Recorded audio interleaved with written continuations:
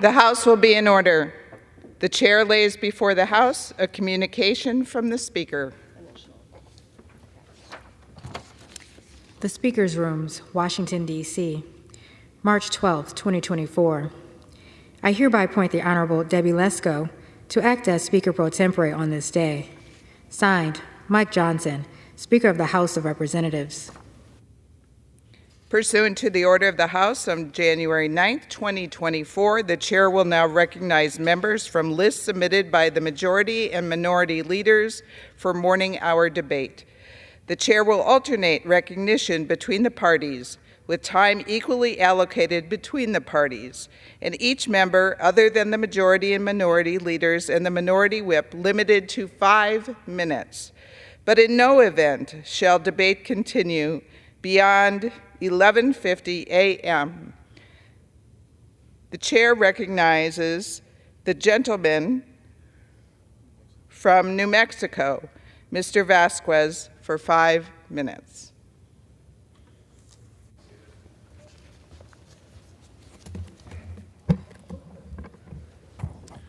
Thank you, Madam Speaker. I rise today to pay tribute to a remarkable leader and cherished member of my district and the community from the village of Hatch, the chili capital of the world, Mayor James Slim Whitlock. Last year, I had the privilege of meeting Mayor Whitlock, and in our discussions, it became evident that Slim wasn't just a mayor. He was a family man, a community member, and dedicated public servant of the people. His passion for Hatch and its residents radiated through every word, and his genuine commitment to the well-being of his constituents was truly commendable. Slim's impact reached far beyond the duties of his office. He was a pillar of strength during celebrations, a comforting presence in times of need, and a beacon of positivity with a smile that could light up a room. The phrase "doing extra good" embodied his values, reflecting a man who consistently went above and beyond for his community. As we mourn the loss of Mayor Slim Whitlock, let us remember him not only as a leader, but as a symbol of selflessness and devotion. The love he had for his community was reciprocated manifold, creating a bond that will forever endure in the hearts of the people that he served. May his legacy inspire us to continue the work he started and to embrace the spirit of service and community that he exemplified. Mayor, you will be missed. Mr. Speaker, I rise today to emphasize the critical importance of federally qualified health centers, especially in rural communities like mine. I had the privilege of visiting La Clínica de Familia in my district and also recently visited Rio Grande High School's school-based health center and the Socorro Mental Health Clinic. These centers are lifelines for countless New Mexicans who would otherwise lack access to essential health care services. Federally qualified health centers not only provide primary care, but also offer mental health services, dental care, and preventative care. They address the holistic needs of our communities. However, health centers face significant challenges, particularly in rural areas where 1 in 5 rural New Mexicans face serious issues accessing health care. That's why I proudly stand as a co-sponsor of H.R. 834, the Rural Physician Workforce Production Act. This legislation aims to bolster our rural healthcare system by incentivizing the training and placement of physicians in underserved areas.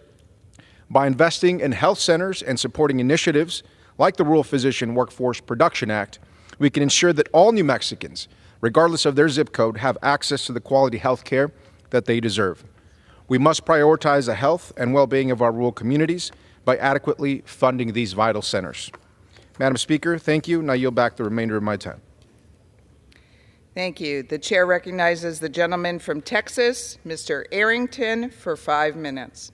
Thank the gentlelady from Arizona, Madam Speaker. Last week, the President stood in this chamber and declared that the State of the Union is good and that our lives are better. For the sake of our country, I wish that were so, but unfortunately, we know it couldn't be further from the truth. After 3 years of one self-inflicted disaster after another, border, crime spree, cost of living crisis, a more destabilized and dangerous world because of the weakness, the weak posture, the feckless foreign policies, we're supposed to believe somehow that life is better in America. President Biden wasn't able to suspend reality even in a State of the Union speech. Why? Because the American people know better. They know that under the reckless spending and failed policies of this president, their country has become weaker and more vulnerable, both at home and abroad. And if you think that the State of the Union speech was disconnected from reality and the needs of the American people, read his budget. He just introduced it yesterday. In the midst of record spending-induced inflation, interest rates, and the cost of living that's crushing working families, and a fragile and uncertain economic future for the American people, and the slide towards socialism, the slide towards a sovereign debt crisis, here's his answer. Double down on the borrowing and the spending and the taxing. In fact, his budget proposes the highest sustained levels of spending, borrowing, and taxing in the history of the United States of America. Adding $16 trillion to the debt over 10 years, $5 trillion from hardworking, tax-paying Americans to attempt to pay for it. Taxes on energy and ag producers, taxes on working families, taxes on our job creators who are competing, not just here at home, but in the international marketplace. And then he expands mandatory spending. You have to understand that we have 75% of our budget on auto spend. That's the driver of the debt. If we don't rein in mandatory spending and grow this economy, we'll never get out of this dangerous and unsustainable fiscal path that will end with irreparable harm to this country, that will end with our children being robbed of their freedom and their opportunities. It will upend the republic and our leadership in the world. The whole world order will change, and China won't have to fire a single shot, ladies and gentlemen. But he expands mandatory spending because he wants more climate subsidies and clean energy, green energy tax giveaways to corporations. It's more cradle-to-grave welfare without work, trapping more people in dependence on government and generations in poverty. This is his vision for America. But one thing that's not in there is any consideration for this current fragile economy or our children's future. And I'm concerned as the budget chairman of the United States House Budget Committee. I'm concerned as a family, a man with 3 children who are hoping to have the American experience that we've had. Listen, the Republicans put forward their budget, their blueprint that would put this nation on a path to balance. Instead of adding the $16 trillion in debt over 10 years, we take that debt away. We reduce trillions of dollars in debt. We reduce our debt to GDP, which, by the way, is the highest indebtedness in the history of our country, surpassing World War II when we were fighting Imperial Japan and Nazi Germany. We're in relative peace and prosperity, and we have higher indebtedness than we did in World War II, and it's going to get exponentially worse. Today, our debt is 25% higher than the total economic output of the greatest and biggest and most robust economy in the world. It'll be twice that in 30 years, $120 trillion on top of the $34 trillion debt that we're in now. Now, if you can look at those CBO projections, if you can look at the unfunded liabilities 30 years in the future and not shudder to your core for the future of your country, then you're not reading from the same documents I'm reading from. And my time's about to expire. I'll say this. Look at the contrast between Biden's budget and the Republican budget. He says, show me your budget, I'll show you your priorities. Look at his priorities and look at ours. And I think you'll understand we choose economic freedom and fiscal responsibility and a bright future for our children. God bless America, and go West Texas. The chair now recognizes the gentleman from Maryland, Mr. Hoyer, for 5 minutes.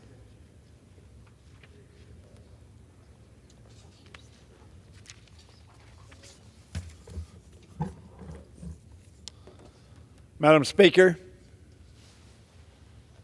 I rise today in sorrow, one that sears me not only as a member of Congress, not only as a supporter of the State of Israel and its people, not only as an American, but as a parent. Since October 7th, I've become close with Ruby and Haggett Henn. They are the parents of Itai Henn, a brave American who was serving in the IDF when he was taken hostage by Hamas on October 7th. When last I saw Ruby and the other families of the American hostages held in Gaza less than a week ago, I repeated the refrain, "Send not to know for whom the bell tolls, it tolls for thee." Sadly, ladies and gentlemen of this House, we know that bell tolls for Itai. Just this morning, intelligence emerged indicating that shortly after Hamas took Itai hostage on October 7th, they executed him, an unarmed, defenseless hostage. It was an act of supreme cowardice, terror, murder. Theirs was a crime that violates every international law, every rule of war, every moral ideal, and every principle of basic human decency. His murder satisfied only one tenet, the one Hamas laid out in its own charter, which states that their terrorist organization was put on the earth to, quote, fight Jews and kill them, and to eliminate Israel. These terrorists robbed Itai of his future. He was only 19 years of age. They robbed Roy and Alon alone of their brother. They robbed our nation of a great American, a young American, an idealistic American, an American who loved his country, the United States of America, and loved his family's homeland, Israel. Crucially, they robbed our world of a generous soul. Madam Speaker, there's no sequence of words, no order of syllables that exist in any language that can dull the pain that Itai's family feels this hour. But they ought to know that our commitment to secure their son's return is unbreakable. We will not yield until we have recovered his remains, for his family cannot put him to rest and sit Shiva until his body is returned. And we will not relent, Madam Speaker, until we get every last hostage returned home. Madam Speaker, I wish Itai's family strength as they grieve this terrible loss, the same strength that they have shown throughout this grueling ordeal. Many of you have met him, and Hagit, his mother, and maybe his aunt. Indeed, the bell tolls for them and their son today, but it tolls for all of us who are vulnerable to the acts of terrorists and murderers and those without conscience. May the Henns take comfort in knowing that bell's peal resonates in the heart of every person who cherishes the human decency, courage, and generosity that Itai displayed. May Itai's memory be a blessing. I yield back.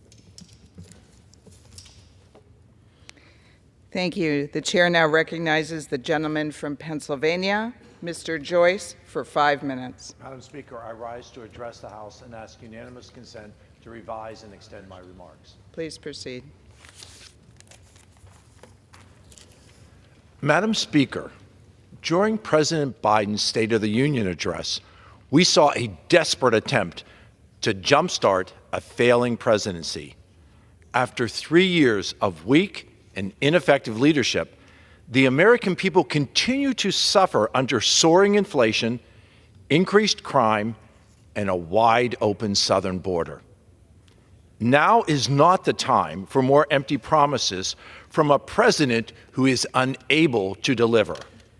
It is time to address these challenges head on by cutting back on spending, by giving law enforcement the tools that they need, and returning to border policies that keep our nation safe. Pennsylvanians cannot afford a president who cannot rise to meet these challenges.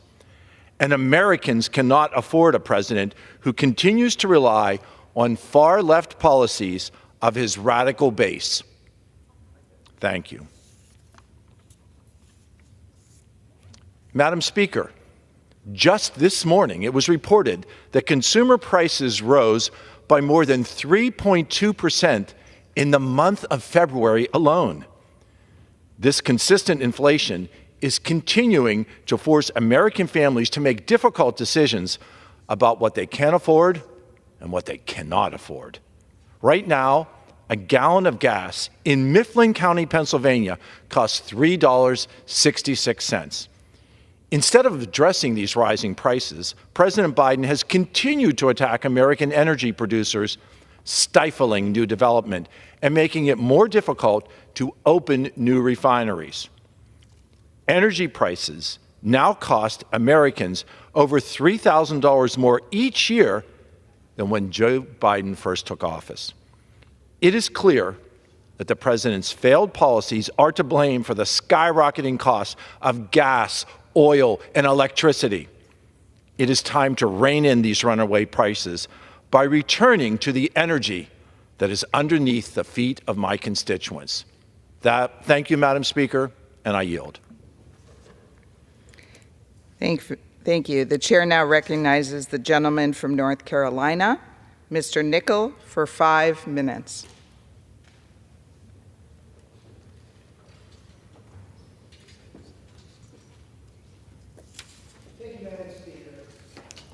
On Saturday, President Biden signed a government funding package into law. This bipartisan slate of bills will make meaningful investments in federal programs that North Carolinians rely on. It'll help lower the cost of living, create good-paying jobs, and grow our local economy. I'm particularly proud to have secured over $14 million in federal dollars for 15 community-supported projects throughout North Carolina's 13th district. This will go a long way in getting local priorities moving, and I'm proud to have gotten this funding across the finish line. For transportation infrastructure, I secured nearly $1.8 million for 2 different projects. This funding will help Go Triangle purchase 16 zero-emission vehicles and will also allow the City of Raleigh to make streetscape improvements and to enhance connectivity and public safety on Tarboro Road. For economic development, I secured $2.2 million for 3 different projects. This funding will help the I-95, I-40 Crossroads of America Economic Development Alliance complete an advanced manufacturing and biotech training center, getting North Carolinians back to work. It will help the City of Goldsboro to demolish and dispose of the Herman Park building, which was closed due to contamination issues and safety concerns. It'll help make the town of Garner with the partial removal of a deteriorated dam and facilitate a lake and stream restoration improvement project at Meadowbrook Park. For water infrastructure, I secured nearly $7.3 million for 6 different projects. This funding will help the City of Raleigh to install stormwater infrastructure within the Cottages of Idlewild affordable housing project and bring the project closer to completion. It'll help the town of Apex to complete a sewer interceptor project, which will improve service delivery and reduce maintenance costs for public utilities. It will allow the town of Benson to make pipe repairs and water system upgrades as part of its water system improvement plan. It'll help the town of Cary to improve stormwater management and water quality in the Walnut Creek watershed. It will help the town of Fuquay-Varina purchase a new 1 million gallon elevated water storage tank to improve water quality, quantity, and pressure. And it will help the town of Holly Springs to make water infrastructure improvements, specifically a water conveyance system that is so needed in the region. For public safety, I secured $1.3 million for 3 different projects. This funding will help Wake County purchase body-worn cameras, radar, and other technology upgrades for the Wake County Sheriff's Office. It will help the town of Smithfield to purchase body cameras and more data storage resources. It'll help the town of Selma purchase police equipment and make technology upgrades. And folks, in the fight for justice, body cameras aren't just accessories, they're tools of accountability. For agriculture, I secured nearly $1.5 million for NC State to continue corn and soybean research at the Central Crops Research Station in Clayton. Listen, folks, I came to Congress to get things done.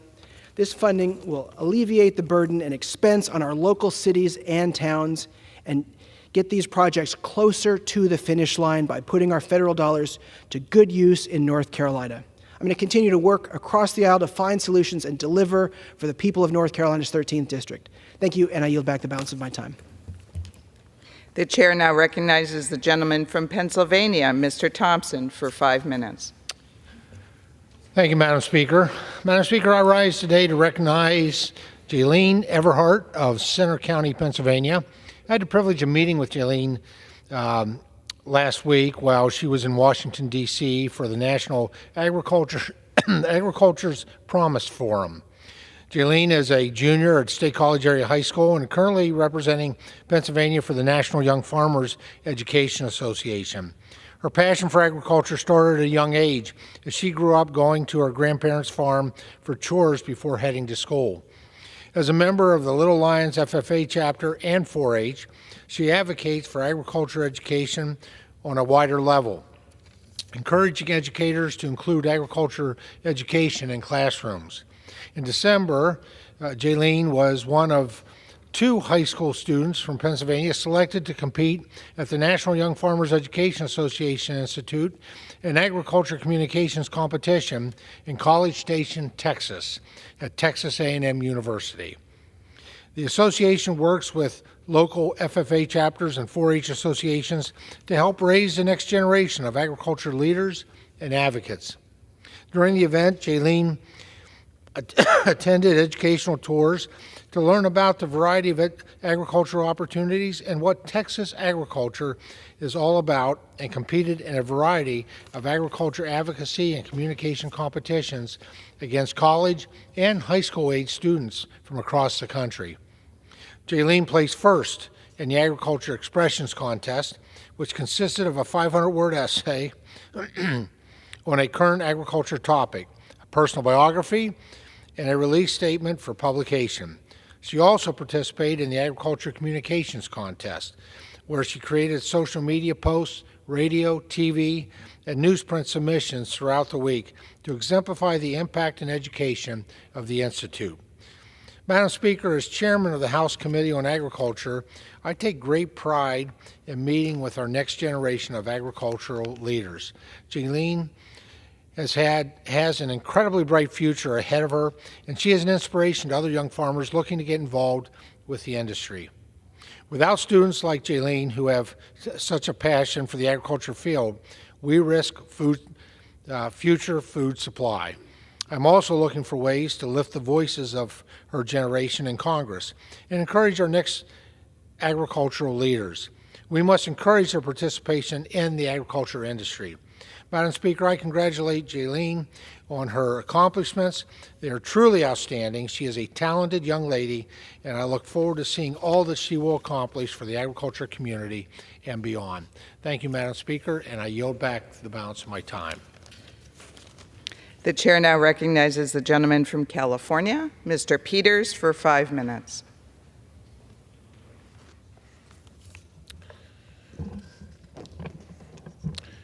Thank you, Madam Speaker. I rise once again to address what could very well be one of the greatest ongoing environmental disasters in the United States. I'm referring to the billions of gallons of raw sewage industrial waste, and other pollutants that flow down the Tijuana River and into San Diego's coastal waters. These flows sicken our communities, shutter our local businesses, harm our tourism industry, endanger wildlife, and threaten our service members and Border Patrol agents stationed in San Diego.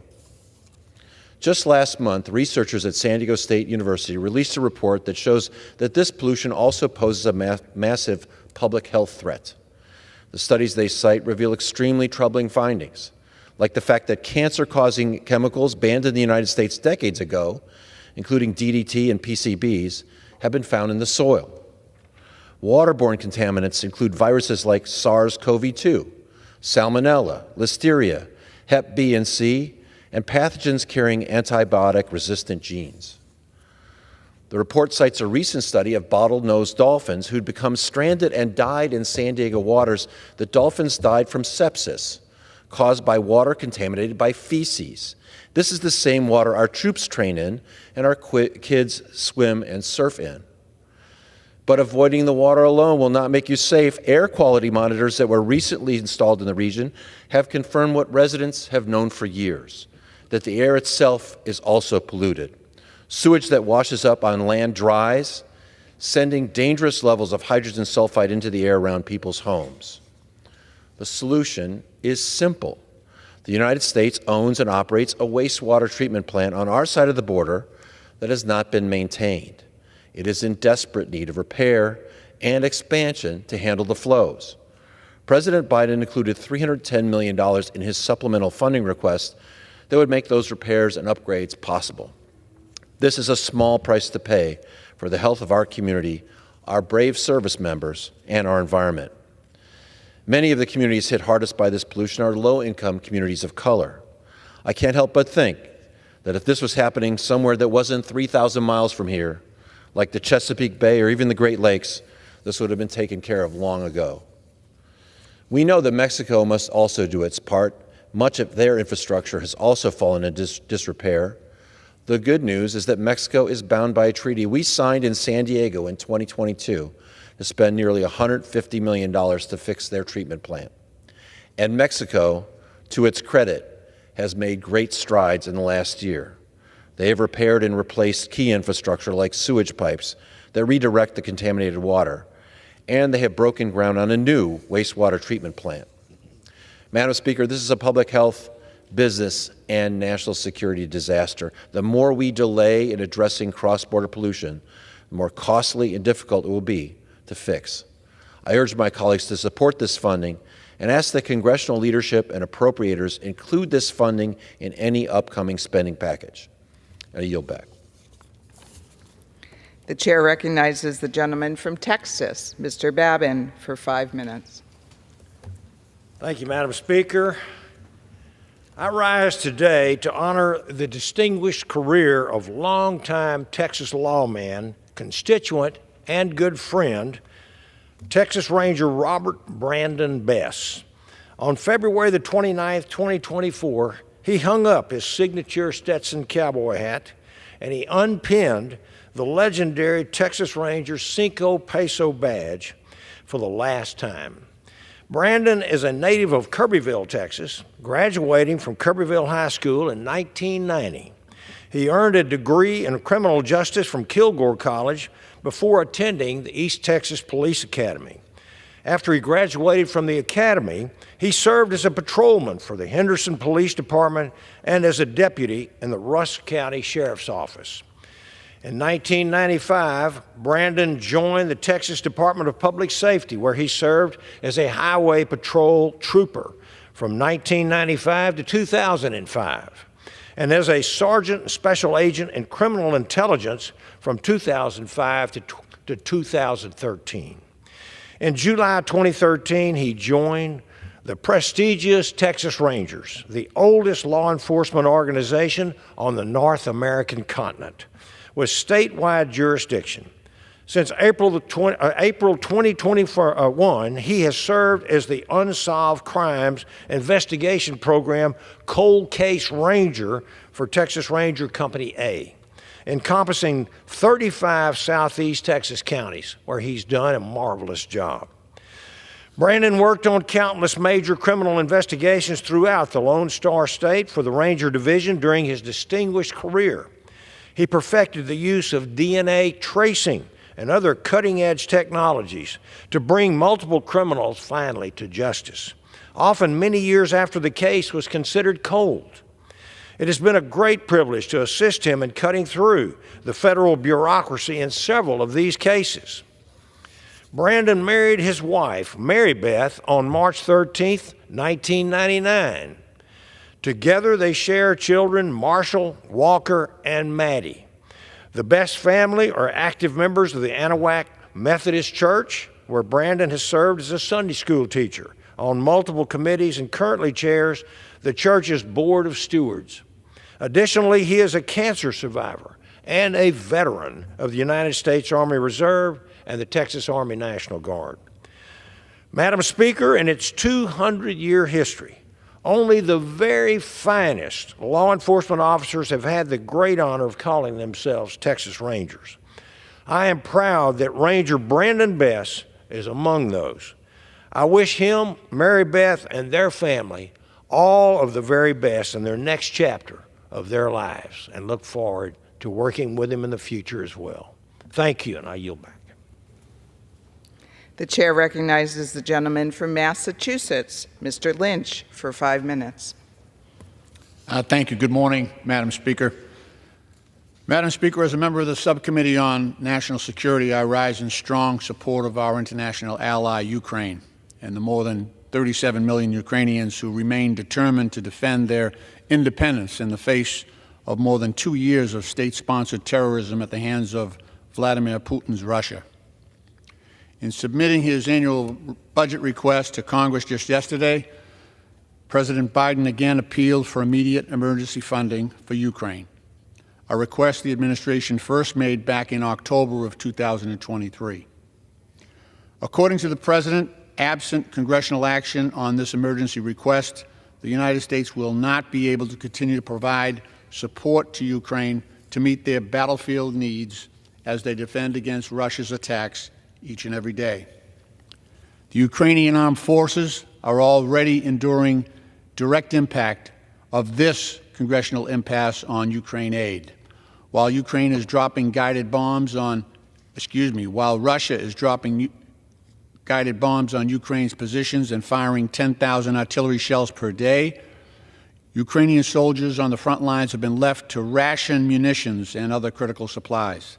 It's not surprising that the past several weeks have witnessed the fall of the strategic Ukrainian city of Avdiivka and additional Russian advances in eastern Ukraine. Only through their steadfast will and courage have the Ukrainian people been able to effectively resist the brutal Russian onslaught. Beyond the battlefield, the United Nations and the World Bank recently estimated that the total cost of reconstruction in Ukraine and recovery after 2 years of war now stands at almost $500 billion. Russian attacks against Ukraine's civilian population centers have caused devastation and loss of life, damage across several critical areas, including the housing, energy, and transportation sectors. Moreover, nearly 40% of the Ukrainian population, or almost 15 million people, are in dire need of basic humanitarian assistance.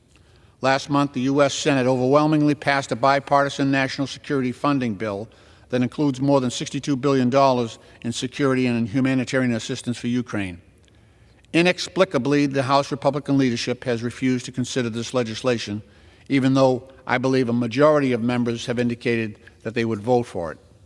The House Republican leadership is also sitting on bipartisan legislation that would provide President Biden with the authority to confiscate and transfer frozen Russian central bank assets to Ukraine for its reconstruction. The bill would also establish an international framework to facilitate the transfer of Russian assets frozen in other Western countries. In total, $300 billion worth of foreign holdings that Russia stashed across the globe could immediately be diverted to support the Ukrainian people. Importantly, President Biden and his administration have already expressed support for this transfer of funding, as underscored by Treasury Secretary Janet Yellen's statement to the G20 world leaders last month that, quote, This would be a decisive response to Russia's unprecedented threat to global stability and support Ukraine's continued resistance and long-term reconstruction. There is also precedent for such action, Madam Speaker. In 2003, the U.S. seized $1.7 billion in frozen Iraqi government assets under Saddam Hussein and transferred those funds towards the benefit of the Iraqi people. Madam Speaker, Vladimir Putin once said that, quote, "the borders of Russia do not end," end quote. He recently threatened the destruction of civilization and warned NATO countries that the consequences for potential interventionists will be much more tragic, close quote. I strongly urge the House Republican leadership to act on these bills before it's too late for the Ukrainian people. U.S. national security and our democratic alliance around the world hang in the balance. I yield the balance of my time. The chair now recognizes the gentleman from Tennessee, Mr. Rose, for 5 minutes.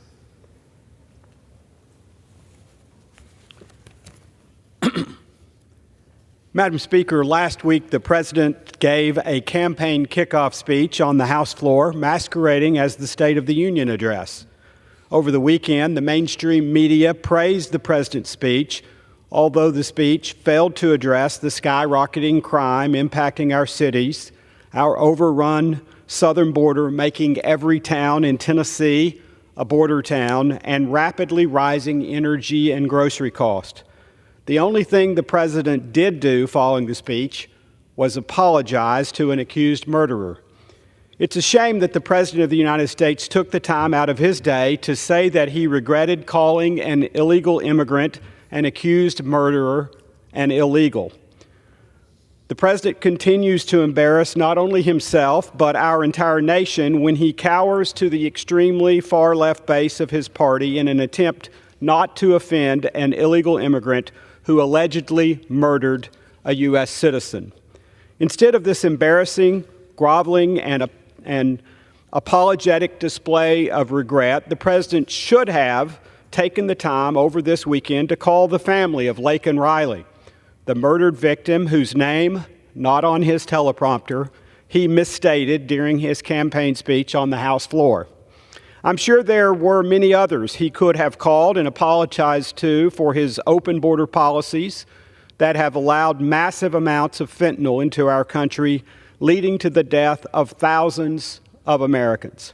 Unfortunately, an apology won't bring those lives back. Even when presented with a solution to the President's self-created and self-inflicted border crisis, he has denied it. House Republicans like myself passed H.R. 2, the Secure the Border Act of 2023, almost 10 months ago, which would enact the strongest border security measures our country has ever seen. This was in direct response to the border crisis caused by the President's disastrous decision to end the Remain in Mexico policy, to end Title 42, to end border wall construction, and to abuse parole authority. Madam Speaker, we can only hope that the President's State of the Union address was the last of his tenure as President of the United States, because the Tennesseans I represent cannot afford another 4 years of the catastrophes caused by this President and his administration. They'd much rather have a secure border, strong national security, and a lower cost of living so that they can enjoy the lives as God intended them to do. It's because of this and many other examples that are far too many to mention in just one 5-minute speech that we must denounce these policies, Madam Speaker. That's why I urge members on both sides of the aisle to join me in voting for House Resolution 1065, introduced by the gentlelady from Texas, Ms. De La Cruz, who delivered, frankly, a phenomenal rebuttal speech in Spanish to the President's speech that denounced the Biden administration's feckless immigration policies. House Resolution 1065 condemns President Biden's and his administration for their disastrous open border policies and holds them accountable for creating the worst border security crisis in U.S. history. Madam Speaker, I yield back. The chair recognizes the gentleman from North Carolina, Mr. Davis, for 5 minutes.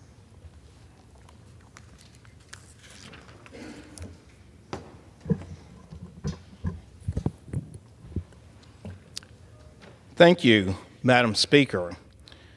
On the morning of October the 7th, 2023, Keith Siegel and his wife Aviva were abducted from their home in Kibbutz Kfar Aza during the Hamas terrorist attacks. Aviva was later released, but Keith, a native of North Carolina, remains in Hamas captivity. As one of 6 Americans still being held hostage, Siegel family members attended this year's State of the Union at the invitation of North Carolina Senators Thom Tillis and Ted Budd. I gladly join in to advocate for Keith's release.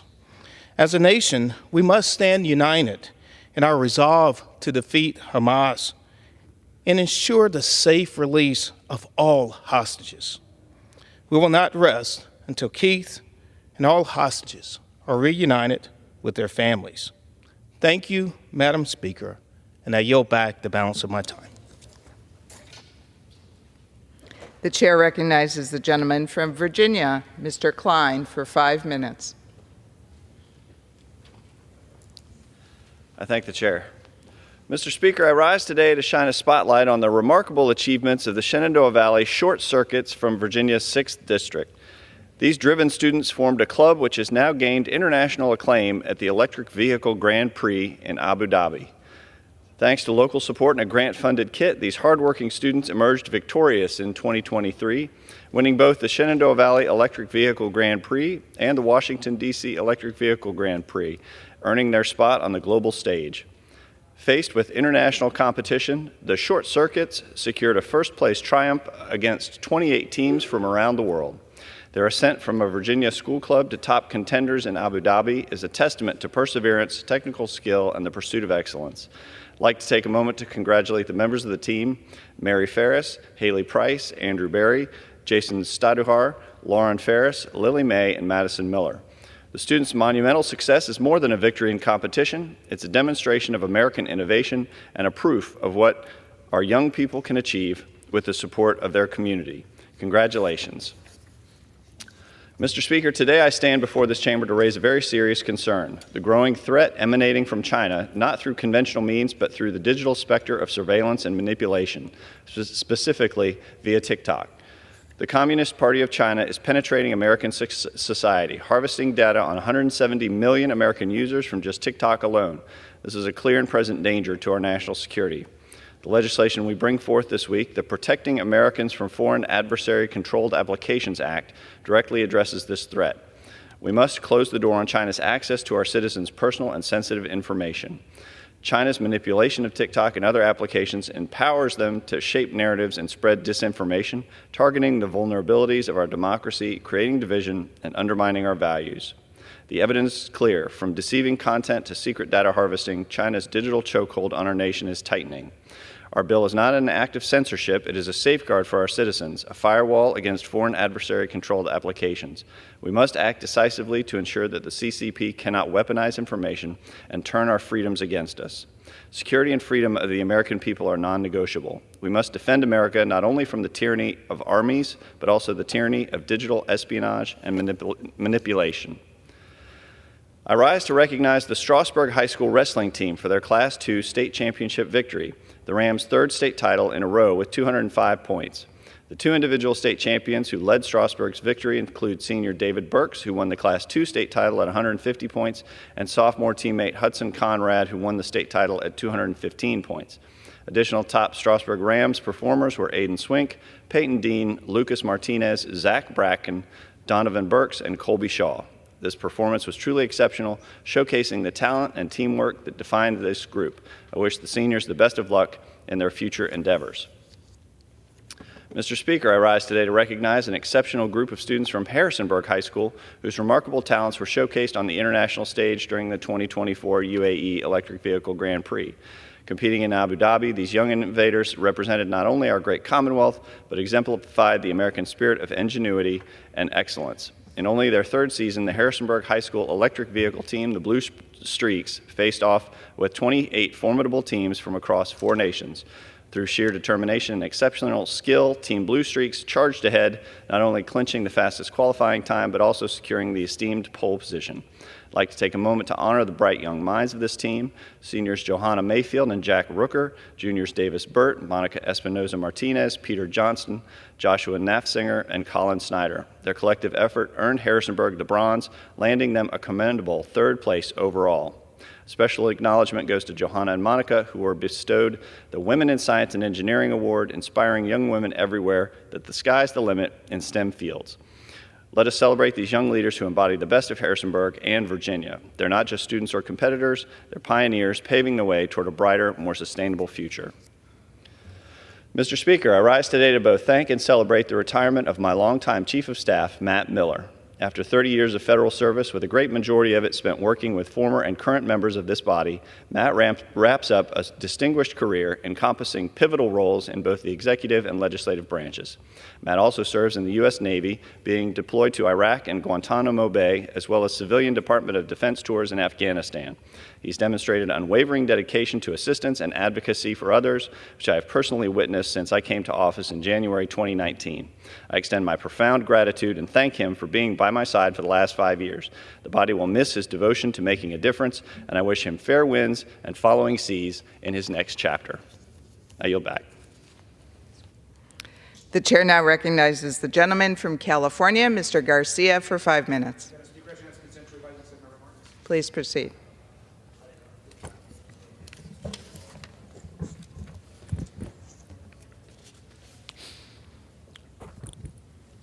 I rise today to commemorate Women's History Month by honoring an American icon who has left an unforgettable mark on our culture and our country, the one and only Selena. Now, few artists have shaped American and Latin music like Selena Quintanilla Perez. The Queen of Tejano music, who I grew up listening to, has won the Grammy Lifetime Achievement Award and dozens of top awards and honors. She released 11 albums, 5 of those with her band, Selena and Los Dinos, and 6 solo albums. She was arguably the most influential Mexican-American artist of her generation. And while she left us too soon, Selena's life and music touched the lives of so many, transcending borders and barriers and breaking into a male-dominated Tejano music scene. Selena's impact, though, reaches far beyond her music, her business, and her fashion. Selena was one of the most influential Latin artists of all time. She has been credited for elevating Tejano and Latin music into the mainstream market. Whether at a family party, a celebration, or at the club, when a Selena song comes on, everyone hits the dance floor. She is a symbol of unity, resilience, and Latino and Mexican-American pride. El impacto cultural de Selena vive con nosotros. We'll never stop dreaming of you. Thank you, and I yield back. The chair now recognizes the gentleman from Georgia, Mr. Carter, for 5 minutes.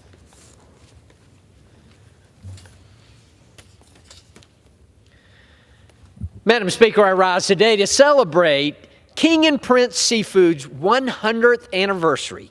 100 years ago, Gerald Beach founded the King Shrimp Company in Brunswick, Georgia. The business got its start by selling wild Georgia shrimp to fish markets located from New York City to Chicago and beyond. After World War II, the company bought and converted 2 warehouses that had been used to construct Liberty ships for the U.S. Navy. With additional space and the adoption of freezing technology, sales skyrocketed. In 1986, the company changed its name from the King Shrimp Company to the name we know today, the King and Prince Seafood Company. Although this company has had great commercial success, it has had an even larger impact on Glenn County and the surrounding areas. King and Prince Seafood can often be seen sponsoring events such as the Sunshine 5K or volunteering with Hospice of the Golden Isles. Simply put, it's a privilege to have such a successful and community-focused business in our district. I look forward to seeing what they have in store for the next 100 years.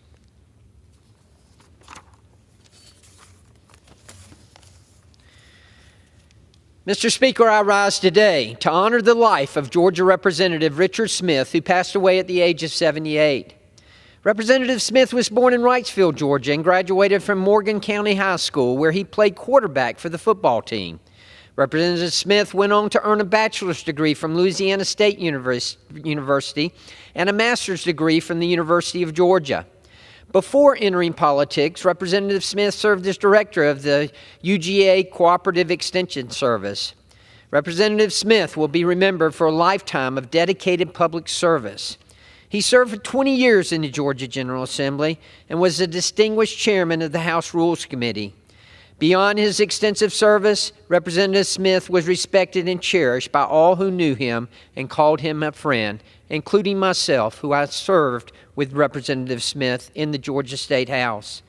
Since his passing, friends and colleagues have described him as larger than life, a true statesman, and an honest, compassionate, and loyal friend. I could not agree more. Representative Smith will be missed by all who knew him.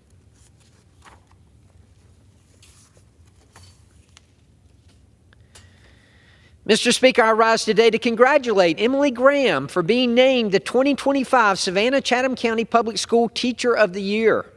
Emily has demonstrated her passion and devotion for teaching by serving as the band director at Islands High School in Savannah. The band program's start and growth are attributable to her work, as Emily has spent the past 14 years instructing the 9th through 12th grade music classes. Throughout her career, she has been responsible for expanding the band program, the instrument and music library, establishing both marching and jazz bands, among other accomplishments. Emily developed a love for music and performance throughout her childhood. Following high school graduation, she attended Columbus State University, where she received a Bachelor of Music in Music Education and subsequently earned her master's degree in the subject.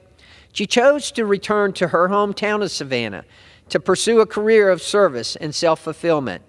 I would like to extend my gratitude to teachers like Emily, who significantly impact those young minds and prepare children for a future success.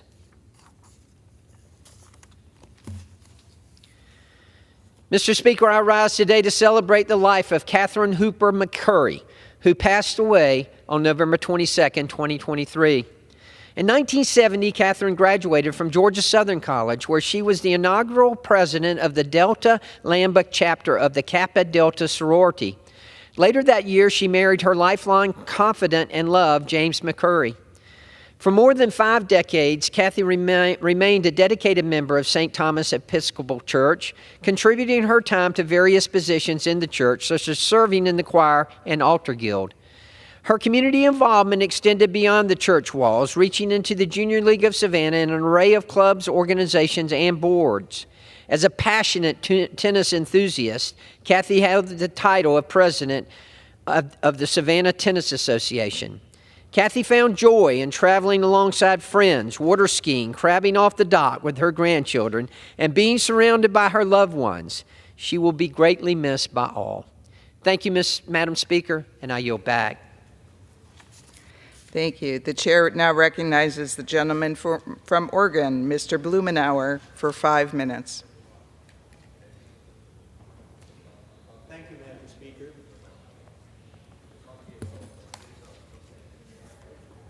In 2022, the world lost more than 16 million acres of forest, an area bigger than West Virginia. Deforestation accounted for about 10% of the world's annual greenhouse gas emissions and 40% of all tropical deforestation as a result of illegal clearing. Put another way, deforestation would rank as the 3rd largest country in terms of overall carbon emissions, underscoring the need to address this problem as part of a global solution to the climate crisis. Nearly half of the tropical deforestation is estimated to be the result of just 4 commodities: beef, soy, palm oil, and wood products that drive this deforestation. The people who are engaged in illegal logging are some of the worst people on the face of the planet. They engage in bribery, theft, crimes against indigenous people whose rights are trampled on, or worse, actual violence directed against them.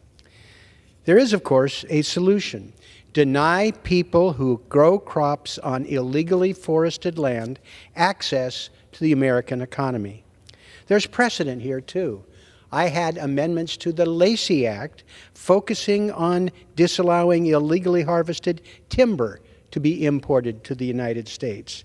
That earlier legislation was based on the success of the original Lacey Act that protected endangered species and wildlife. It's commonly accepted, easy to administer, although not always easy. It required companies to control their supply chain, to be able to document that control and respect for requirements of legally sourced product. It formed framework not just for American law, but it modeled the European Union, Australia, and Japan, who modeled their actions on my bill. Now we have an opportunity to expand this approach to soy, cocoa, palm oil, beef, and rubber commodities. There's rough agreement on this approach that has promise. Large companies are concerned about the legal, practical, and reputational consequences for being involved with products that are grown on these illegally harvested land. We've introduced bipartisan legislation, the Forest Act, with Senator Schatz to codify the conversation and to advance this policy to choke off this practice. The goal of the legislation is to encourage responsible companies to observe requirements to avoid products from illegally harvested timberland. It will require adjustment in terms of mindset and procedures to have control of the supply chain, but helping provide a framework is necessary to change these ingrained habits. I strongly urge my colleagues to support our legislation, to use the tools of trade and supply chain control to end the environmentally destructive pattern of commodities from illegally harvested land. It's going to be hard, but it'll be worth the effort.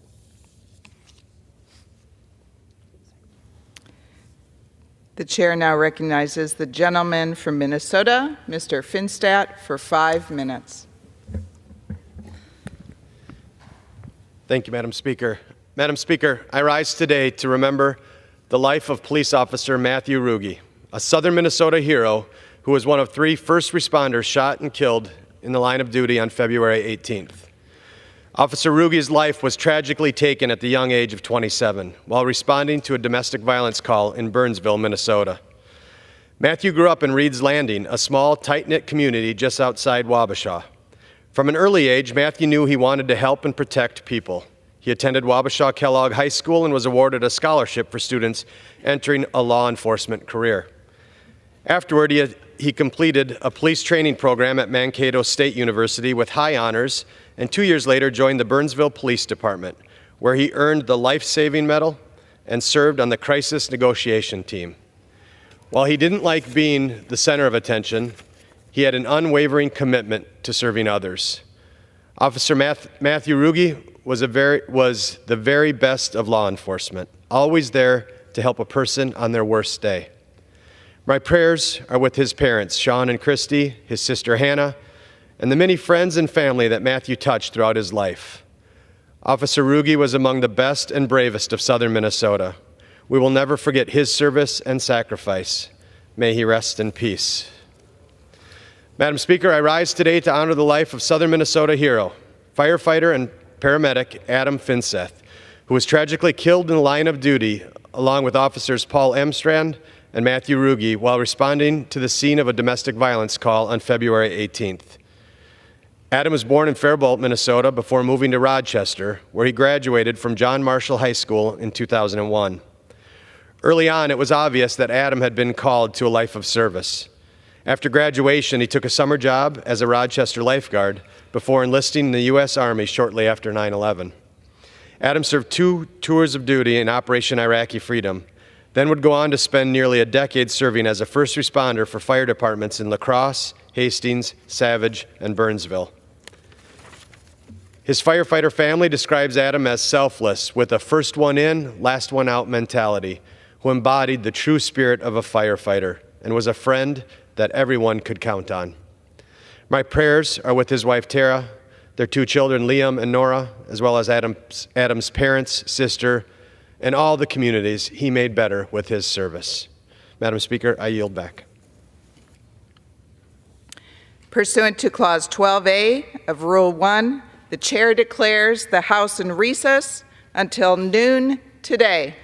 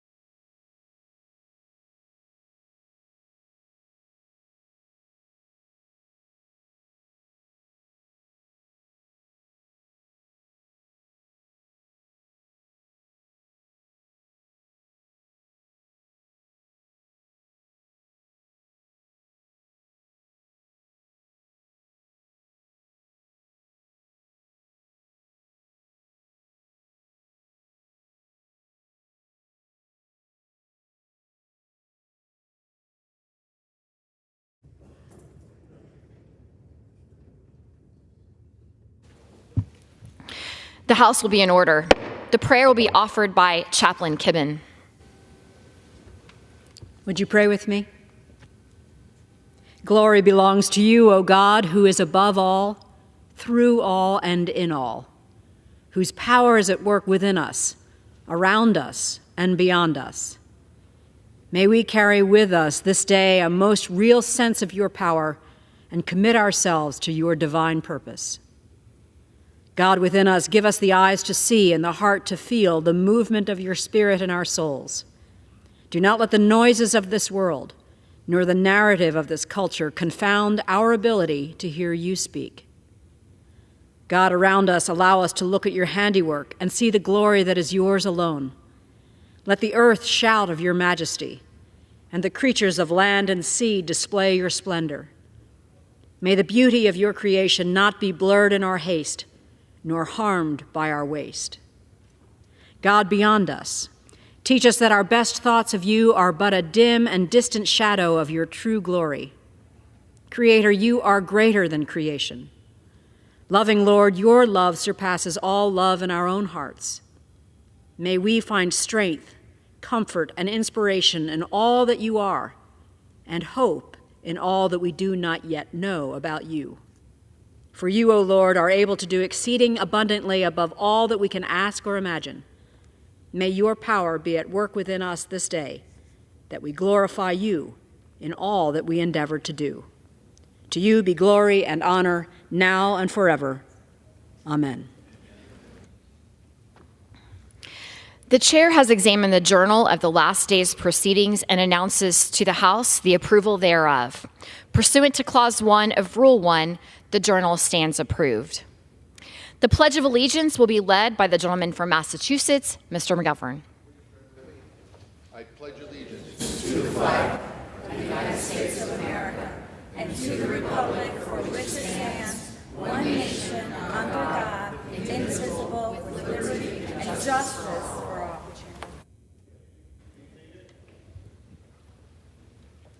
The chair will receive a message.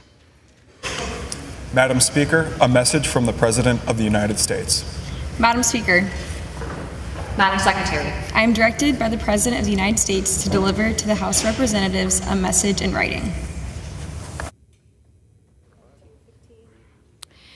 The chair will now entertain up to 15 requests for 1-minute speeches on each side of the aisle. For what purpose does the gentleman from Pennsylvania seek recognition? Madam Speaker, request unanimous consent to address the House for 1 minute and revise and extend my remarks. Without objection, the gentleman is recognized. Thank you, Madam Speaker. Madam Speaker, I rise today to recognize the Keystone Central School District students for their accomplishments earlier this year. This group of talented young students demonstrated exceptional talent during the Skills USA District Competition, which was held at the Pennsylvania College of Technology in Williamsport, Pennsylvania on January 26. Now, I'm proud of the 25 students who achieved first place finishes, granting them a spot in the next round in Hershey, Pennsylvania. This next round will take place in early April. The Skills USA program is designed to educate students ranging from middle school to college in order to prepare them for trade, technical, and skilled service jobs. Thanks to programs like these, our nation will have a very successful future workforce. Congratulations again to all the students for their hard work and dedication to learning.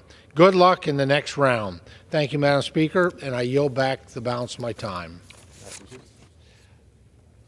Gentleman from Massachusetts is recognized for 1 minute. Ask unanimous consent to address the House for 1 minute, revise and extend my remarks. Without objection, so moved. Mr. Speaker, we're in the middle of National Child and Adult Care Food Program Week, and I want to do my part to spread the word about this incredibly successful program. The CACFP provides 1.8 billion healthy meals and snacks to over 4.7 million children and adults every year in participating child care centers, daycares, emergency shelters, after-school and summer meal programs, and adult day centers. The program operates under a simple premise that no one should go hungry in the United States of America, especially the most vulnerable. It also helps increase the quality and affordability of child care, particularly in low-income communities. And we know that good nutrition, starting from an early age, doesn't just fight chronic disease, but it lessens the burden on our country's healthcare system. In short, it saves a boatload of money.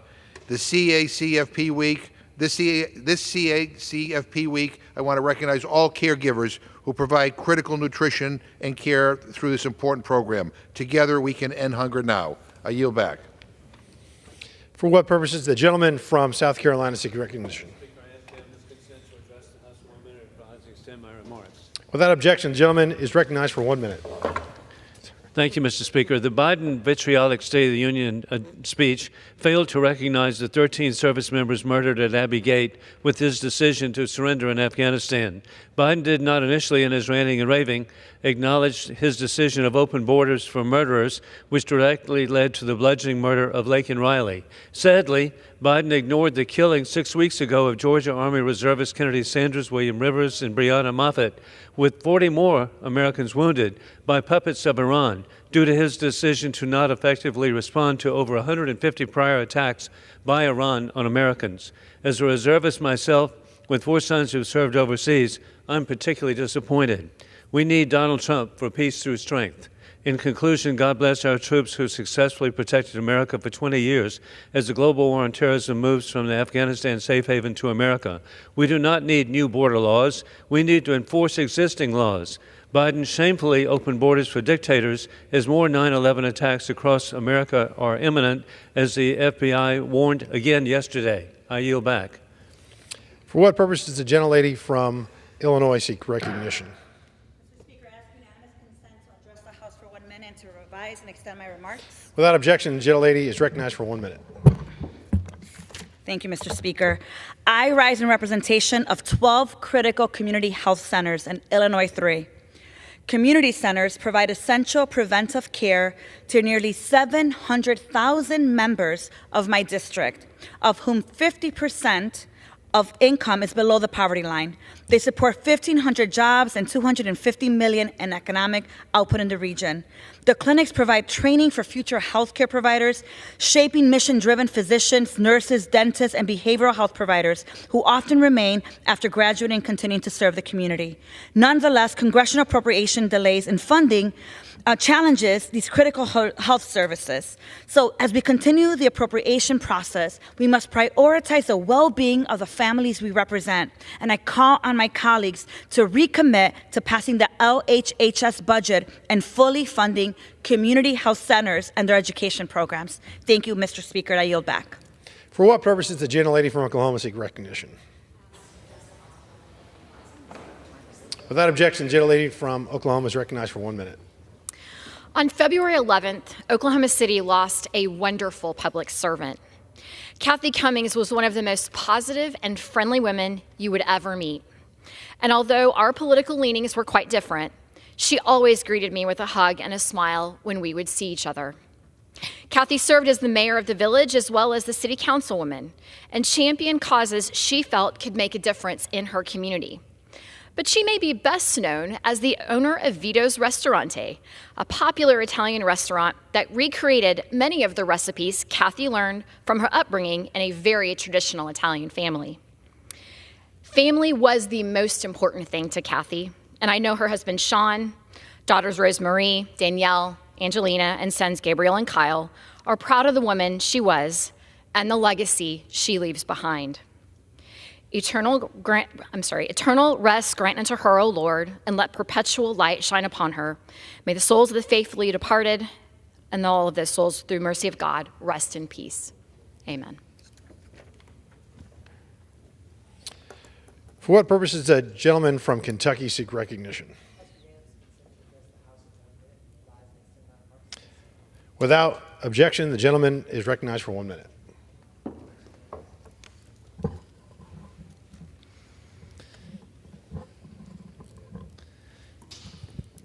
Mr. Speaker, I rise today because on March 1st, a four-car crash on the Clark Memorial Bridge left a semi-truck dangling dangerously over the Ohio River with the driver still inside. Police officers, Coast Guard members, and firefighters immediately rushed into action to save the driver from plummeting some 100 feet into the river below. No firefighter acts alone. They train as a team, they work as a team, and it took all of Rescue Company 2 working together to save this semi-driver. But ultimately, it was firefighter Bryce Carden, who was the fearless first responder lowered off the bridge from the back of a fire truck to perform the daring rescue that brought the truck's driver back to safety. Bryce Carden is a Louisvillian through and through. He grew up in Valley Station, went to Butler High School, and still lives in Louisville with his wife Caitlin and their 17-month-old daughter. And that truck driver is alive today because of Bryce's selfless actions. To Bryce and your brothers and sisters in the Louisville Fire Department, we thank you for your bravery and dedicated service. For what purpose does the gentleman from Tennessee seek recognition? I ask unanimous consent to address the House for 1 minute and to revise and extend my remarks. Without objection, the gentleman from Tennessee is recognized for 1 minute.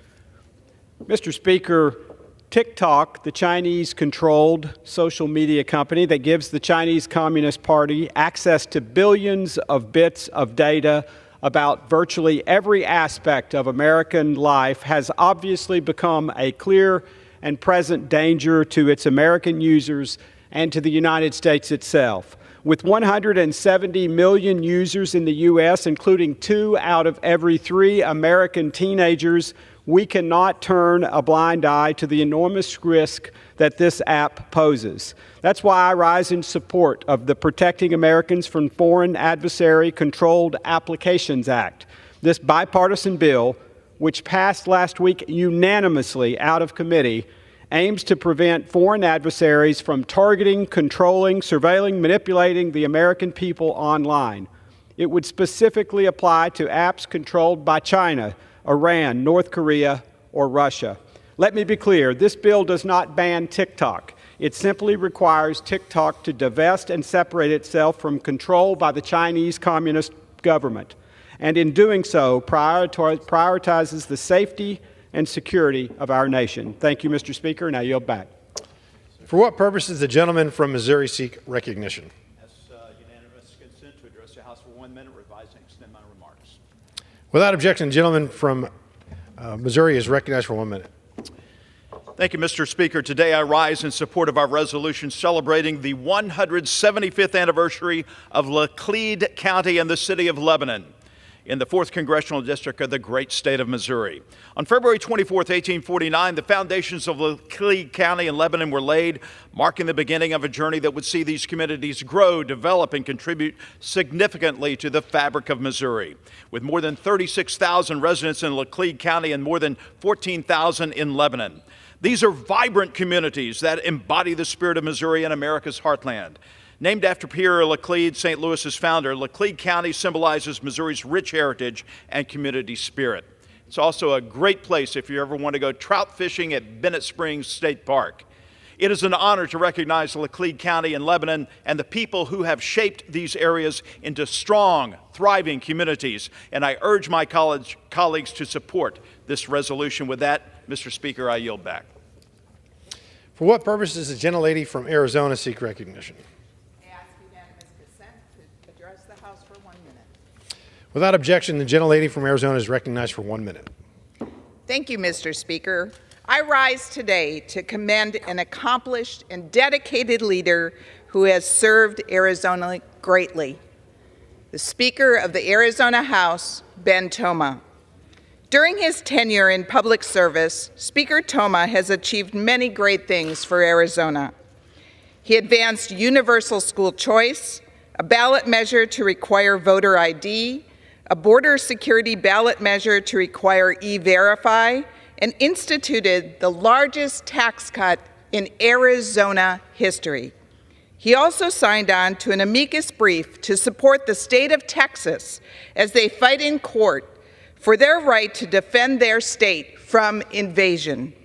Speaker Toma's career is a testament to his dedication to Arizona.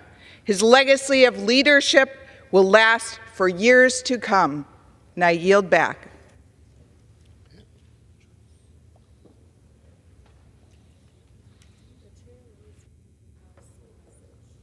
The chair lays before the House a message. To the Congress of the United States, Section 202D of the National Emergencies Act, 15 United States Code 1622D, provides for the automatic termination of a national emergency unless, within 90 days prior to the anniversary date of its declaration, the President publishes in the Federal Register and transmits to the Congress a notice stating that the emergency is to continue in effect beyond the anniversary date. In accordance with this provision, I have sent to the Federal Register for publication the enclosed notice stating that the national emergency with respect to Iran that was declared on March 15, 1995, is to continue in effect beyond March 15, 2024. The actions and policies of the government of Iran continue to pose an unusual and extraordinary threat to the national security, foreign policy, and economy of the United States. Therefore, I have determined that it is necessary to continue the national emergency declared in Executive Order 12957 with respect to Iran and to maintain and enforce comprehensive sanctions against Iran to respond to this threat. Signed, Joseph R. Biden, Jr., The White House, March 12, 2024. Referred to the Committee of Foreign Affairs and ordered printed.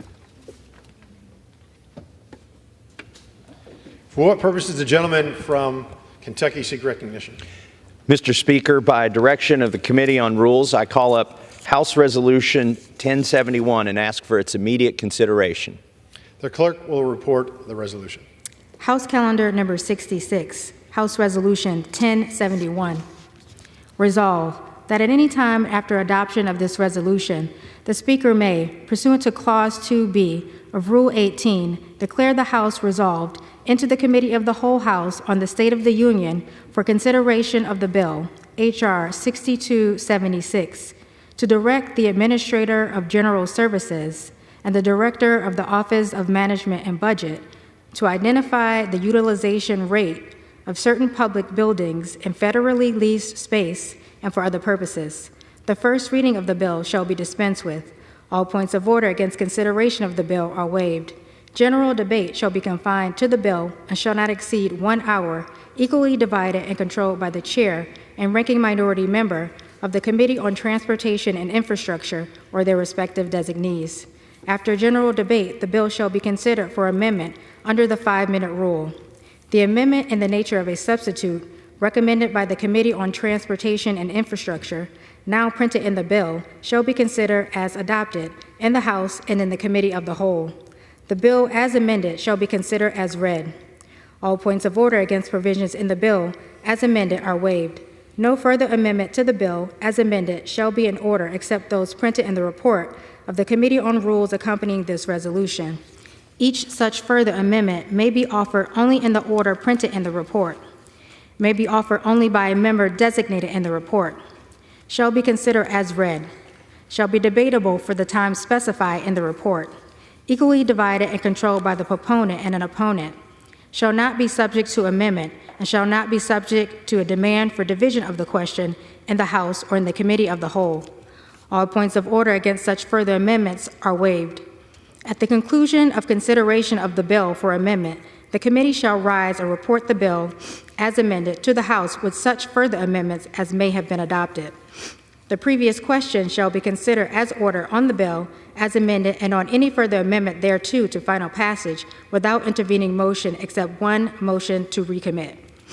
Section 2. Upon adoption of this resolution, it shall be in order without intervention of any point of order to consider in the House the resolution, House Resolution 1065, denouncing the Biden administration's immigration policies. The resolution shall be considered as read. The previous question shall be considered as ordered on the resolution and preamble to adoption without intervening motion or demand for division of the question except 1 hour of debate, equally divided and controlled by the chair and ranking minority member of the Committee on the Judiciary or their respective designees. The gentleman from Kentucky is recognized for 1 hour. Mr. Speaker, for the purpose of debate only, I yield the customary 30 minutes to the gentleman from Massachusetts, Mr. McGovern, pending which I yield myself such time as I may consume. During consideration of this resolution, all time yielded is for the purposes of debate only. Mr. Speaker, I ask unanimous consent that all members have 5 legislative days to revise and extend their remarks. Without objection, so ordered. The committee granted, by a recorded vote of 9-3, a rule providing for consideration of H.R. 6276, the Utilizing Space Efficiently and Improving Technologies Act of 2023, and House Resolution 1065, denouncing the Biden administration's immigration policies. The rule provides for consideration of H.R. 6276, the Utilizing Space Efficiently and Improving Technologies Act of 2023, and under a structured rule. The rule further provides for consideration of House Resolution 1065, denouncing the Biden administration's immigration policies under a closed rule. The rule provides that upon adoption of the resolution, it shall be in order, without intervention of any point of order, to consider House Resolution 1065. Finally, the rule provides 1 hour of general debate, equally divided and controlled by the chair and ranking minority member of the Committee on the Judiciary or their respective designees. I reserve the balance of my time. Gentleman from Kentucky reserves. Gentleman from Massachusetts is recognized. Thank you, Mr. Speaker, and I thank the gentleman from Kentucky for yielding me the customary half hour, and I yield myself such time as I may consume. Mr. Speaker, another week, another round of trivial messaging bills. That's all this Republican majority can do. One pointless messaging bill after another that will never, ever become law. In fact, we haven't passed a single bill out of the Rules Committee that's become law in 9 months. 9 months. Now, first, let's talk about H.R. 6276, a bill that's supposed to help measure and evaluate federal building utilization. This bill seems to do with the Republican belief that working from home is always bad, no matter what. Don't get me wrong, I hate Teams meetings and I hate Zoom calls as much as everyone else.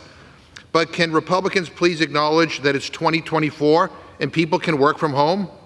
Basically, this bill says that if a federal employee works from home 1 day a week, they are no longer counted as being, quote, in the office. Ignore the 4 days a week that they're in the office. If they work from home once, they're not in the office. Oh, and by the way, we're going to get rid of their desks because they work from home once. I mean, come on. It's just a silly solution.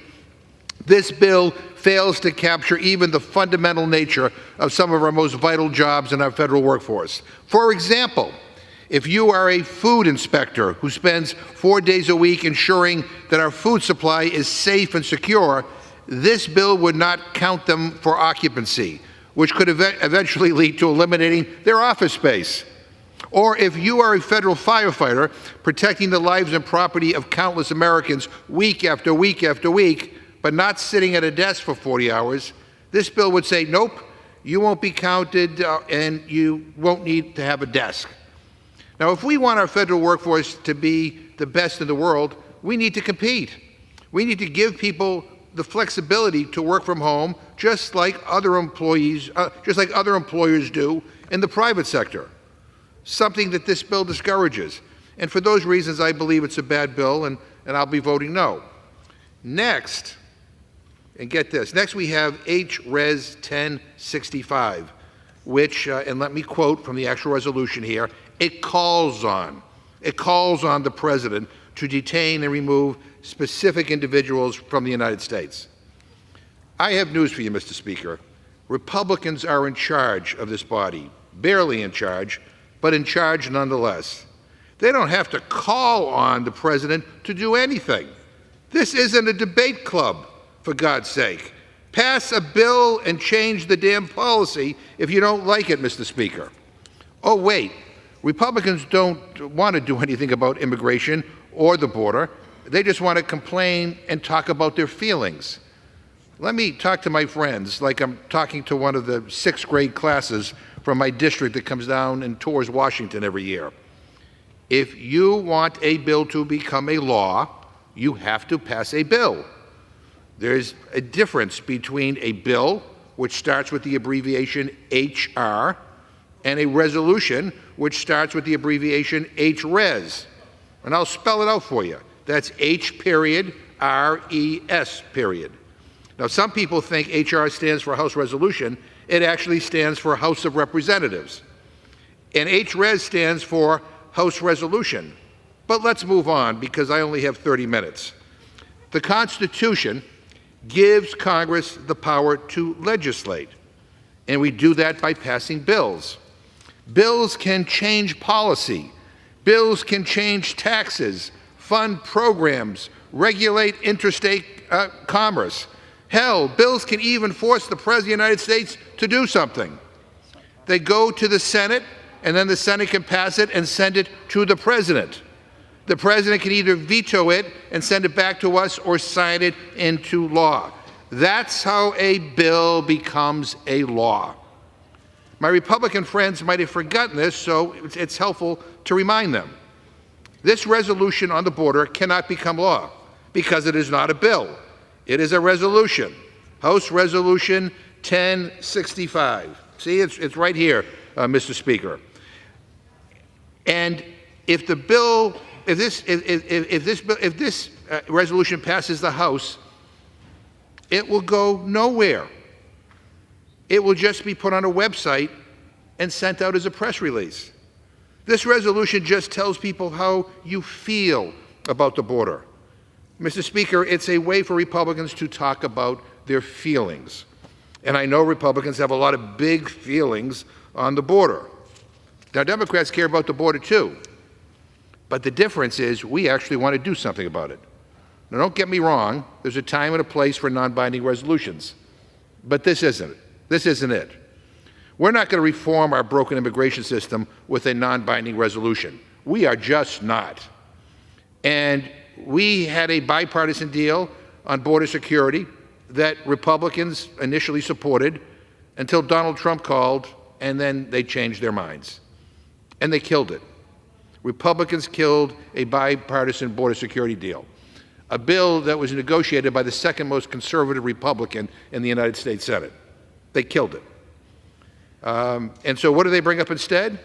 Not a bill, but a resolution, a meaningless resolution. This resolution, H-Res 1065, which changes no law, which will not go to the Senate, which is literally a press release talking about their feelings. Now here's the kicker. This bill, H-Res 1065, it's almost identical to a similar resolution that we dealt with only 3 months ago. So not only does it do nothing, but it's a repeat. They're so bad at legislating that they're even bad at not legislating. This is all they have to offer, Mr. Speaker, half-baked, empty resolutions that don't address any of the fundamental concerns at our southern border. Oh, sure, they like to pretend that they care about border security on right-wing TV so that Trump and Republican candidates can use it as a campaign slogan in November. They're really good at that. They go on Fox News and say, secure the border, secure the border. But then they kill bills that try to do anything about the border. They killed the bipartisan border security bill that came out of the United States Senate, a bill that would have provided more funding so we could have more people at the border, patrolling our border, a bill that would provide more money for judges to accelerate consideration of asylum claims, a bill, by the way, that was supported by the Border Patrol Union that is at the border. Now, the only thing that they say they will agree to is their grossly partisan H.R. 2, seemingly ignoring the fact that H.R. 2 lost in the Senate already. It failed bigly. It only got 32 votes. In fact, the gentleman across the aisle from Kentucky even voted against H.R. 2. But even if it were to pass the Senate, President Biden would never sign it into law because it's a crappy bill. And I got a little whiplash, Mr. Speaker, because on one hand, I hear from my Republican friends that H.R. 2 or nothing, H.R. 2 or nothing, and then we had a gentleman on the Republican side come and do 1 minute and say, we don't need any legislation at all to do anything. We don't have to pass anything. So you got to pick one or the other.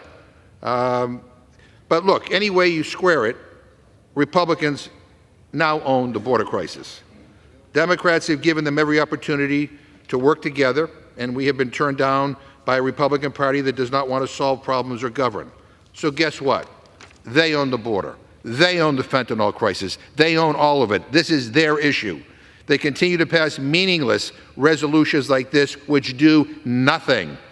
They continue to scream and yell in committees and on the House floor. They continue to use victims of crimes as props. But when push comes to shove, they don't do a damn thing.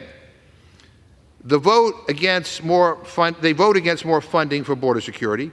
They reject serious proposals for border security. They don't want to solve this problem. They want a crisis because they think it helps them in November. What a rotten, cynical, awful way to treat the people of this country. What a terrible way to govern. This isn't serious legislation. It is a press release. It's embarrassing. House Republicans have no new ideas, so they're just going to keep passing the same meaningless resolution every week until they lose in November. Maybe then they'll realize that this is a bad strategy, that it's a bad idea to treat the American people like they're idiots, because the American people are smart, Mr. Speaker. They see what Republicans are doing, obstructing, and then blaming Democrats for the obstruction that they created, and passing silly, non-binding resolutions that do nothing instead of actually working with us to get stuff done. Democrats actually want to get something done on the border. We want to stop the fentanyl from coming into our country. We want to fix the broken immigration system. And Republicans own this issue now because they rejected a bipartisan deal and they refuse to work together. They refuse to put people over politics and work with us to address our problems at the border. Let me just conclude, Mr. Speaker, by again reminding my friends on the other side of the aisle, and I would say this to a sixth grade class if they came to visit to Washington, that we now have divided government. We have, again, a House of Representatives barely controlled by Republicans, a United States Senate barely controlled by Democrats, and a Democrat in the White House. This notion of my way or the highway for either side is a non-starter. If you want to get something done, you got to work together. And for heaven's sakes, I'd like to think that you don't have to agree on everything to agree on something. And we ought to be able to agree on something like more support for border security along both our southern and our northern border. We ought to be able to agree that we ought to have more judges to evaluate asylum claims so people aren't here for months and months and months or years, that we can resolve these claims efficiently and effectively in a matter of weeks. You know, and we ought to also, rather than doing non-binding resolutions, be addressing the situation in Ukraine. Ukraine is out of, they're out of equipment. I mean, I don't know why my friends on the other side of the aisle seem so dedicated to giving Putin a victory, but Ukraine is running out of time. Why haven't you scheduled a vote on a bill to provide Ukraine the military assistance that they need so that they can repel the Russians, so they can stop Putin? They're out of time. They're out of time. And if Ukraine falls, my friends own that too. With that, Mr. Speaker, I reserve my time. Gentleman from Massachusetts reserves. The gentleman from Kentucky is recognized. Mr. Speaker, the first step in solving a problem is to acknowledge that it exists. The other side of the aisle is having a problem with that because that's what this resolution does. It describes the problem. The second part of solving a problem is to look at what the source of the problem is. That's what this resolution does.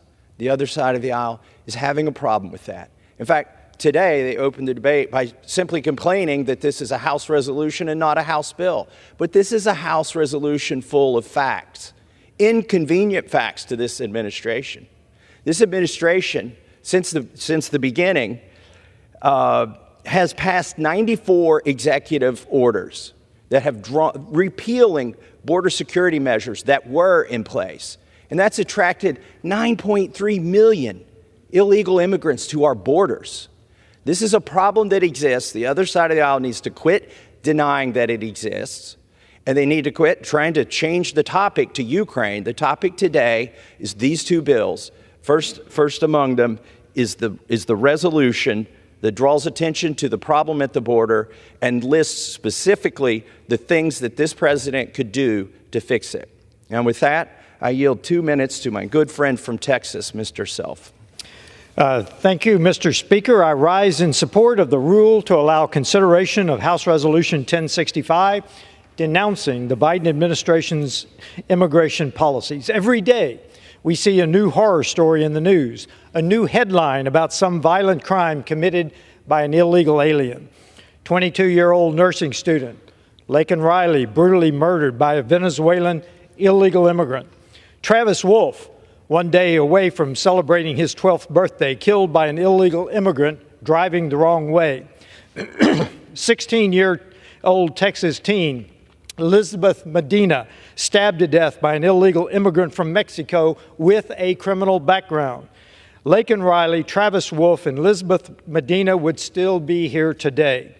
Every crime committed by an illegal alien is preventable. Every murder, every rape, every robbery is preventable. Criminal violence is the current outcome that we are seeing every day due to Biden's open border policies. But what about the risk of terrorism? In my 25 years in the Army, if I learned anything, it is that evil still stalks the world, and we are importing part of that evil to the United States today. We may see an escalation of the horrors inflicted on American families by the invasion on our southern border. How many horrific headlines must we endure before Biden closes the border and stops the carnage against Americans? I yield back. Reserve.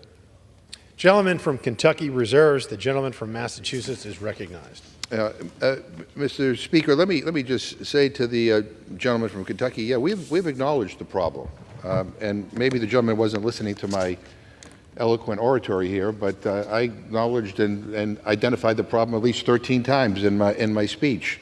I think what I have a problem with, and people on our side of the aisle have a problem with, is that you've been acknowledging the problem, like we did 3 months ago with a non-binding resolution, a lot of times.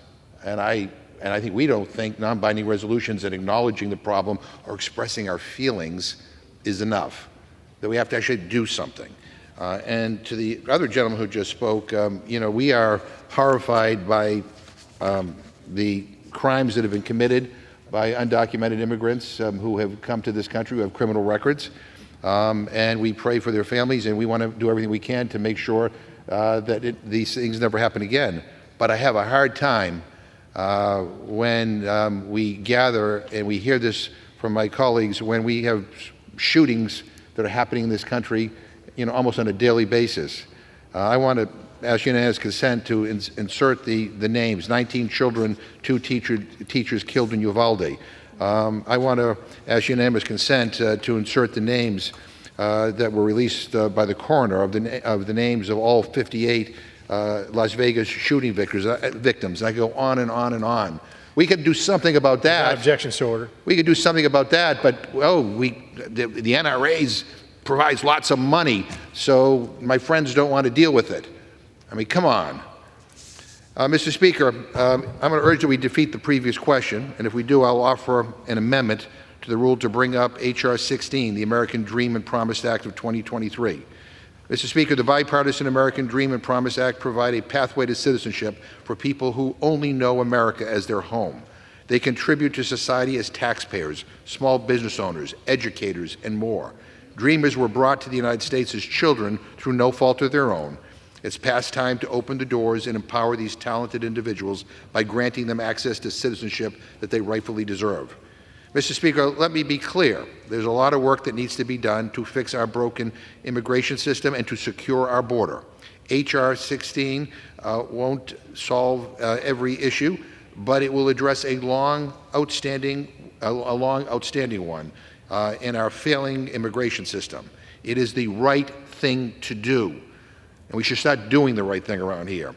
And it has the added benefit of being a bill that actually does something. It's not an expression of our feelings, it does something.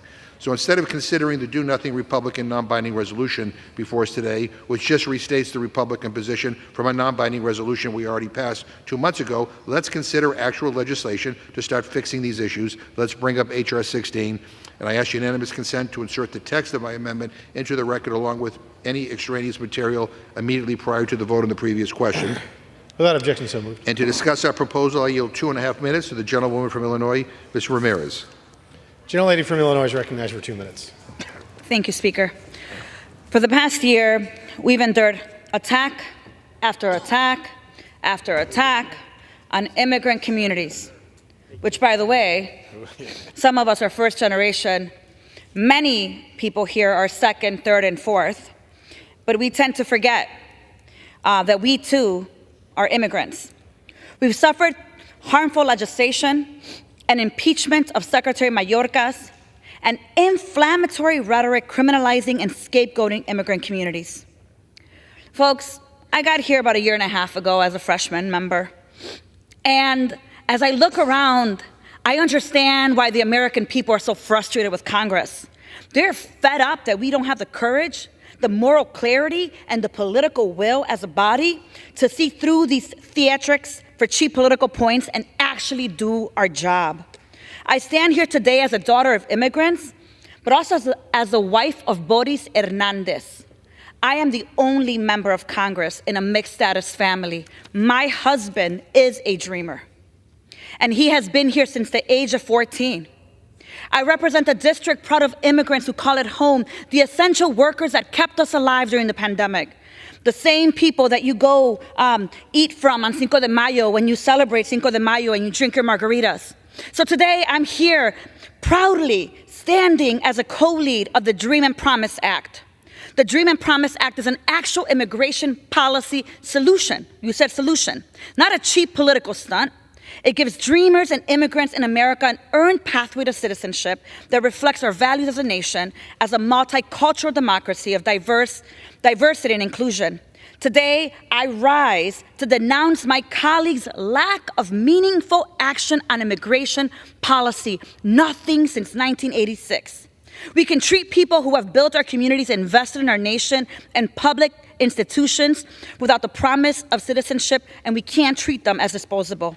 Their commitment to us and to our nation have already demonstrated a promise to address our historic labor shortage, 9 million jobs open right now, to grow our GDP by 1.7 trillion over the next decade, and we must demonstrate our commitment to them and to the solutions that will deliver real, effective immigration reform.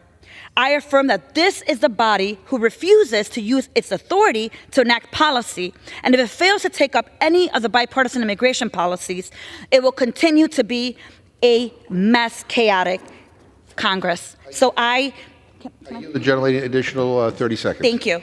So what I want to say is, we must embrace our values as a nation without questioning the dignity of our neighbors' lives and claims. There are toddlers who have been here their entire life and now are 30. Let's stop acting like we are powerless and pass H.R. 16 today. I yield back to the ranking member. Chair reminds the members to direct your comments to the chair.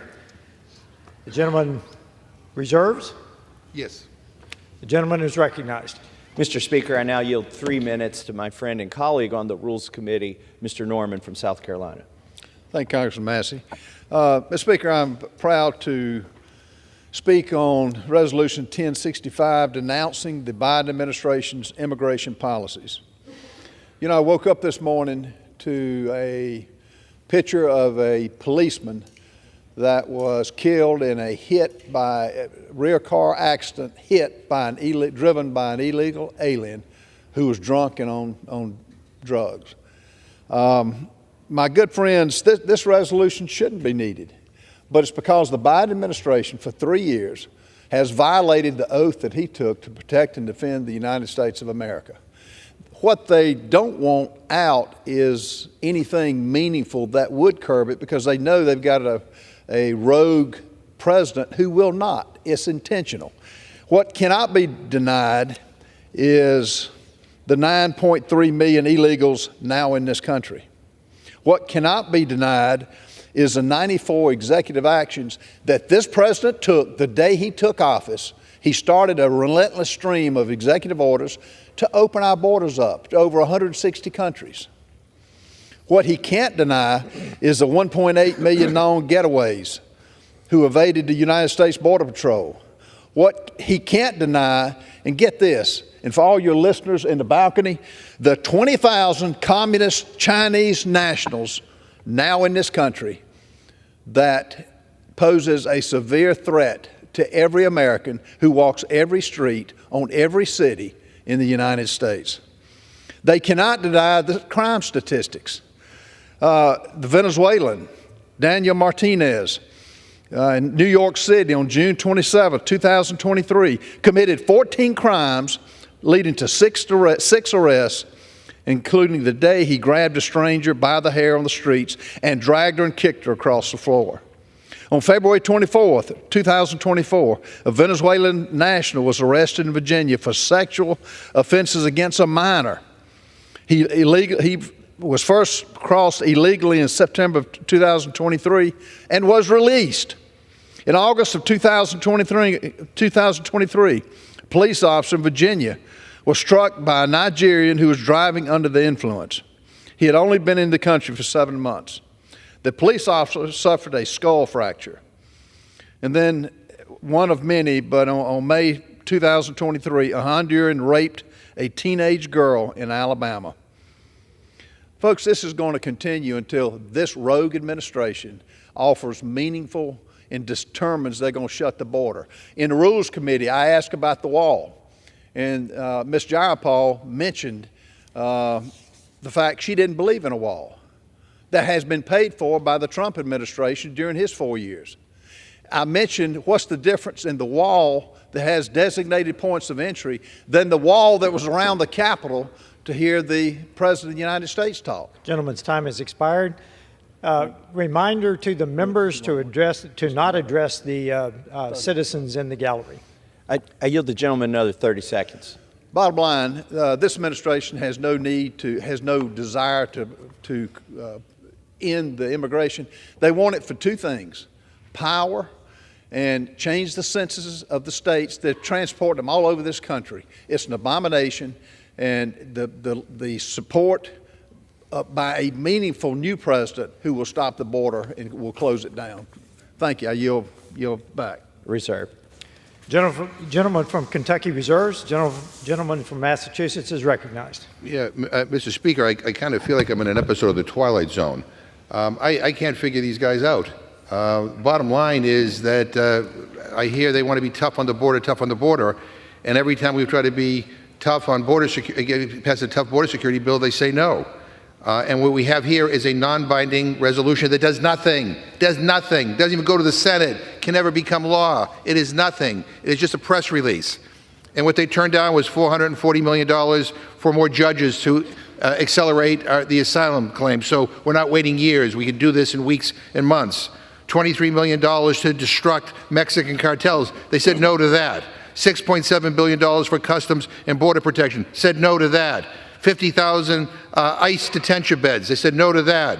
$4 billion for USCIS. Said no to that. And why? Because the former President of the United States called up and said, I want the issue. The former President of the United States, by the way, who says that immigrants poison the blood of our country. The former President of the United States, and I'd like to insert this article in the record, Mr. Speaker, as unanimous consent. This is from Salon, and quote, the title is, he said Hitler did some good things. Ex-Chief of Staff says Trump praised Hitler in White House. Let that sink in. I reserve my time. Gentleman reserves. Gentleman from Kentucky is recognized.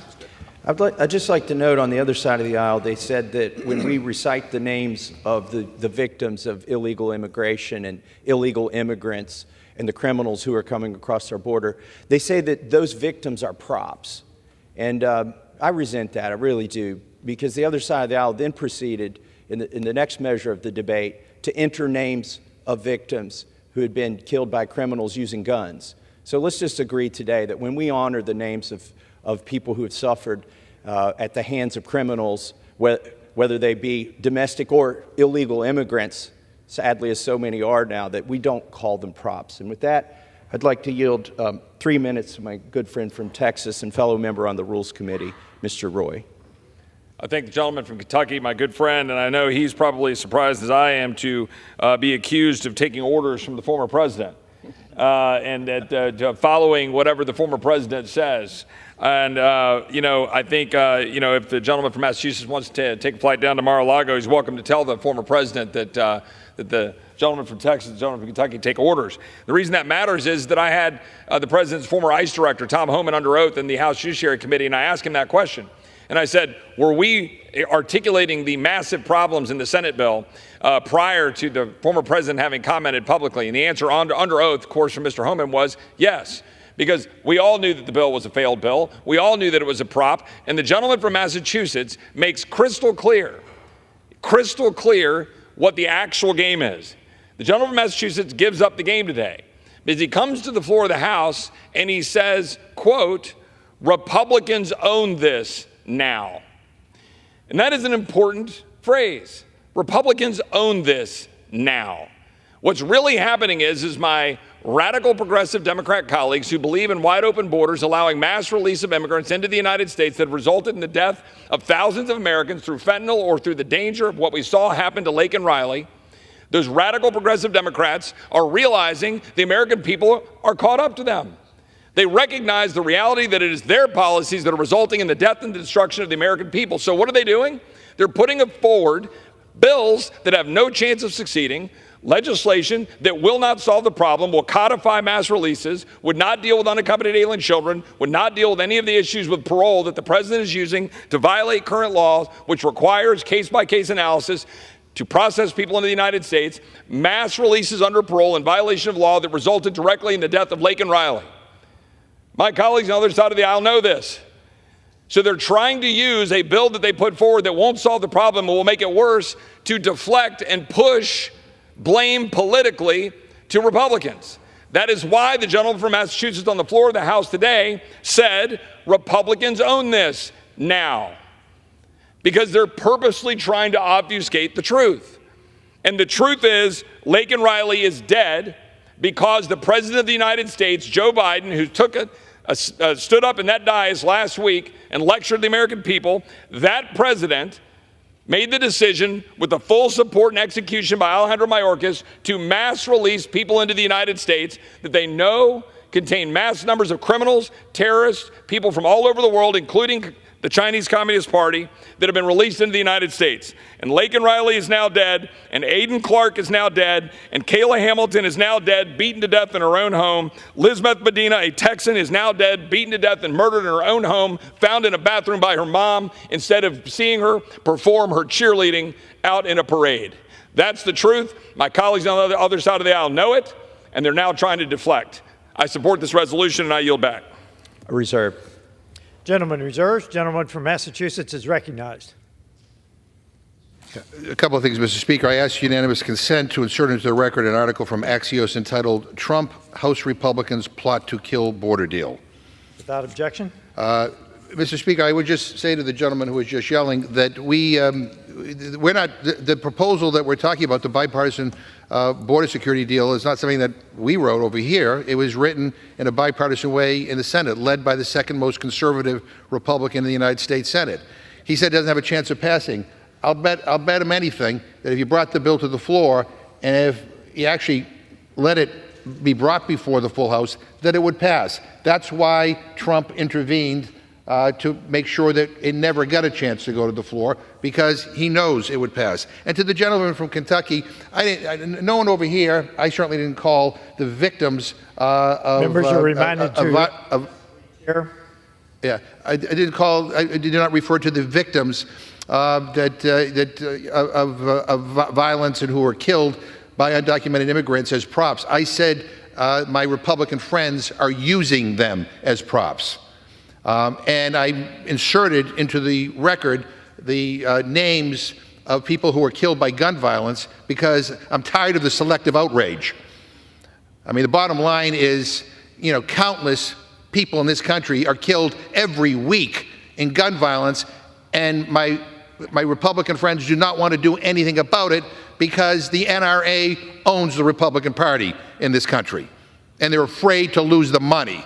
That's what this is about. And so, look, our complaint here is that we are talking about border security issues, and our frustration is that what we're dealing with, this tough bill, my Republicans are so tough on the border, the tough bill that they're bringing before the House of Representatives is a non-binding resolution that can never become law, that won't even be sent to the Senate, that is just a press release. I think that's just a colossal waste of time. Surely there has to be common ground where Democrats and Republicans can come together and actually pass things to better secure our border and to protect people like Laken Riley and others in the future. But I guess that's too much to ask. I reserve my time. Gentleman reserves. Gentleman from Kentucky is recognized. I yield 3 minutes to my friend from Missouri, Mr. Alford.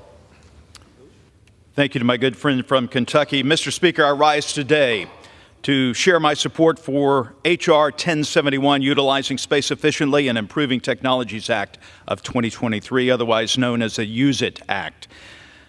Mr. Speaker, it's time for federal employees to get back into the office. Use it or lose it. The Government Accountability Office, GAO, found that on average 17 out of the 24 CFO agency headquarters were at least 25% or less utilization in 2023.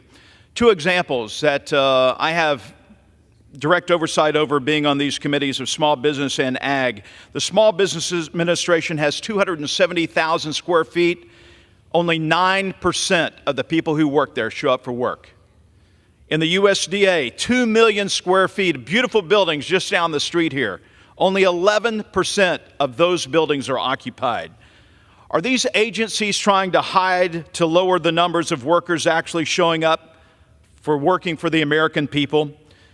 The majority workers aren't at their desk. They are not answering the phones. That's why our congressional offices are having to do their job. Look, I don't mind helping our constituents. That's what we get paid to do. I have a card here. Most members in Congress carry a schedule around in their pocket. We have 16 appointments today. Mr. Speaker, you show up for work every day that you're supposed to be here. The ranking member shows up for work. He's not phoning it in. People in these agencies should not be phoning it in either. We need to look at our constituents as clients, the American taxpayer. You know, when I first came to D.C. 14 months ago, I wanted to visit the very agencies over which we had oversight, the Small Business Administration, the Pentagon, the USDA. We went to the Pentagon, but the other agencies would not let us in the door. And why is that? A sitting member of Congress could not get into the door of these agencies. That's why we filed the Congressional Access to Bureaucratic Offices, which more or less complements this resolution. Sitting members of Congress should be able to get into these agencies. They are not, because they have been hiding the low numbers of people who are actually at their desk. This bill, 1071, would require the agencies to submit a report to Congress that includes the actual utilization rate. Mr. Speaker, as a former news anchor for 35 years in America, I have breaking news for you. COVID is over.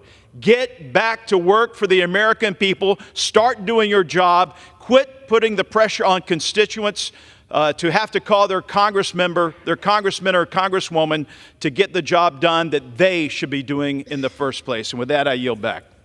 Reserve. Gentleman from Kentucky reserves. The gentleman from Massachusetts is recognized. Yeah, Mr. Speaker, if I could just respond to the gentleman who just spoke. Not all jobs are the same. I mean, food inspectors, federal food inspectors, for example, don't sit at a desk 5 days a week. Sometimes they have to go out and do inspections to make sure that the food that we provide people is safe.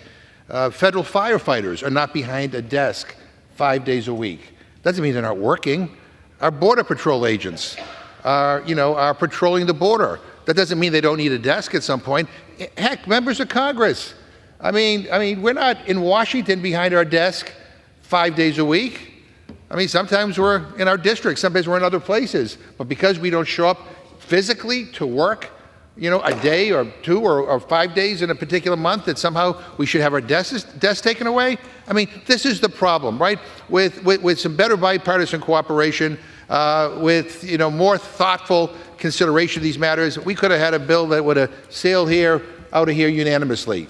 But again, my friends can't help themselves. It's either their way or the highway, and in any event, the way the bill is currently written ignores the realities of the workers that I just mentioned. I reserve my time. Gentleman from Massachusetts reserves. The gentleman from Kentucky is recognized. Mr. Speaker, I yield 3 minutes to my friend and fellow colleague on the Rules Committee from New York, Mr. Langworthy. Gentleman is recognized. Thank you, Mr. Speaker, and thank you to the gentleman for yielding the time. I rise today in support of the rule which provides for consideration of HRES 1065, a resolution denouncing the Biden administration's disastrous border policies. The Biden administration's utter failure to maintain operational control of our southern border has led to a crisis so extensive that it has spilled across my home state of New York and our nation's northern border as well. According to the latest data, since October 1st, 2023, the northern border has seen a record number of illegal immigrants and drug seizures, most notably fentanyl, by Border Patrol. And that's just what's been caught. According to Border Patrol, the number of apprehensions of illegal aliens has more than doubled from this time last year, leading to a crisis that is overwhelming our brave Border Patrol agents who are trying, in spite of this administration, to maintain some semblance of security at our borders. Now, let me be clear. The Biden administration's self-imposed border crisis has permeated every port of entry in nearly our entire land border, southern and northern. This administration has refused to do the right thing, the humane thing, and step in to stop the flow of trafficked migrants and lethal fentanyl. We've lost so many Americans to the crime and the drugs that the Biden administration is allowing to come across our wide open border. How many American lives do we need to lose before Biden takes any meaningful action to secure the border? Now, my colleagues on the other side of the aisle have once again claimed that the resolution before us today is not serious and does not address the crisis. I'd like to remind my colleagues that the House of Representatives and House Republicans passed historic funding levels to support our nation's Border Patrol over the robust opposition of many House Democrats. Republicans have also passed H.R. 2, a bill that would have serious and positive impact on the security of our nation's borders. All of this was done while my colleagues on the other side of the aisle and the Biden administration doggedly refused to even admit that a crisis existed on our nation's borders. Make no mistake, Biden inherited an operationally secure southern border. And as soon as he was sworn in, he immediately began reversing the policies that kept Americans safe. His administration has taken over 90 actions to undermine border security. On behalf of the American people, House Republicans are telling President Biden to end this madness now. If it's not already clear, I strongly support this rule before us today, as well as the underlying legislation that denounces this administration for allowing the crisis on our borders to unfold. And with that, Mr. Speaker, I yield back. Reserve. Gentleman from Kentucky reserves. The gentleman from Massachusetts is recognized. Mr. Speaker, I've heard the gentleman from New York repeatedly brag about this Homeland Security Appropriations Bill that the Republicans passed last year, as a demonstration of their commitment to securing our border. But here's what he left out. My Republican friends still have not sent it over to the Senate. They have not sent it over to the Senate. So I don't know why. And by the way, H.R. 2 is dead. It only got 32 votes in the Senate. So, I mean, that's a pretty strong message that it's going nowhere. With that, I reserve my time. Gentleman from Massachusetts reserves. The gentleman from Kentucky is recognized. Mr. Speaker, may I inquire as to how much time I have left? Gentleman from Kentucky has 13 and a half minutes remaining. The gentleman from Massachusetts has 7 minutes remaining. Mr. Speaker, during his first 100 days in office, President Biden took 94 executive actions on immigration, including halting construction of the border wall. In August of 2022, the Biden administration formally halted President Trump's successful Remain in Mexico program. In May of 2023, the administration announced that it would allow for the release of some migrants into the U.S. with no way to track them. The Biden administration also ended Title 42, the CDC order that allowed the Department of Homeland Security to remove non-citizens who did not have proper travel documentation, whose entry was otherwise contrary to law, or who were apprehended at or near the border seeking unlawful entry into the United States without regard to asylum claims or proceedings. Shortly after taking office, President Biden terminated the asylum cooperative agreements with Guatemala, El Salvador, and Honduras to facilitate cooperation in resolving the migration crisis. The Biden administration has also abused its authority under the Immigration and Nationality Act to grant parole on a case-by-case basis, and has instead used this authority to grant mass parole to over 1 million migrants. The Biden administration has also failed to detain migrants encountered at the southern border and has failed to use its authority to perform expedited removal of individuals illegally present in the United States. As a result, since President Biden took office, 9.3 million illegal aliens from all over the world have arrived at the southern border. The Biden administration has allowed at least 6.3 million illegal aliens to travel from the southern border to enter American communities. This is a tragedy. We need to call attention to it. President Biden says there's nothing he can do. Well, I've just listed a number of things that he has done to create this crisis. And further in this debate, I'll talk about some of the things that he can do, that we know he can do, things that are stated in the resolution contained in this rule to end this national security, legal, humanitarian crisis at our border.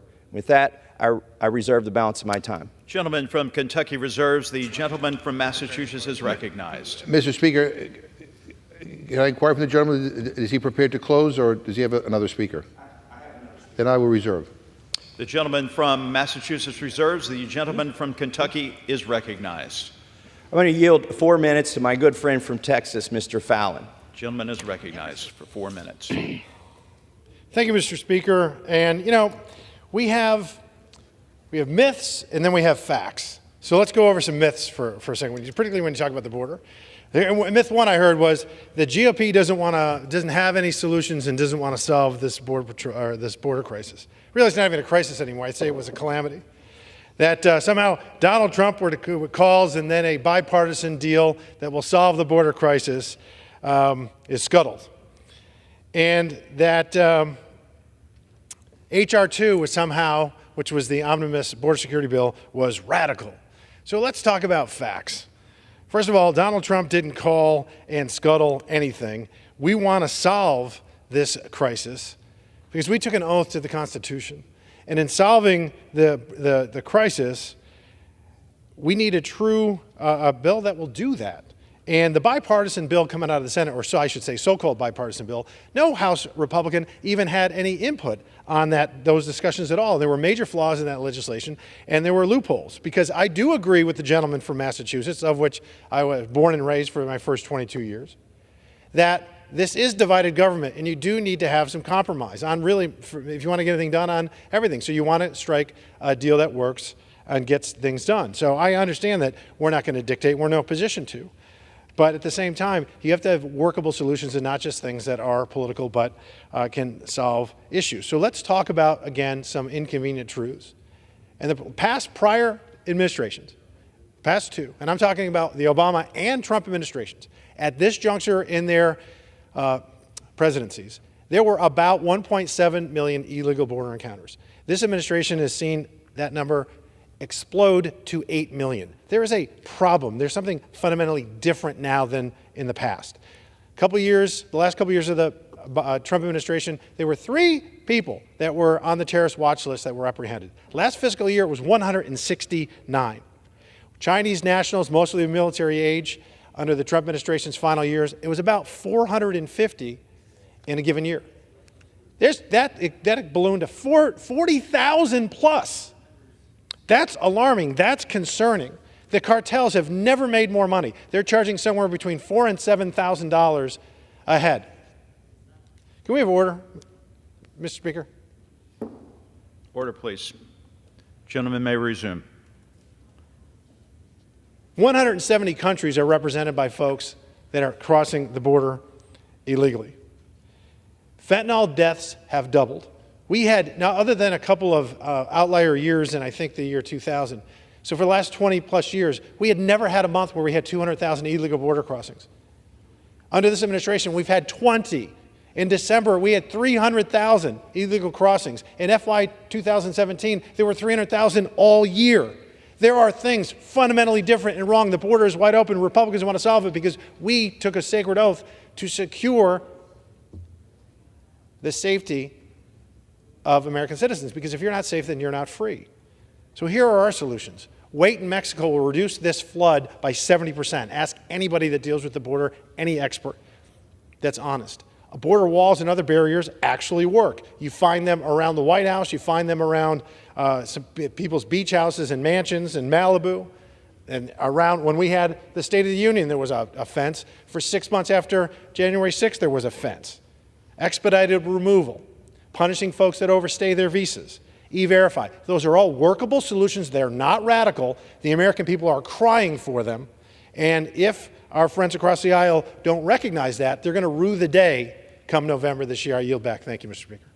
Reserve. The gentleman from Kentucky reserves. The gentleman from Massachusetts is recognized. Can I ask the gentleman if he's prepared to close? Or? Yeah. I yield myself the remaining time, Mr. Speaker. To the gentleman who just spoke, let me just say you talk about facts. What is an undeniable fact is that the bill before us does absolutely nothing. Nothing. It doesn't add one more Border Patrol agent along our southern or northern border. It doesn't add any more judges. It doesn't do anything to stop the Mexican cartels. It does nothing. It's just a press release. The other fact is H.R. 2 is going nowhere and fast. 32 votes in the Senate. And he also said they'd like to work together. Well, every time we try to work together, and that's what we tried to do in the Senate, my Republican friends here in the House, at the request of Donald Trump, say no. We don't want to work with you. And that's the problem, because we have to work together in order to get real, meaningful solutions over the finish line. The gentleman also keeps on screaming, the border's open, the border's open. That's the Republican rallying cry. It isn't. But say it enough times and maybe people might believe you and try to come here because you keep on saying that. But, Mr. Speaker, the American people are smart. I mean, they know the difference between empty promises and real action. They know that the only way to get things done in divided government for problems to be solved, like the border, members of both parties have to work together. They know that come November, the future of this country is in their hands. They've seen the complete and utter disaster that this Republican majority has created in this Congress. They've witnessed the absolute chaos House Republicans have thrown the country into. We're in the Rules Committee. All bills of consequence go through the Rules Committee before they come to the House floor. The last bill that we reported on the Rules Committee to the House floor that became law was 9 months ago. How can that happen? How can that happen without incredible dysfunction on the Republican side? You know, these guys have brought the nation to the brink of default, shying away from fully funding the government, destabilizing this body by throwing fits and unseating speakers and taking the House floor hostage. The American people also know that House Democrats have rescued this failing House Republican majority at nearly every turn. House Democrats carried the vote to ensure that the United States didn't default on its debt. House Democrats have kept the government running despite GOP leadership wasting time pursuing unrealistic, draconian spending cuts. And House Democrats have used every opportunity to stand against conservative legislation that would hurt average Americans. This majority has been nothing but dysfunctional, Mr. Speaker. They have no new ideas, no tangible solutions, no drive to address pressing domestic and global challenges. The American people know that, which is why Republicans are going to lose in November. I urge my colleagues to vote no on this rule. And with that, Mr. Speaker, I yield back my time. Gentleman from Massachusetts yields back. The gentleman from Kentucky is recognized to close.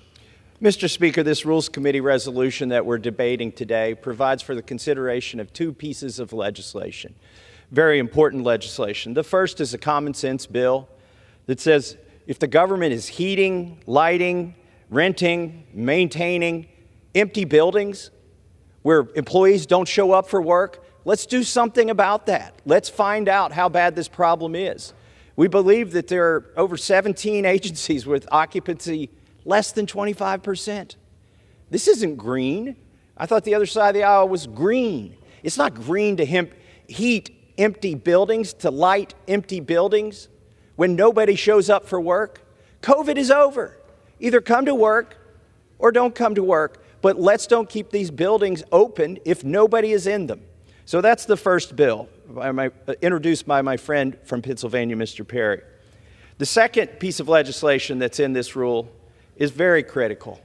It stands in sharp contrast to the State of the Union that we heard just last week from just this chamber, where the president got up and said there was nothing he could do.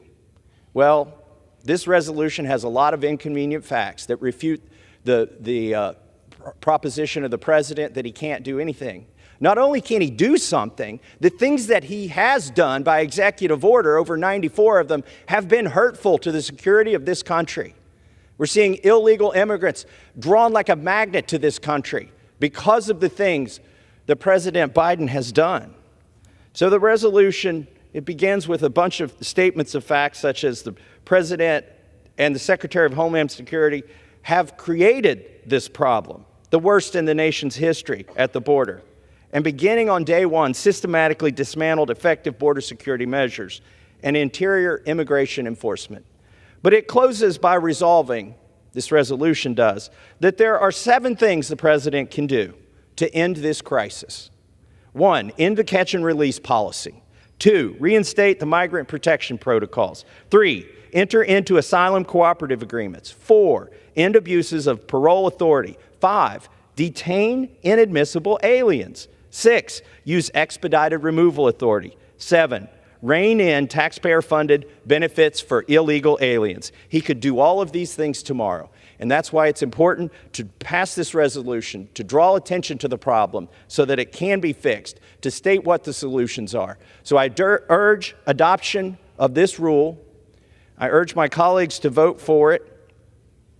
And I yield back the balance of my time and move the previous question on the resolution. The gentleman from Kentucky yields the balance of his time. The question is now on ordering the previous question on the resolution. Those in favor say aye. Aye. Those opposed say no. No. In the opinion of the chair, the ayes have it.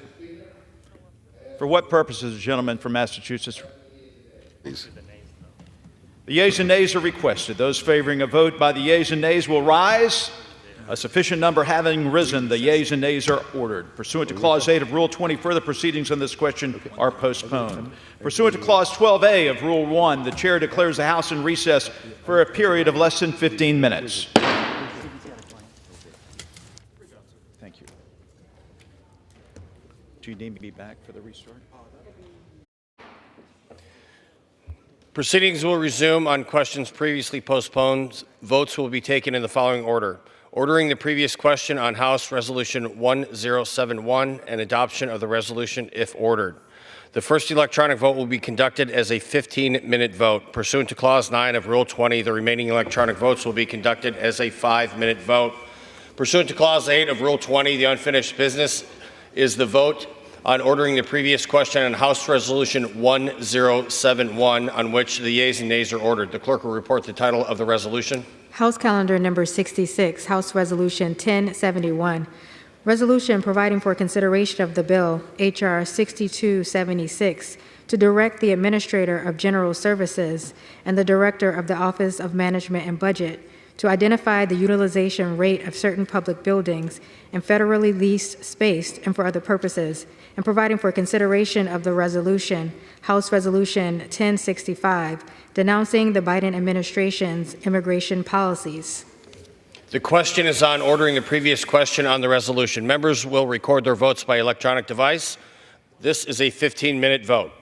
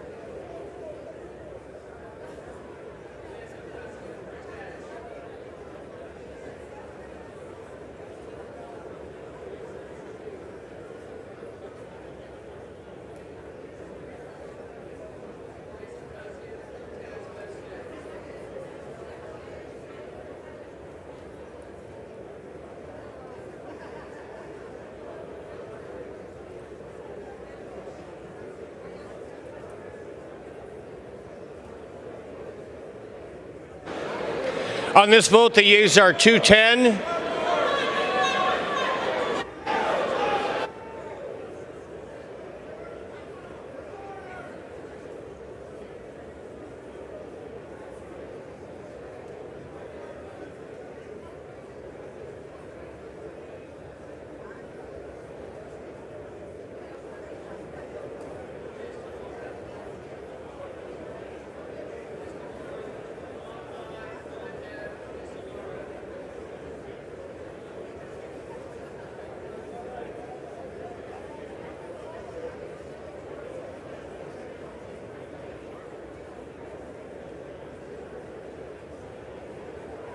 On this vote, the yeas are 209. The nays are 205. The previous question is ordered. The question is on the adoption of the resolution. All those in favor say aye. Those opposed say no. In the opinion of the chair, the ayes have it.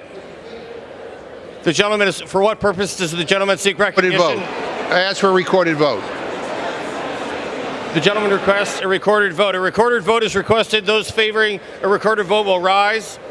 A sufficient number having risen, a recorded vote is ordered. Members will record their votes by electronic device. This is a 5-minute vote.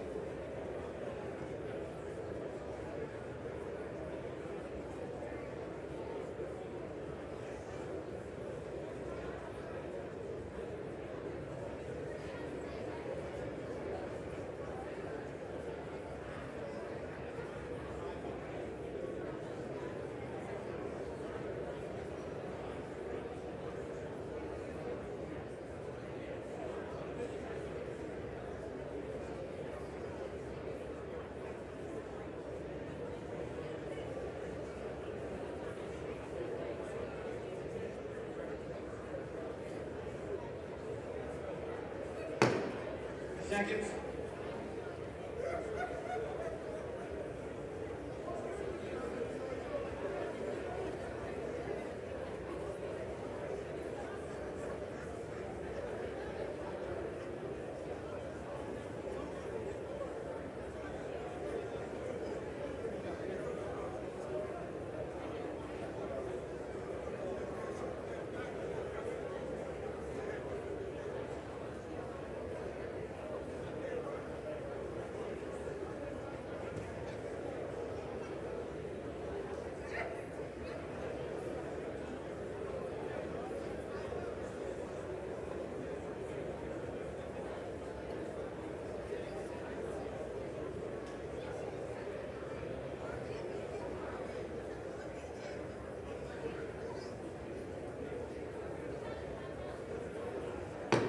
Have all members voted?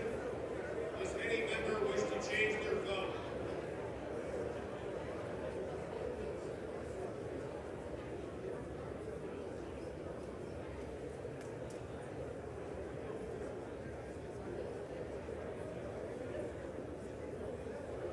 On this vote, the yeas are 209. The nays are 206. The resolution is adopted. Without objection, the motion to reconsider is laid on the table.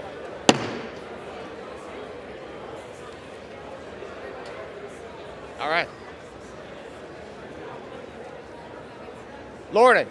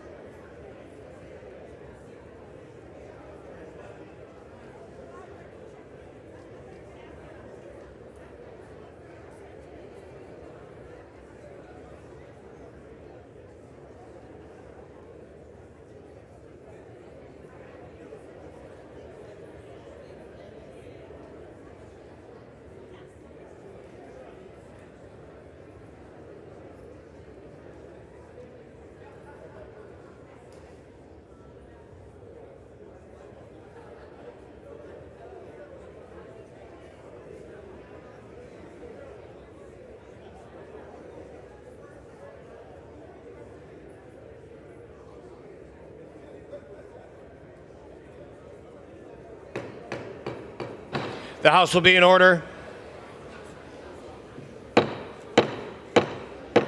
The House will be in order.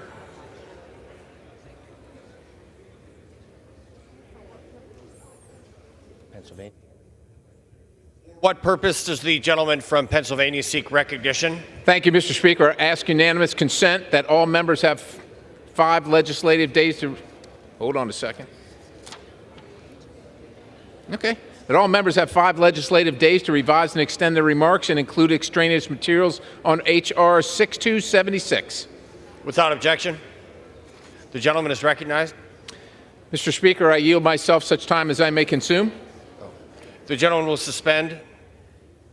Pursuant to House Resolution 1071 and Rule 18, the Chair declares the House in the Committee of the Whole on the State of the Union for the consideration of H.R. 6276.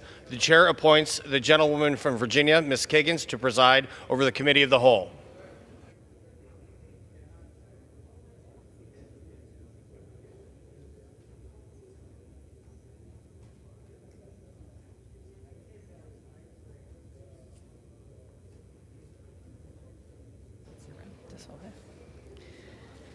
The House is in the Committee of the Whole House on the State of the Union for the consideration of H.R. 6276, which the clerk will report by title.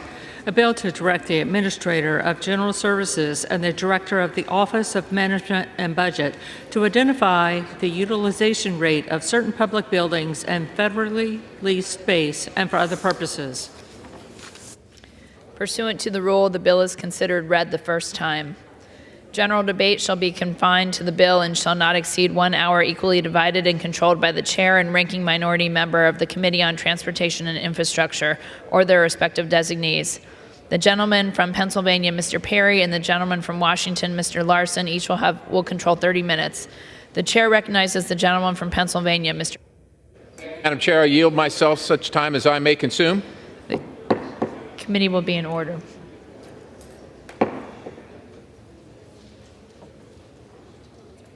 The gentleman is recognized. Thank you, Madam Chair. H.R. 6276, the Use It Act of 2023, implements common sense and reasonable space occupancy standards to get federal employees back into the office, or the agency will have to lose that unnecessary, unneeded, unused space. As a recent Government Accountability Office review of how agencies were actually using their headquarters space here in Washington, D.C., found that 17 of 24 agencies the GAO reviewed used 25% or less of their space. 17 of 24, 25% or less of their space. One agency even admitted that if 100% of their employees showed up, every single one of them showed up, they would still only use 67% of their own building. Even more troubling is some agencies were using only 9%.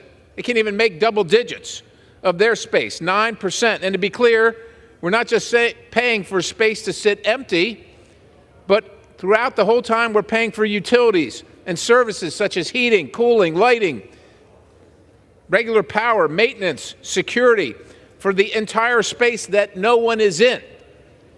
Empty federal buildings are not only a drain to the federal taxpayer, but they also don't produce investments needed for local economies because nobody's in the building. There's nobody there to go out to lunch. The bottom line is agencies should bring federal workers back to the office, but the reality is underutilized space has been a chronic problem in federal real estate and is one reason federal property has been on the GAO's high-risk list since 2003. So this is 20 years on now that this problem has been identified and remains existing. In order to address the issue, H.R. 6276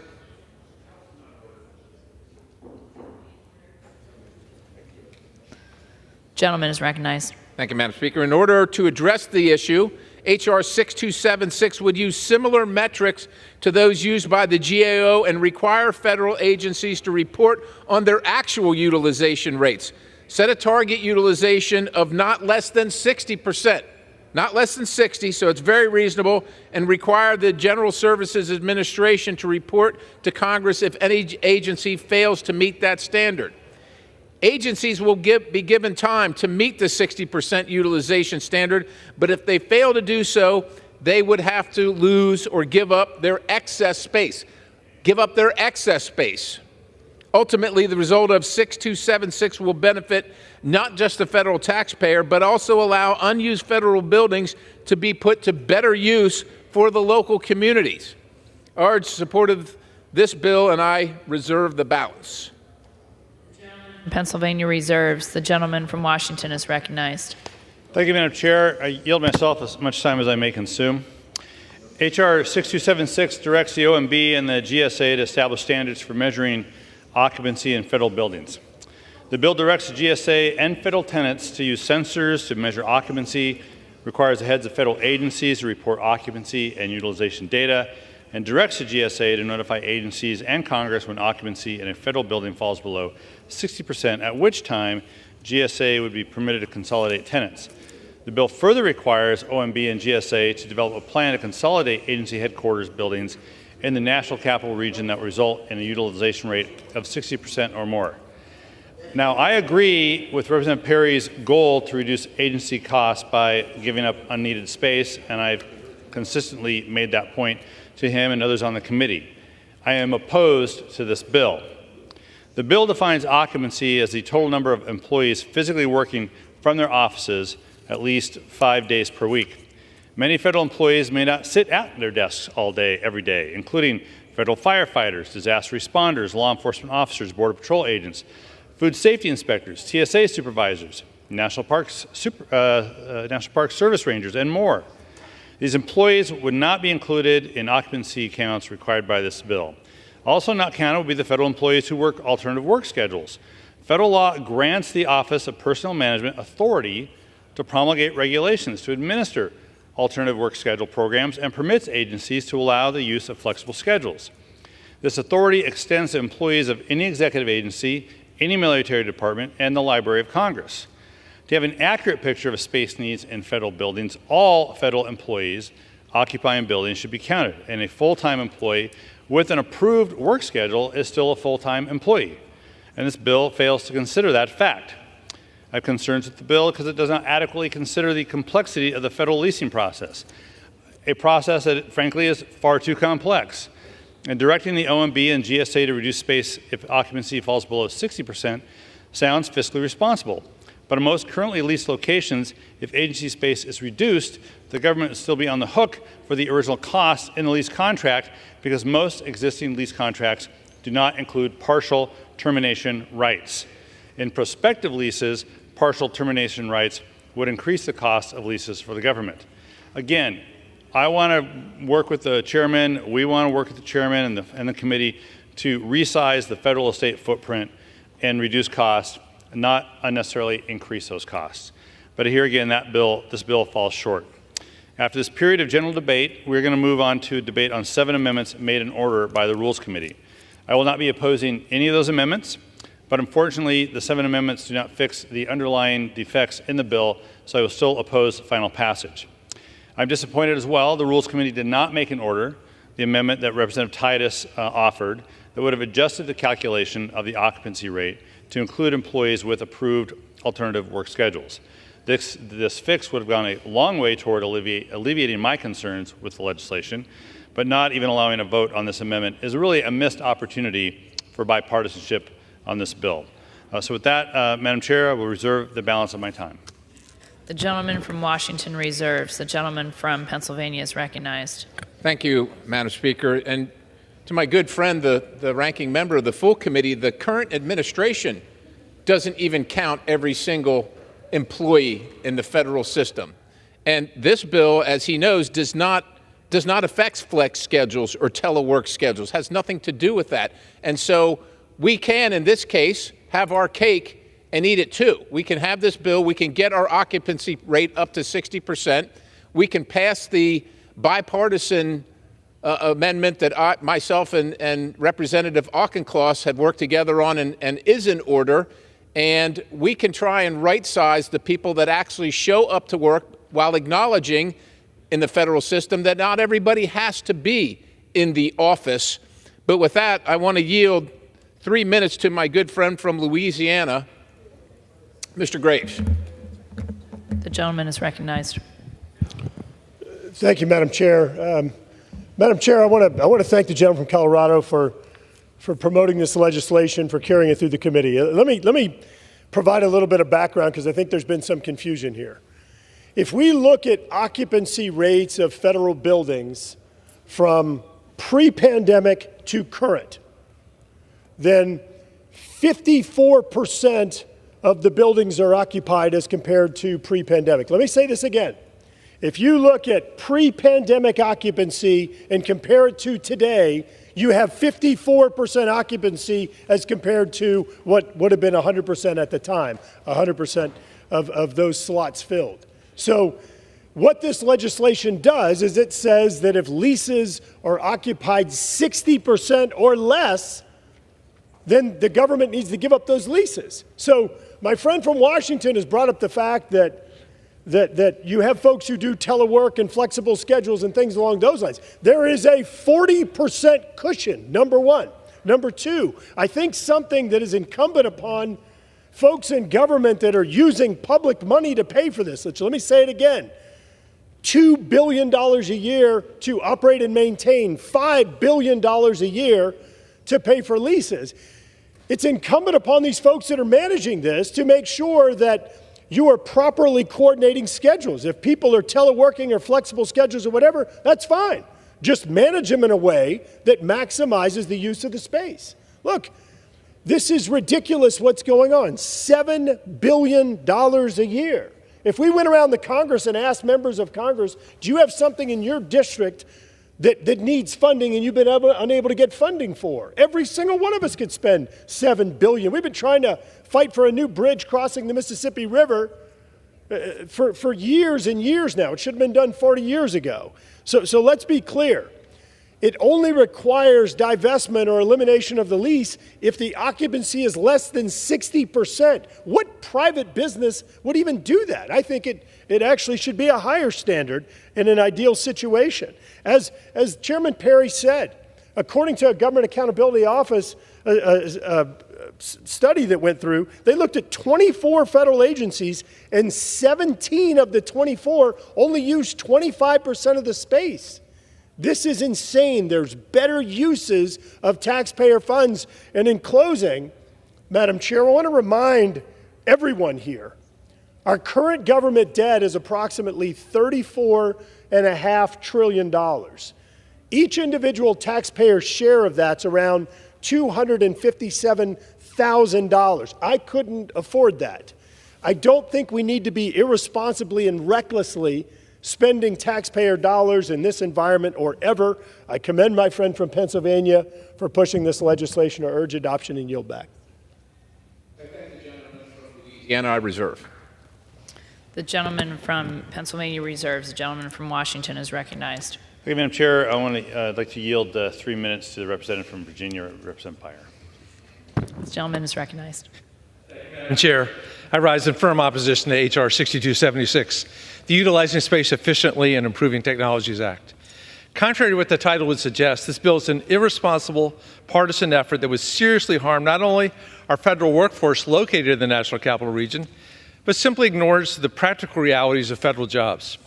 While I agree that we should always help our agencies run more efficiently and decrease spending where we can, this bill reveals ignorance of the current process the GSA undertakes when it comes to contracting, evaluations, and consolidations.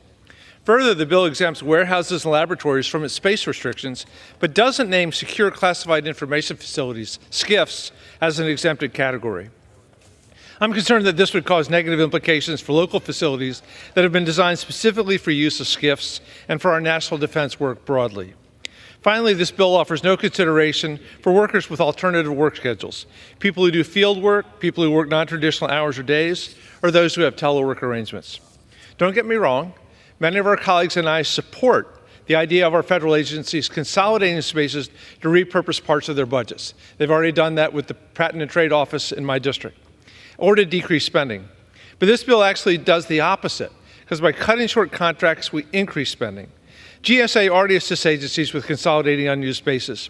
If you take out the bill language that matches what GSA is already doing, it's easy to read this as just a partisan ploy to move agency headquarters out of the National Capital Region and attack federal employees. There's no need to introduce a bill to mandate work that GSA already does and to threaten to remove agency workspaces because of arbitrary building occupancy rates. Madam Speaker, I have invested and managed real estate for many decades. This bill doesn't offer an appropriate metric to evaluate space usage, need, or work productivity. I didn't consider places in my car stores that were occupied by cars instead of people as wasted space. It's a matter of appropriateness. Any member here who would allow their staff to work from home would be a hypocrite to oppose this bill. We need the best and brightest to want to work for the federal government, and we want to utilize telework and non-traditional hours or days where it's appropriate. After all, we want the most productive and effective federal workforce, and implying a 1950s mentality of butts in seats 5 days a week doesn't reflect the actual work that most Americans do. What if they need to spend every day in a SCIF or at a site visit? And for these reasons, at the appropriate time, I'll offer a motion to recommit this bill back to committee.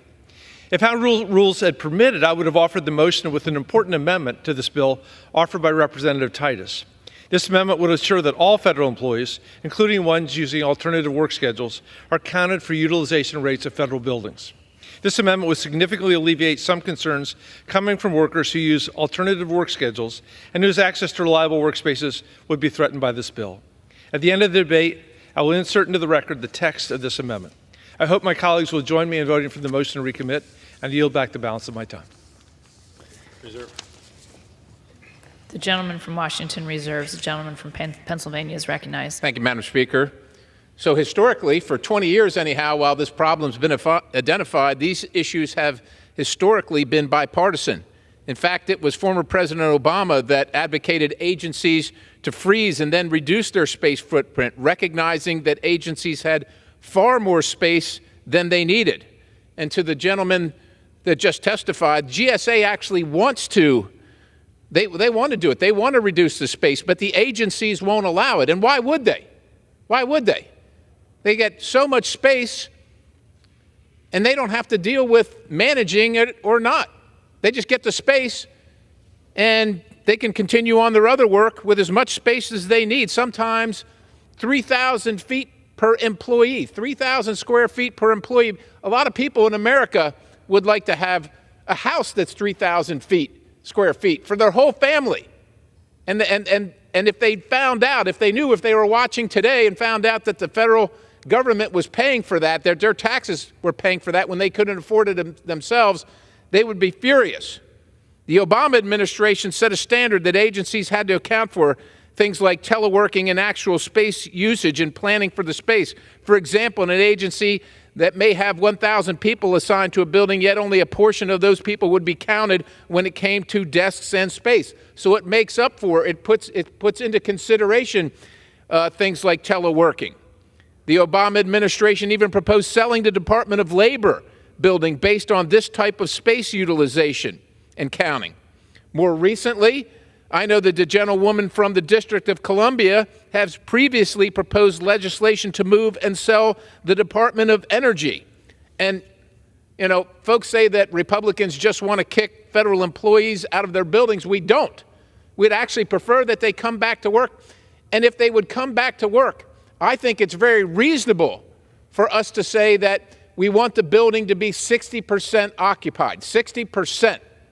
That's, to me, a pretty good compromise with my friends on the other side of the aisle who are saying that, well, we just want to sell buildings and kick federal employees out of their buildings. We don't. We want them to come to work, but we want them to be good stewards of the taxpayers' money, use the space efficiently, and when you don't need it, like everybody else would do, give up that space to be utilized either by other agencies in the federal government or by the political subdivision. Some town, some city where that building is located should have the advantage to use that space so that they can increase their tax rolls, so that they can help their vendors out on the streets, and so that they can help their community without a reserve. Reserves. Gentleman from Washington is recognized. Thank you, Mr. Chair. We have no further speakers, and I'm ready to close if the majority is ready to close. Washington is recognized. I'm prepared to close if the gentleman from Washington is prepared to close. Close on general debate. Gentleman from Washington is recognized. Yeah, thank you, Mr. Chair. So I appreciate that. I do think it is incumbent on me to characterize my position and recharacterize my friend's characterization of my position, which, as I recall, was to close buildings and kick out federal employees. That is not my position. In fact, in many ways, I share the goals of the chair of the subcommittee that it's clear we have much more federally owned and leased space than is currently being used, given the work schedules and changes that have taken place since COVID.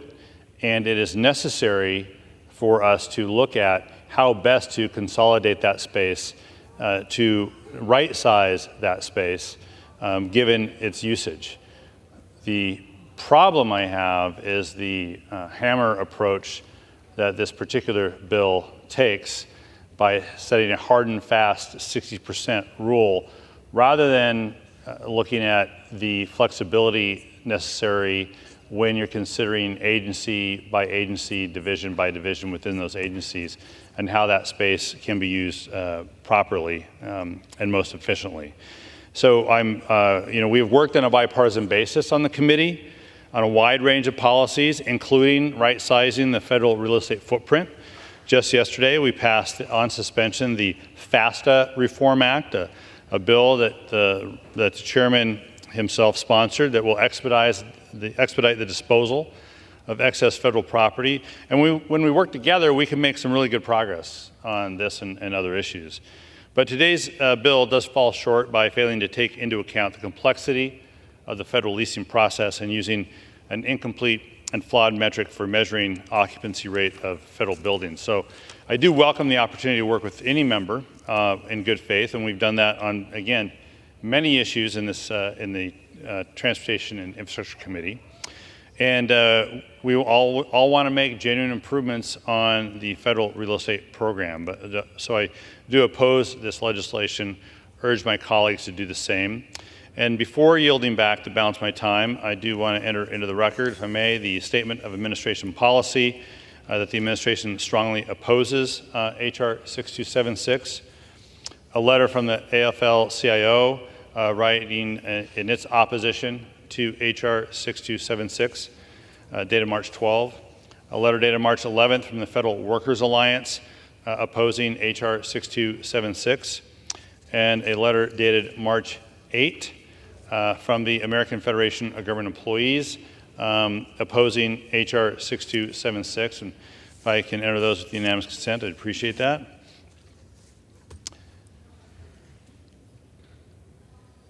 The gentleman's request is covered under general leave. Thank you very much. And with that, Mr. Chair, I yield back the balance of my time. Yields back. Gentleman from Washington is recognized. Pennsylvania is recognized. Mr. Speaker, can I inquire to the time remaining? The gentleman has 20 minutes remaining. Oh, my. Well, thank you, Mr. Speaker. And I do want to respond to my good friend from Washington. I didn't mean to mischaracterize his assessment or his comments. However, the speaker before you did essentially make those claims, and so I was answering to that. And while I'm here, I want to characterize what the public is seeing if they're reading the Washington Times. Here's an article from Wednesday, December 6, 2023. The idea to fill empty federal buildings with illegal immigrants, where DHS headquarters is 69% unused and Social Security offices are 93% vacant. 93% vacant. No wonder offices like mine deal with so many constituent calls when they can't get answers from the Social Security Administration. We would like those folks to come back to work, but if they're not going to come back to work, my goodness, could we stop having everybody, including Social Security recipients, pay for the empty building? And then there's another one from the Washington Times here, dated Thursday, September 21st, 2023. Telework's empty buildings opens the door for Legionnaire's disease. Well, isn't that wonderful? Won't that be great when the source of a new outbreak of Legionnaire's disease comes from a vacant federal building that we're paying for? And of course, here's another one. The IG to investigate federal offices left vacant by telework policies, from the Washington Times, and the date of this is Wednesday, October 18th, 2023. And finally, ghost towns. Federal office buildings are 80% vacant, government fund audit finds. 80% vacant. We have an opportunity here that shouldn't be partisan, should be pretty simple. All we're saying is, my goodness, federal agencies, can you come back to work at least 60%? At least 60%. Is that too much? It's 10% above 50%, which would be half empty. We find that very objectionable, but at least 60% should be something we agree on. This article is from the Washington Times, dated Thursday, October 26, 2023. Mr. Speaker, I'd like to have all these entered into the record. The gentleman's request is covered by general leave. I'm sorry, Mr. Speaker. The gentleman's request is covered by general leave. Thank you, Mr. Speaker. Federal real property has remained on the GAO's high-risk list for more than 20 years. The Government Accountability Office has said this is a high risk for the last 20 years. and we're on the precipice. We're standing on the edge of providing a solution to the excess space that exists that we keep paying for. At the same time, our debt has gone to $34 trillion. By May, it'll be $35 trillion. We're not going to save trillions here, but we can save billions here. And if you start adding up billions, maybe you'll finally get to trillions. But we're not saving anything right now, and we're not going to save any of this if we don't pass this bill. This is our opportunity, Mr. Speaker, to finally fix this problem, a problem that I will note historically has found bipartisan support to address the issue. And even on this occasion, when the bill was lacking, we had a hearing, we had a markup on it. Friends on the other side of the aisle said, would you listen to a way where potentially we could improve it? And of course we did, and we worked together. You're going to have an opportunity to vote on that amendment shortly. The Use It Act of 2023 is reasonable. It is common sense legislation that simply says that if the federal employees don't come back into the office, the taxpayer is not going to have to pay for the empty space. We don't have any extra money in this town, Mr. Speaker. Nobody has any extra money. Right here we've identified it. This is where some of it's going, unnecessarily. We could consolidate, we can sell things off. Some of these agencies would probably get a new building, just at the right size, where their workers would still have flex time, would still telework where appropriate, where constituents, where our bosses, where the American people could access the services that they pay for and deserve to get because they do pay for them. All right, Mr. Speaker, I do urge support of this bipartisan, soon-to-be bipartisan bill, and I yield back the balance of my time. Gentleman yields back. All time for general debate has expired. Pursuant to the rule, the bill shall be considered for amendment under the 5-minute rule. The amendment, in the nature of a substitute recommended by the Committee on Transportation and Infrastructure, printed in the bill, shall be considered as adopted. The bill as amended shall be considered as read. No further amendment to the bill as amended shall be in order except those printed in House Report 118-419. Each set further amendment may be offered only in the order printed in the report by the member designated in the report, shall be considered as read, shall be debatable for the time specified in the report, equally divided and controlled by the proponent and opponent, shall not be subject to amendment, and shall not be subject to a demand for division of the question.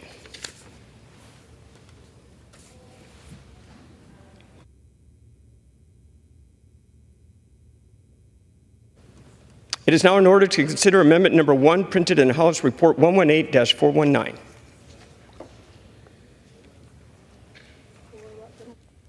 For what purpose does the gentleman from North Carolina seek recognition? Mr. Chair, pursuant to House Resolution 1071, I rise to offer an amendment. The clerk will designate the amendment. Amendment number 1, printed in Part A of House Report number 118-419, offered by Mr. Edwards of North Carolina. Pursuant to House Resolution 1071, the gentleman from North Carolina, Mr. Edwards, and a member opposed, each will control 5 minutes. The chair recognizes the gentleman from North Carolina. Thank you, Mr. Chair. And I'd like to commend Mr. Perry for his work on this important bill. I had the opportunity to serve on the subcommittee on T&I where this issue, this horrible expense issue was brought to our attention. And I'd like to start by thanking also my bipartisan co-lead, Ms. Gluesenkamp-Perez from Washington, for her partnership on this amendment and the greater standalone bill. I'm here today to urge support for my amendment to H.R. 6276, the Use It Act. I introduced the Federal Use It or Lose It Act, or the full act, back in November to bring accountability to the practice of maintaining high telework levels while maintaining expensive office leases and to reduce wasteful government spending on unused office space. My bill was drafted in concurrence with Mr. Perry's Use It Act to ensure that our language was synonymous and could work together to establish strong federal building policies and procedures to reduce the federal footprint. The full act unanimously passed out of the Transportation and Infrastructure Committee by voice vote during the full committee markup on November 15th. As you well know, a GAO report found that 17 of the 24 major agency headquarters in D.C. were less than 25% occupied during the first quarter of 2023. Even the few agencies above 25% reported right around or below 50% occupancy. Meanwhile, taxpayers continue to pay for 100% of the office space federal employees are not using. The federal real estate portfolio has become a wasteland that is seldom reviewed. Leased assets cost taxpayers more than $6 billion a year, and even during the peak of telework between 2020 and 2022, federal agencies managed to spend more than $1 billion in a single year on new furnishings. If you compare the Use It Act and my amendment, you'll see our language is very similar.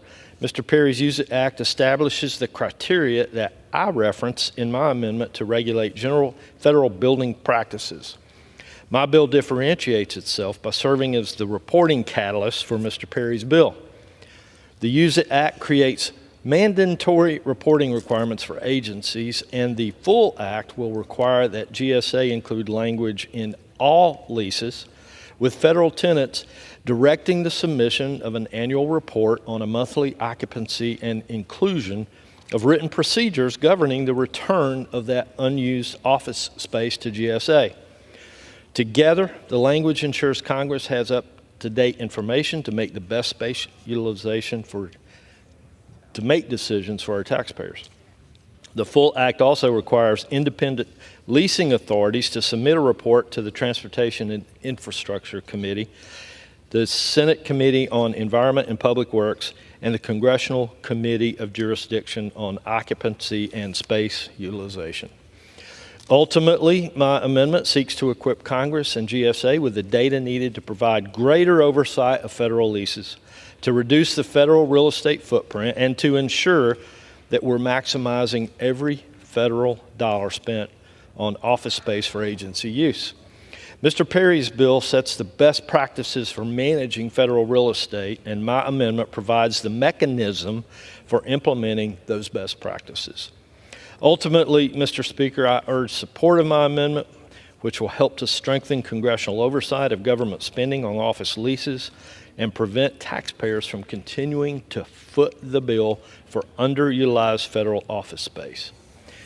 I reserve the balance of my time. The gentleman reserves.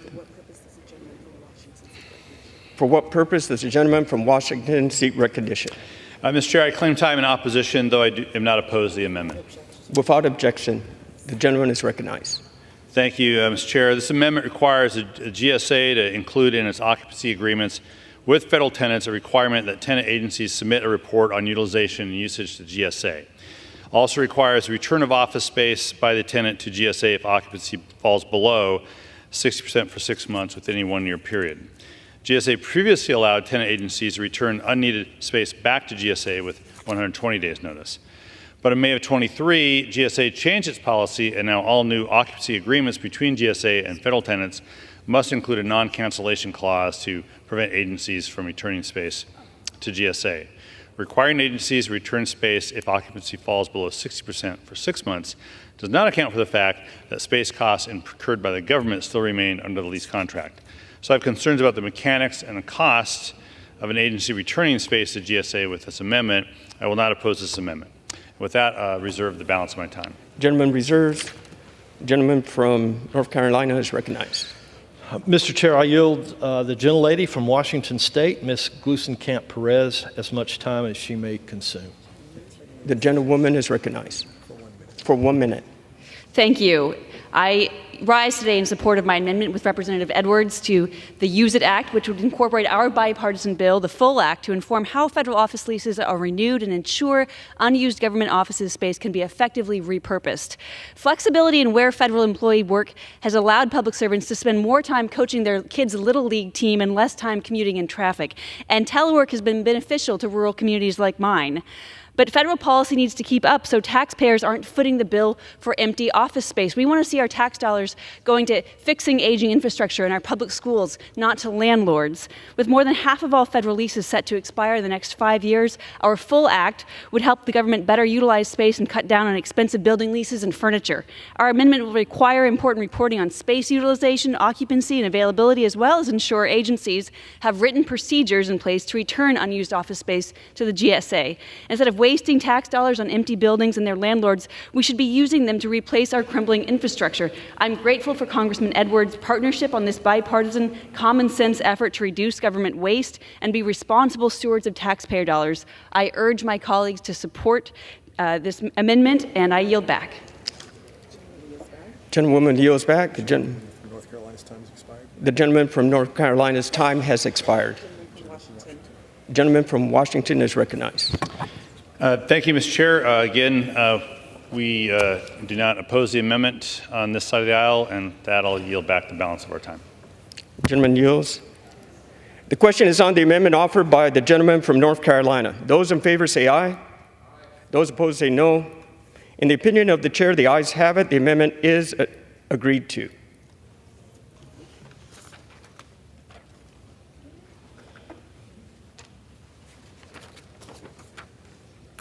It is now in order to consider amendment number 2, printed in House Report 118-419. For what purpose does the gentleman from Pennsylvania seek recognition? Thank you, Mr. Speaker. I have an amendment at the desk. The clerk will designate the amendment. Amendment number 2, printed in Part A of House Report number 118-419, offered by Mr. Perry of Pennsylvania. Pursuant to House Resolution 1071, the gentleman from Pennsylvania, Mr. Perry, and a member opposed each will have control 5 minutes. The chair recognizes the gentleman from Pennsylvania. Thank you, Mr. Speaker. I yield myself such time as I may consume. The gentleman is recognized. Thank you, Mr. Speaker. I'm pleased to offer this bipartisan amendment to the bill H.R. 6276 with my friend Representative Auchincloss from Massachusetts.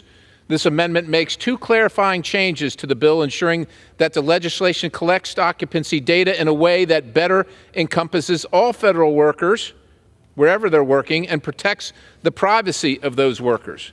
This amendment updates the definition of occupancy in the bill from the total number of employees performing duties in person over a 5-day work week to the number of employees doing so over a 40-hour work week, ensuring that occupancy calculations can more comprehensively account for all employees. Now, the issue came up during discussion in regular order in the committee.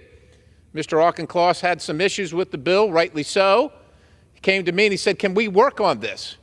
And I said, "Sure, I think we can, because we're all interested in making things better, no matter where the ideas come from." Additionally, this amendment requires that the sensors used to collect occupancy data within this bill are designed to protect the personally identifiable information of the building's occupants, ensuring that these new requirements will not impinge and impose on federal employee privacy. It's been great to work with. You know, we all want to improve things, right? We all think we have the best ideas, but sometimes we don't. And when somebody else does, you just got to say, well, look, can we get it done together? And if that brings us together, this is a win for the American people, and quite honestly, a win for this Congress if we can work on the amendment, get this passed, and also the bill without a reserve. The gentleman reserves. The gentleman for what purpose does the gentleman from Washington seek recognition? Mr. Chair, I claim the time in opposition to the amendment, although I am not opposed to the amendment. Without objection, the gentleman is recognized. Thank you. Mr. Chair, I want to yield 1 minute to the representative from Massachusetts, Mr. Auchincloss. The gentleman is recognized for 1 minute. Mr. Speaker, I rise today in support of my amendment with Mr. Perry to his bill, the Utilizing Space Efficiently and Improving Technologies, or USE IT Act. I support the intent and much of the substance of the underlying bill. I believe it is wise to require the federal government to be a good steward of its leases and of taxpayer dollars. It is important to reevaluate employee occupancy of federal buildings in this new post-COVID employment environment, just as the private sector is doing, and to right-size our federal office space accordingly. This amendment makes 2 important revisions to the bill, and I appreciate Mr. Perry's collaboration in adopting it. First, it defines occupancy in terms of hours per week instead of days per week to better reflect federal employees who have compressed work schedules. And second, it codifies that any technology used to collect occupancy data should protect personally identifiable information, which GSA is already doing. This amendment does not solve every outstanding issue with this bill. I agree with the ranking member that Ms. Titus's amendment should also have been made in order, but I do believe it materially improves it, and I urge my colleagues to support this amendment. I yield back. Gentleman yields. Reserve. Gentleman reserves. Gentleman from Pennsylvania is recognized. Well, thank you, Mr. Speaker. Again, trying to alleviate the fact that a vast majority of the buildings are vastly understaffed, yet 100% of them are paid for.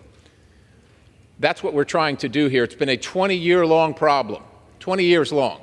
The Obama administration recognized it, tried to do something about it, and of course, the GSA wants to do something about it, but again, tenants, the occupants of the building, the agencies have no incentive to reduce their space. They'd be happy to have all the space and have nobody in it except when they feel like showing up, as long as the taxpayer is willing to pay for an empty building, well heated, well cared for, well maintained, just in case they might use it.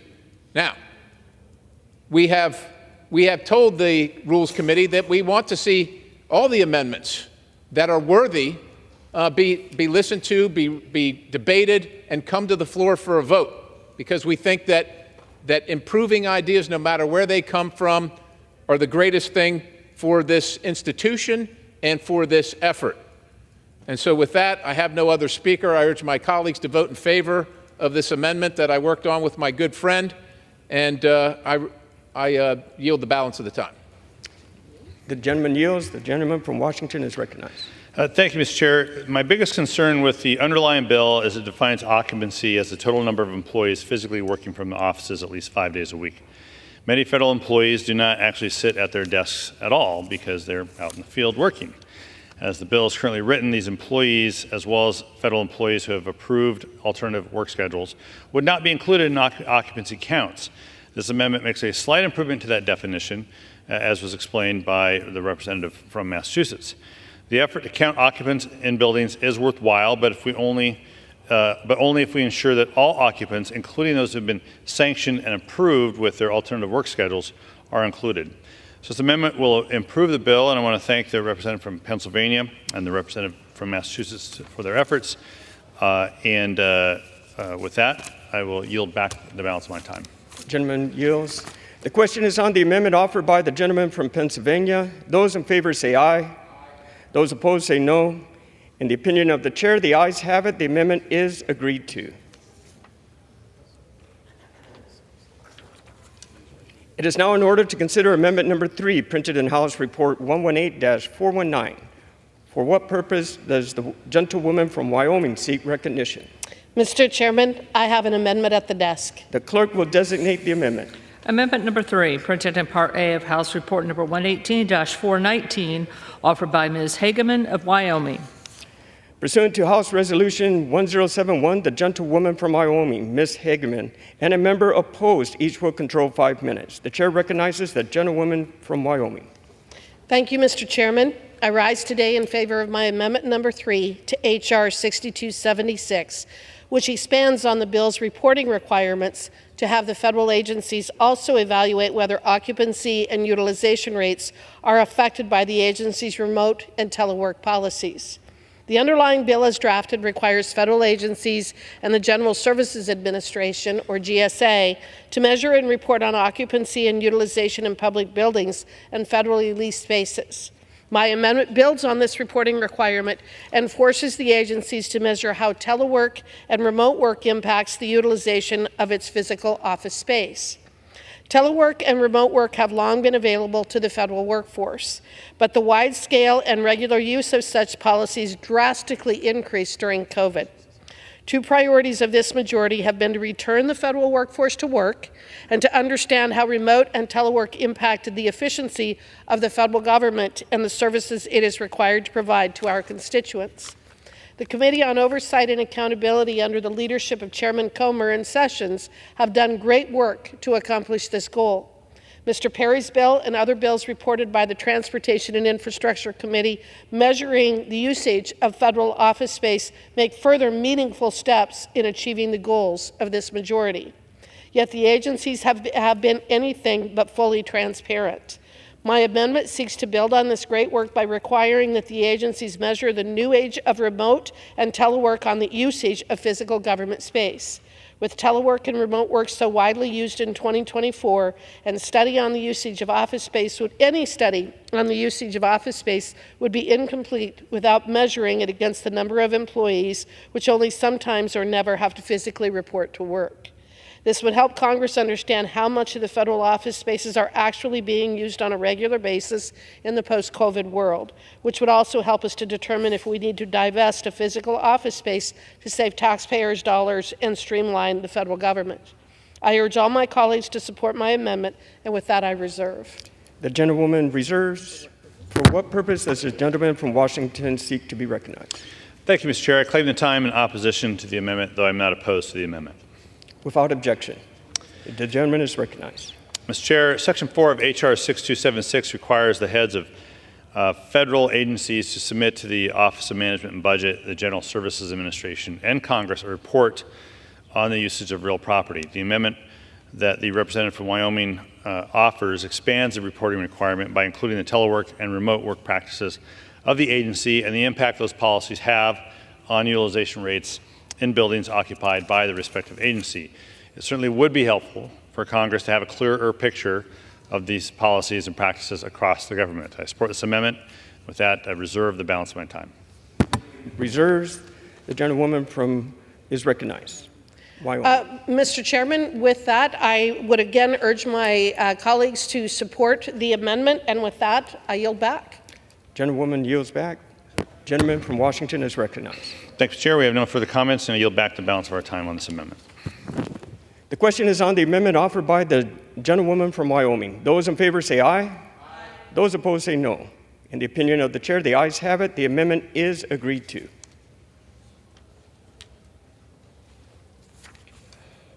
It is now in order to consider amendment number 4, printed in House Report 118-419.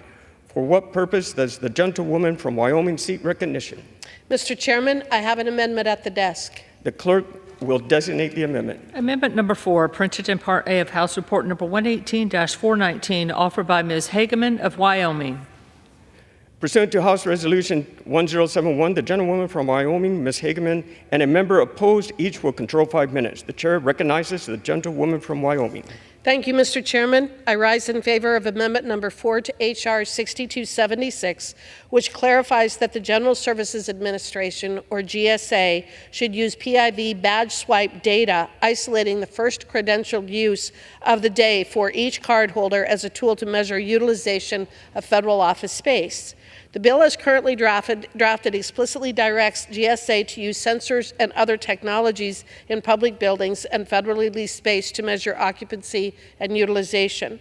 The GSA states that occupancy data has proven to be a vital tool for agencies to accurately evaluate space utilization and to manage property accordingly.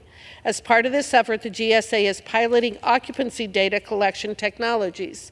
Another method GSA uses is badge swipe data, which relies on personal identification verification, or PIV card swipe data at building access points. PIV data is broken down into unique credentials and isolated to the first usage of the day. In short, it uses a federal worker's PIV card to check attendance at the door. My amendment would clarify that badge swipe data is and should be a tool GSA uses as part of the measurement of office utilization space. While occupancy sensors measure the utilization of specific rooms, according to the GSA, badge swipe data can provide a historically daily count of the number of unique credential individuals in a space or building, daily building density based on square foot per person, and annual rent per person occupying the space. This is absolutely the type of data we need to achieve the outcomes of the underlying bill. The collection of the daily attendance for each federal office building, which is then reported to Congress, will also help further our majority's goal to measure the impact of agencies' telework and remote work policies. Again, my amendment is simply to clarify that this important data collection technology that GSA is piloting is utilized to the extent it can be in this mission to measure usage of government office space. I urge all of my colleagues to support this amendment, and with that I reserve. The gentlewoman reserves. For what purpose does the gentleman from Washington seek to be recognized? Thank you, Mr. Chair. I claim time in opposition to the amendment, though I am not opposed to the amendment. Without objection, the gentleman is recognized. Mr. Chair, Section 3 of H.R. 6276 requires the heads of federal agencies to work with the Administrator of General Services to identify, deploy, and use sensors and other technologies to measure the occupancies of federal buildings. The amendment from the representative from Wyoming will require that personal identity verification badge swipe data should also be used, but only capture the first credential use of the day for each card holder. Ensuring that each person is counted one time, not every time they may leave or return, would provide accurate representation of building utilization and meet the goals of Congress to better assess the use of federal office space. So I support this amendment, and I reserve the balance of my time. Gentleman reserves. The gentlewoman from Wyoming is recognized. Mr. Chairman, just one final statement. This amendment is to clarify that Congress intends for GSA to use all occupancy data collection techniques. I urge my colleagues to support this amendment, and with that I yield back. The gentlewoman yields. Gentleman from Washington is recognized. Thank you, Chair. No further speakers, and so I yield the balance of my time. The question is on the amendment offered by the gentlewoman from Wyoming. Those in favor say aye. Those opposed say no. In the opinion of the chair, the ayes have it. The amendment is agreed to.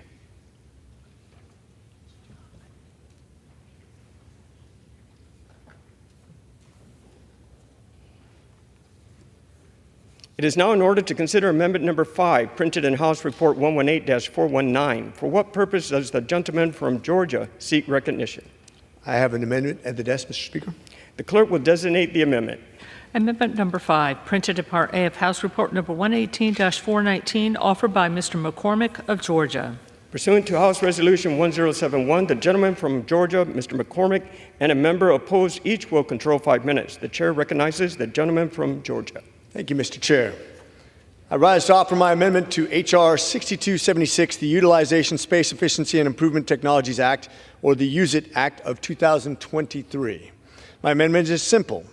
It would amend Section 4 of the bill to make the reports required by section be made publicly available on a website operated by the General Service Administration, the GSA, with exceptions for national security-related reasons. The American people deserve transparency. For too often, the people of this country, the ones who fund the government, the ones we represent, don't know where their money is going. Taxpayer dollars are frivolously being used to heat and cool empty and underutilized government buildings. The American people see tens of thousands of dollars go out of their paychecks every year to pay for what? A wide open southern border, rampant inflation, an out-of-control national debt, and an inefficient bureaucracy. This is ridiculous. The people deserve to know their money is being used efficiently. Making these reports on office usage publicly available will increase public oversight on the activities of the federal agencies and, in turn, increase public trust and confidence in our government. I reserve the remainder of time. Reserves. For what purpose does the gentleman from Washington seek recognition? Thank you, Mr. Chair. I claim the time in opposition to the amendment, though I am not opposed to the amendment. Without objection, the gentleman is recognized. Thank you. The amendment offered by the representative from Georgia requires some significant reporting on occupancy, utilization rates, and costs by the heads of federal agencies to the Office of Management and Budget, the General Services Administration, and Congress. Information gathering and transparency is vital to efficient and effective governing, so I will not oppose the amendment. I do want to point out, however, that agency heads are already required to report occupancy and utilization data, and that data can be found on GSA's annual performance overview reports on GSA's website that the public can access now. But with that, I will not oppose the amendment, and I will reserve the balance of my time. Gentleman reserves. The gentleman from Georgia is recognized. Prepare to close. The gentleman is recognized. Mr. Chair, my amendment is simple, easy, and common sense. I ask for my colleagues to support this amendment and support the underlying bill. Does the gentleman yield back? I yield the balance of my time. Gentleman yields. The gentleman from Washington is recognized. Thank you, Mr. Chair. We have no other speakers, so yield the balance of my time. Gentleman yields. The question is on the amendment offered by the gentleman from Georgia. Those in favor say aye. Those opposed say no. In the opinion of the chair, the ayes have it. The amendment is agreed to.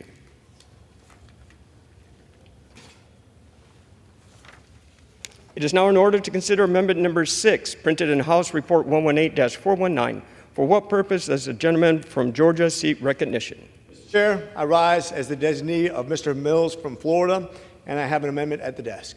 The clerk will designate the amendment. Amendment number 6, printed in Part A of House Report number 118-419, offered by Mr. McCormick of Georgia. Pursuant to House Resolution 1071, the gentleman from Georgia, Mr. McCormick, and a member opposed each will control 5 minutes. The chair recognizes the gentleman from Georgia. Thank you, Mr. Chair. I'm here today to offer an amendment number 6 to H.R. 6276, Use It Act, on behalf of gentleman from Florida, Mr. Mills. I fully support the accountability and advance by an underlying bill. The continual bloating of federal government's physical footprint costs American taxpayers obscene amounts of money each year. This straightforward amendment provides additional transparency to the bill to ensure that Congress and the American people have the most fulsome data about the costs associated with this bill's implementation. Specifically, this amendment requires the Government Accountability Office, the GAO, to report on the cost of establishing future methodologies and technologies to measure federal building occupancy as required by the bill. The enactment excludes any pre-existing systems in place before the date of the enactment of this act to prevent any duplicative accounting. As we strive to limit waste, fraud, and abuse in our government, this amendment ensures that we are doing so with transparency and accountability in federal billing management. This bill and its amendment to it are hardly riveting. However, good governance often requires a willingness to do the mundane administrative work to keep up the ship upright and moving forward. I also want to take a second just to say that I wish Mr. Mills could have been here to offer this important amendment, but he is currently on his way back from Haiti, assisting the evacuation of American citizens as this country enters a state of complete anarchy. His commitment to America, domestic and abroad, is commendable. And with that, I reserve. Gentleman reserves. For what purpose does the gentleman from Washington seek recognition? Thank you, Mr. Chair. I claim time in opposition to the amendment, though I am not opposed to the amendment. Without objection, the gentleman is recognized. Thank you. Section 4 of H.R. 6276 requires the heads of federal agencies to submit to the Office of Management and Budget, the General Services Administration, and Congress a report on the usage of real property. The amendment offered by the representative from Georgia for the representative from Florida requires the Government Accountability Office to report to Congress on the cost to federal agencies associated with the complying with Section 4 of the underlying bill. GAO's report must include the cost to federal agencies of surveying, monitoring, and deploying sensors and technologies to measure the occupancy and actual utilization rates of space in public buildings and space leased by the federal government. I support this amendment and with that reserve the balance of my time. The gentleman reserves. The gentleman is from Georgia is recognized. Mr. Chair, I'm prepared to close. The gentleman is recognized. Mr. Chair, just like the last amendment, this amendment is about transparency and accountability. Once again, I ask for my colleagues' support on this amendment and on the underlying bill. I yield the balance of my time. The gentleman from Washington is recognized. We have no further speakers, and with that, I yield the balance of my time. The question is on the amendment offered by the gentleman from Georgia. Those in favor say aye. Those opposed say no. In the opinion of the chair, the ayes have it. The amendment is agreed to.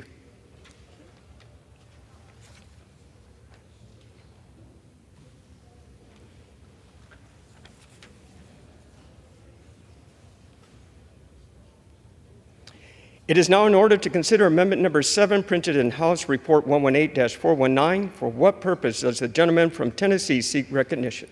Mr. Chair, I have an amendment at the desk. The clerk will designate the amendment. Amendment number 7, printed in Part A of House Report number 118-419, offered by Mr. Rose of Tennessee. Pursuant to House Resolution 1071, the gentleman from Tennessee, Mr. Rose, and a member opposed each will control 5 minutes. The chair recognizes the gentleman from Tennessee. Mr. Chair, I ask unanimous consent that all members have 5 legislative days to revise and extend their remarks and insert extraneous material into the record. The gentleman's request is covered by general leave. Mr. Chair, I yield myself as such time as I may consume. The gentleman is recognized.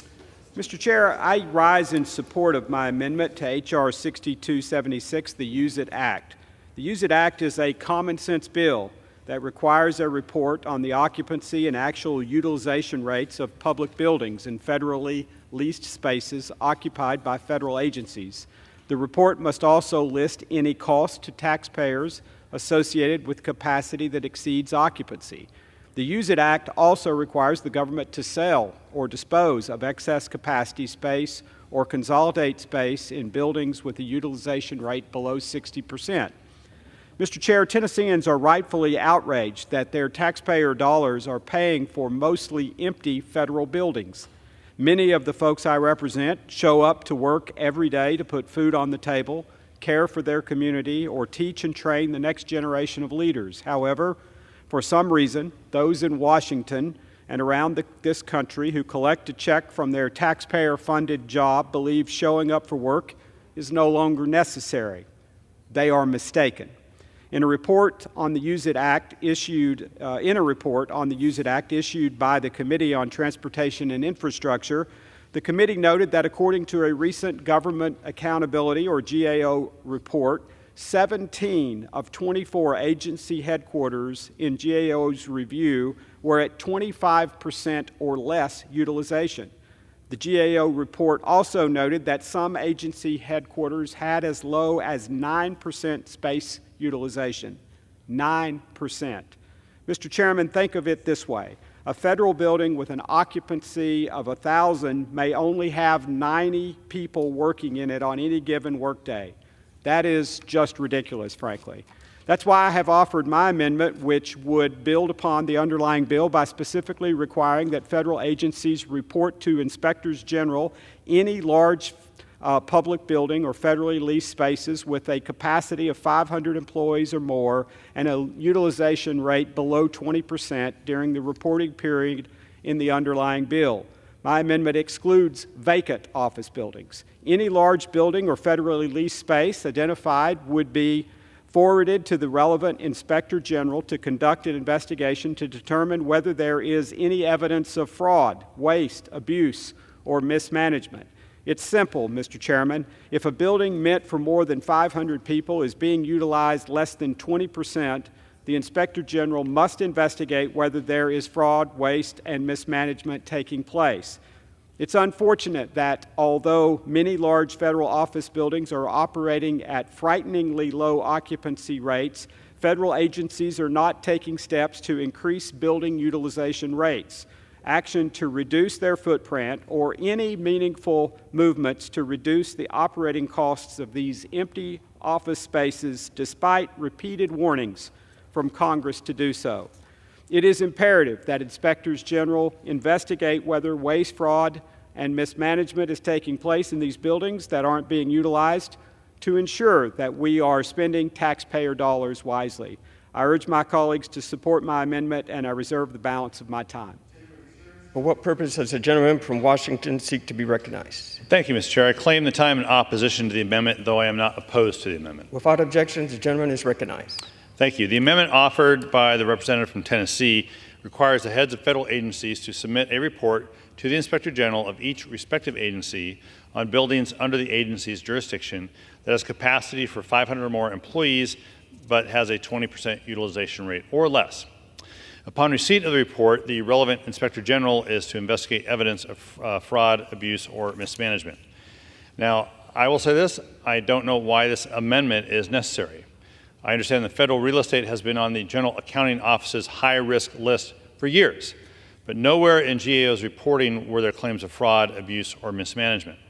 And even though this is only a reporting requirement, requiring the Inspector General of every federal agency to investigate could be a waste of time and resources. This amendment seems to be a solution to chase a problem, but I will not oppose it. And with that, I reserve the balance of my time. The gentleman from Tennessee is recognized. Mr. Chair, I have no speakers, and I'm prepared to close. I reserve the balance of my time. Gentleman reserves. Gentleman from Washington. Gentleman reserves. Gentleman from Tennessee Mr. has Chair, the right to close. I yield myself the balance of my time. Gentleman is recognized. Mr. Chair, thankfully, the worst effects of the COVID-19 pandemic are past us. However, most federal agencies have not adjusted to this post-pandemic period, which is reflected in the deserted federal office buildings throughout our country. I hope all members will support this effort to bring greater transparency and accountability to large federal buildings and federally leased spaces with low utilization rates by supporting my amendment and the underlying bill. In closing, I urge my colleagues to vote yes on my amendment, yes on the underlying bill, and I yield the balance of my time. And yields. Gentleman from Washington is recognized. Thank you, Mr. Chair. I'll just close on this amendment by speaking to the broader bill briefly, and that is the goal that we share in Congress is to ensure that Congress, the General Services Administration, the agencies, all adjust to the post-COVID life that we have in federal real estate, that we are right-sized in federal real estate, and that we get rid of the office space we don't need and use the office space that we do need. This amendment is an attempt to do that. I certainly am not going to oppose it, but do ask folks to consider it. And with that, I will yield the balance of my time. Gentleman yields. The question is on the amendment offered by the gentleman from Tennessee. Those in favor say aye. Those opposed say no. In the opinion of the chair, the ayes have it. The amendment is agreed to. There being no further amendments under the rule, the committee rises.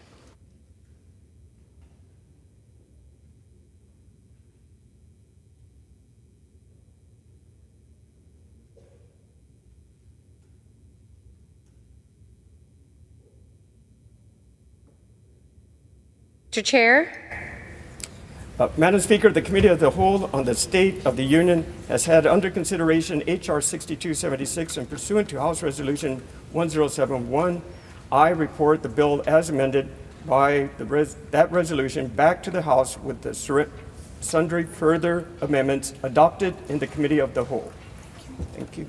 The chair of the Committee of the Whole House on the State of the Union reports that the committee has had under consideration the bill H.R. 6276 and pursuant to the House Resolution 1071 reports the bill as amended by that resolution back to the House with the sundry further amendments adopted in the Committee of the Whole. Under the rule, the previous question is ordered. Is a separate vote demanded on any further amendment reported from the Committee of the Whole? If not, the chair will put them in gross.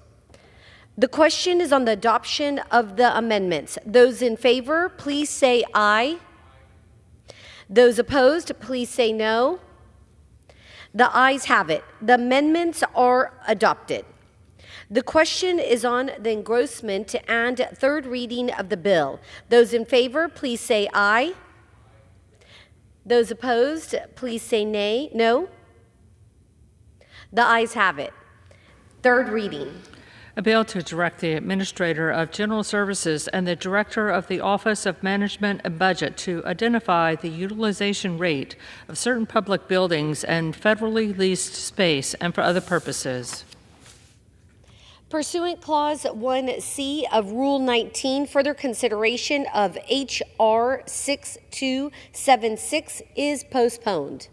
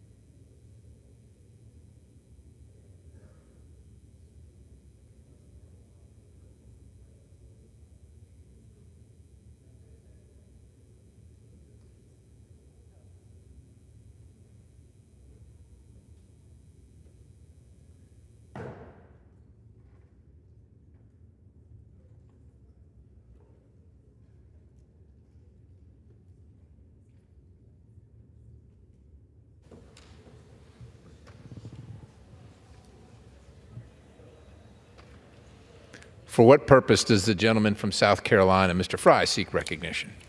Mr. Speaker, pursuant to House Resolution 1071, I call up House Resolution 1065 denouncing the Biden administration's immigration policies and ask for its immediate consideration in the House. The clerk will report the title of the resolution. House Resolution 1065, resolution denouncing the Biden administration's immigration policies.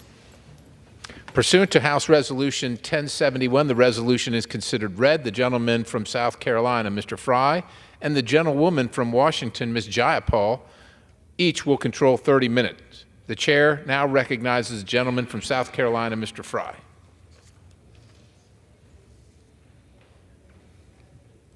Mr. Speaker, I ask unanimous consent that all members may have 5 legislative days in which to revise and extend their remarks and to insert extraneous material on House Resolution 1065. Without objection. I yield myself as much time as I may consume. The gentleman is recognized. Mr. Speaker, just over 3 years ago, Joe Biden took office as President of the United States, and he immediately began upholding his campaign promises to reverse the Trump administration's immigration policies. On day one, this president issued executive orders that sent the world a message that America's borders are open. He used his executive authority to stop border wall construction, rescind the Remain in Mexico policy, prevent the removal of illegal aliens, and block ICE and CBP from enforcing immigration laws. In the weeks and months that followed, President Biden terminated Trump-era policies aimed at preventing fraudulent asylum claims, ending catch and release, increasing criminal alien removals, and preventing illegal immigration. After all, if Trump did it, it must be bad. And what was the result of Biden's radical and dangerous systematic dismantling of policies that worked to reduce and prevent illegal immigration? The biggest mass illegal immigration in the history of the United States. Nearly 7.5 million illegal aliens have been encountered by the Customs and Border Patrol on the southwest border. There have been 37 straight months of 100,000 southwest border CBP encounters. The Biden administration has released more than 4.5 million illegal aliens into American communities, in addition to at least 1.8 million known gotaways avoiding apprehension. At least 340 illegal aliens on the terror watch list have been encountered by Border Patrol along the southwest border, and that's just the ones that we know about. And I haven't even mentioned the northern border, where historically high numbers of illegal aliens are encountered by CBP every single day. And who could have predicted these results? Well, for starters, the Trump administration officials did. House Republicans did. The American people did. Sheriffs, CBP, DHS employees did. Ranchers, farmers, families, they all did. They warned the Biden transition team not to rescind policies like the Migrant Protection Protocols and Title 42. But politics trumped common sense, and the American people are left with the national security, public safety, and financial disaster that is the Biden administration's immigration agenda. After 3 years of chaos, the Biden administration seems to have finally gotten the message that Americans get uneasy when they see mobs of illegal aliens beating up New York City police officers, watch endless numbers of illegal aliens stream across the southwest border, and hear the heart-wrenching details of murders like that of 22-year-old nursing student Laken Riley by illegal aliens, who should not have been here in the first place. So with an election on the horizon, President Biden's handlers have decided that now is the time to finally admit that what is happening on the southwest border is a crisis. And instead of correcting, they're blaming Congress. But the American people are not stupid. They know that if President Trump was able to establish the most secure border in American history, despite the open border groups rushing to get his immigration policies enjoined in activist courts at every turn, then President Biden, too, could use his executive authority to help secure the border and restore those policies. They know that President Biden simply refuses to do it.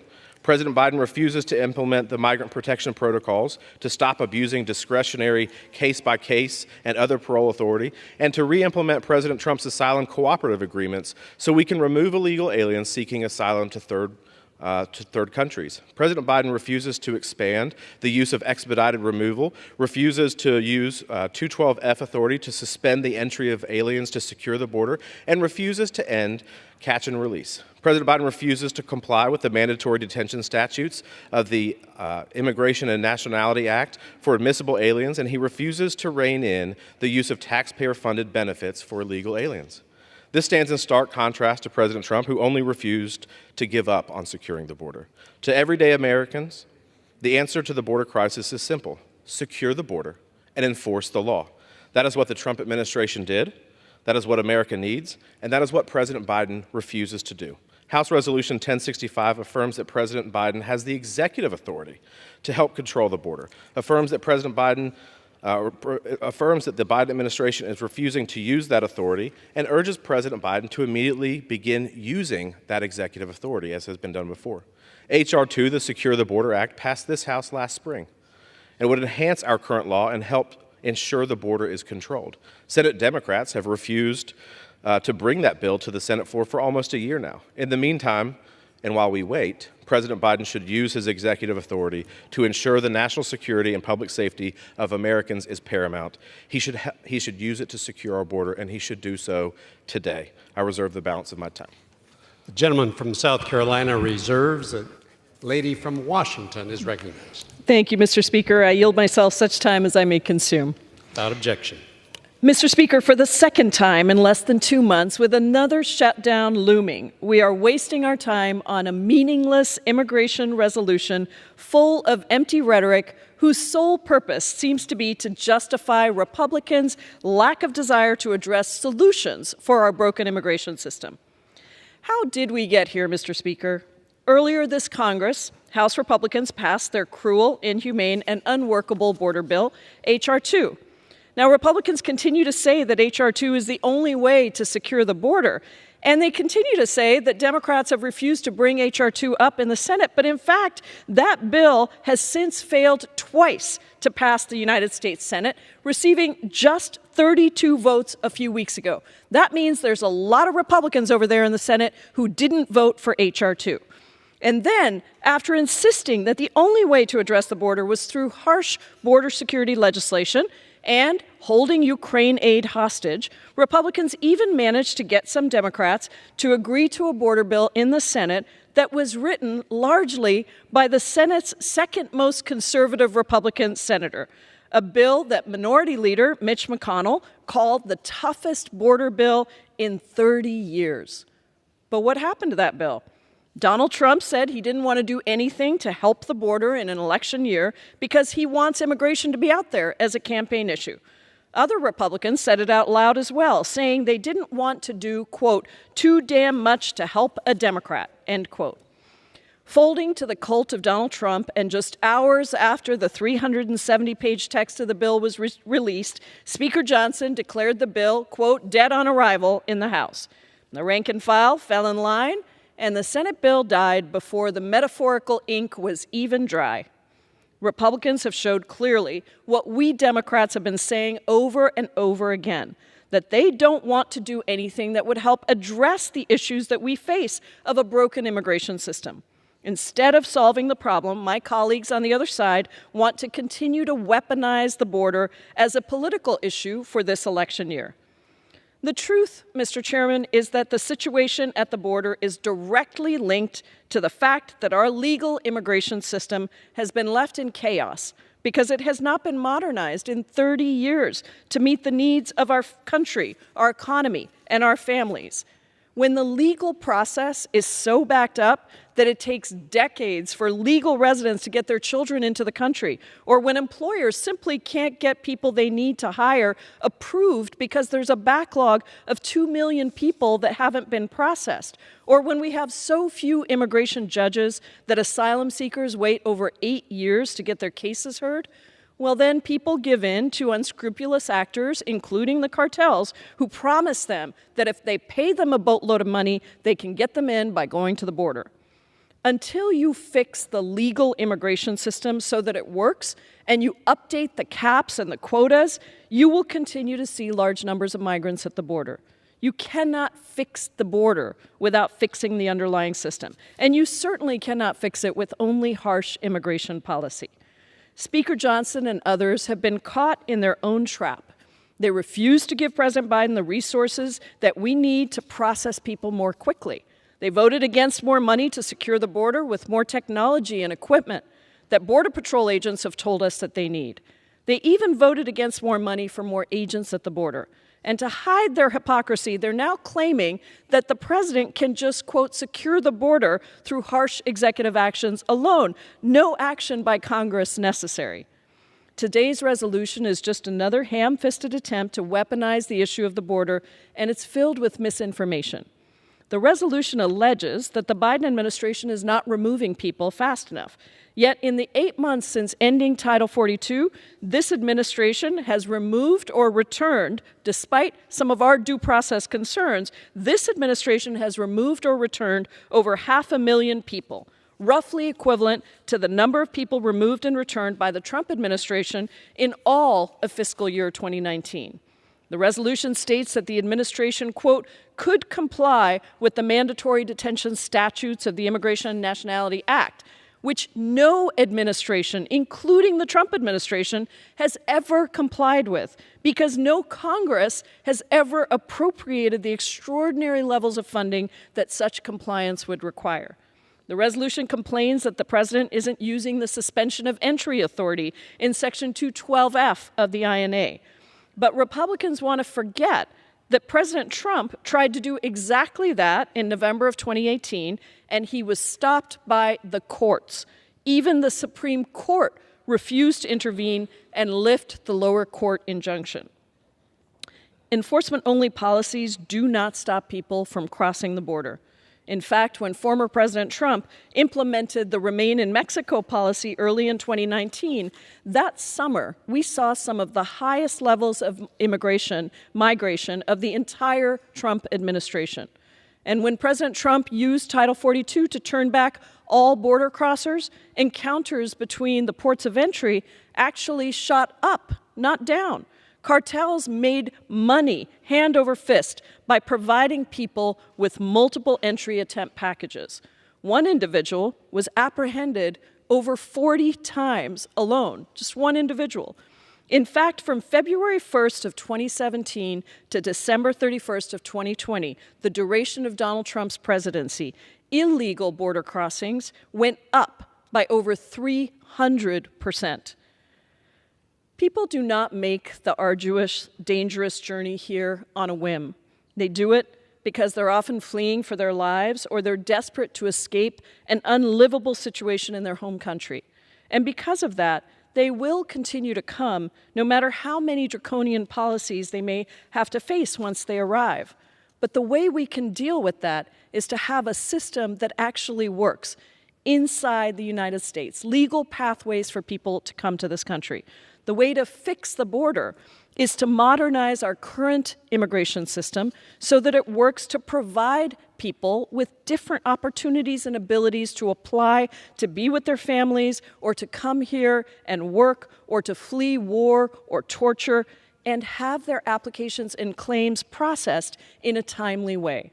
We have already seen that when we provide workable ways for people to seek entry and refuge, they will use them, and encounters between ports of entry fall dramatically. This resolution shows once again that Republicans don't want to do anything to fix the border. This is a resolution that literally does absolutely nothing, changes not one single policy that is on the books. I urge all my colleagues to oppose this resolution, and I reserve the balance of my time.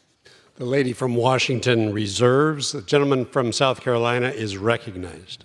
Mr. Speaker, I yield 5 minutes to my friend and colleague, the gentlelady from Texas, who is the author of this resolution. The gentlelady from Texas is recognized for 5 minutes. Thank you to my friend for yielding. Mr. Speaker, I rise today in strong support of House Resolution 1065, which is critical to addressing one of the most pressing challenges of our time, the unprecedented crisis at our southern border. This resolution is not just a condemnation of this administration's policies, but a call to action, a plea for a return to responsibility, security, and the rule of law. The Biden administration's approach to border security, marked by its relentless pursuit of political correctness at the expense of common sense and American lives, has reached a point of abject failure. This was made painfully clear by the president's abhorrent recent statements, where he felt compelled to apologize for accurately identifying a murderer as an illegal immigrant. Let me be very clear. As a granddaughter of Mexican immigrants myself, I am very proud of our heritage. In fact, the community where my family and I live is over 90% Hispanic, and I have yet to encounter anyone outside of 3 or 4 activists here in Washington, D.C. who are offended by calling Laken Riley's killer exactly what he is, an illegal immigrant who is a murderer. In fact, where I'm from, being called an illegal immigrant is perhaps the kindest thing we would say about such a despicable individual who is a murderer. The outrage seems reserved for those who are out of touch with the realities of everyday Americans, including the vast majority of Hispanics who are sick and tired of extremists using our culture as a shield for their radical open borders agenda. President Biden's apology is emblematic of a broader issue. Our border policy, just like everything else with this administration, is not dictated by the needs of Americans, but by the whims of D.C. insiders and the elitists who just don't care about working Americans. Their policies have jeopardized the safety and well-being of both American families and the migrants and children who are being exploited by the ruthless cartels. This resolution once again brings to light the harrowing reality that under President Biden and Secretary Mayorkas' watch, our nation has witnessed the worst border crisis in American history. The resolution is clear on its demands. It is time for this administration to uphold its responsibilities. We must initiate asylum cooperative agreements with safer partner countries, expedite removal authority judiciously, and ensure that those not admissible are detained as federal law requires. This is not merely a question of immigration policy, but of national security, public safety, and basic human dignity. I respectfully implore my colleagues on both sides of the aisle to support House Resolution 1065. Let us send a resounding message to the safety and security of American citizens that the safety and security of American citizens are non-negotiable. We deserve a sensible, secure, and humane immigration system. For the sake of our nation, for the protection of our citizens, and the integrity of our borders, I urge you to support this resolution. Thank you. I yield back. The lady yields back. The gentleman from South Carolina is recognized. Reserve the balance of my time. Gentleman reserves. The lady from Washington is recognized. Thank you, Mr. Speaker. I would just remind my colleagues that no president has ever been able to detain everybody that is required by law because we have never appropriated that amount of money. Now it's my great pleasure to yield 2 minutes to the gentlewoman from New York, Representative Velasquez. The chair recognizes the lady from New York for 2 minutes. Thank you, and thank you, the gentle lady, for yielding.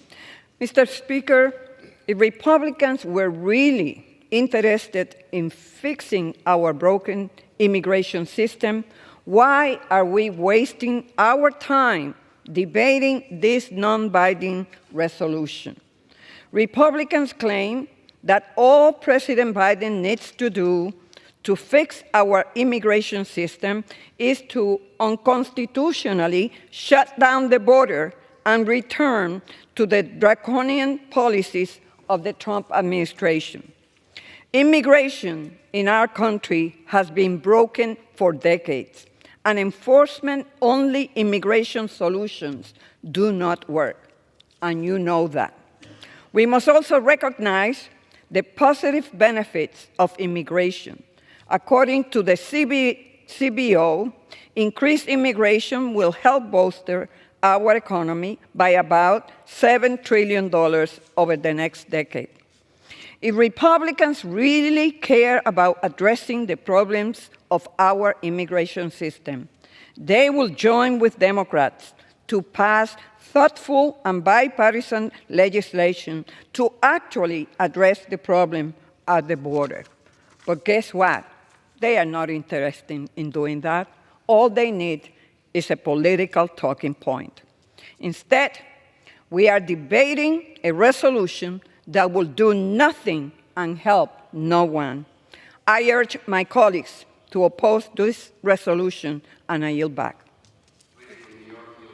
I reserve the balance of my time. The lady from Washington reserves. The gentleman from South Carolina is recognized. 3 minutes to the gentleman from California.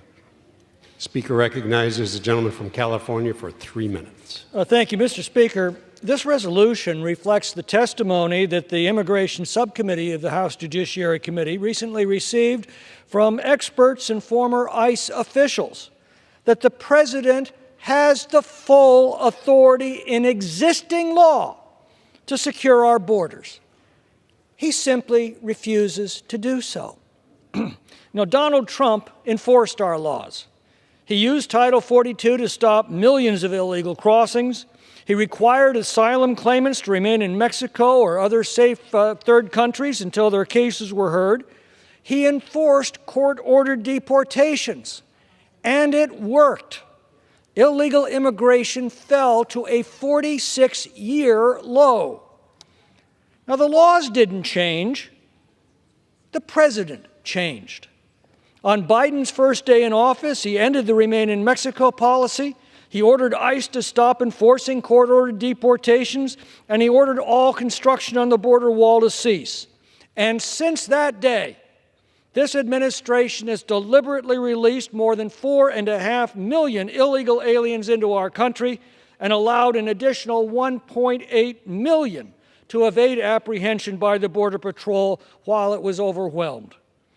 That is a combined population of illegal migrants entered into this country, the size of the state of Missouri, our 18th largest state with 8 congressional districts. And I repeat, the laws didn't change, the president changed.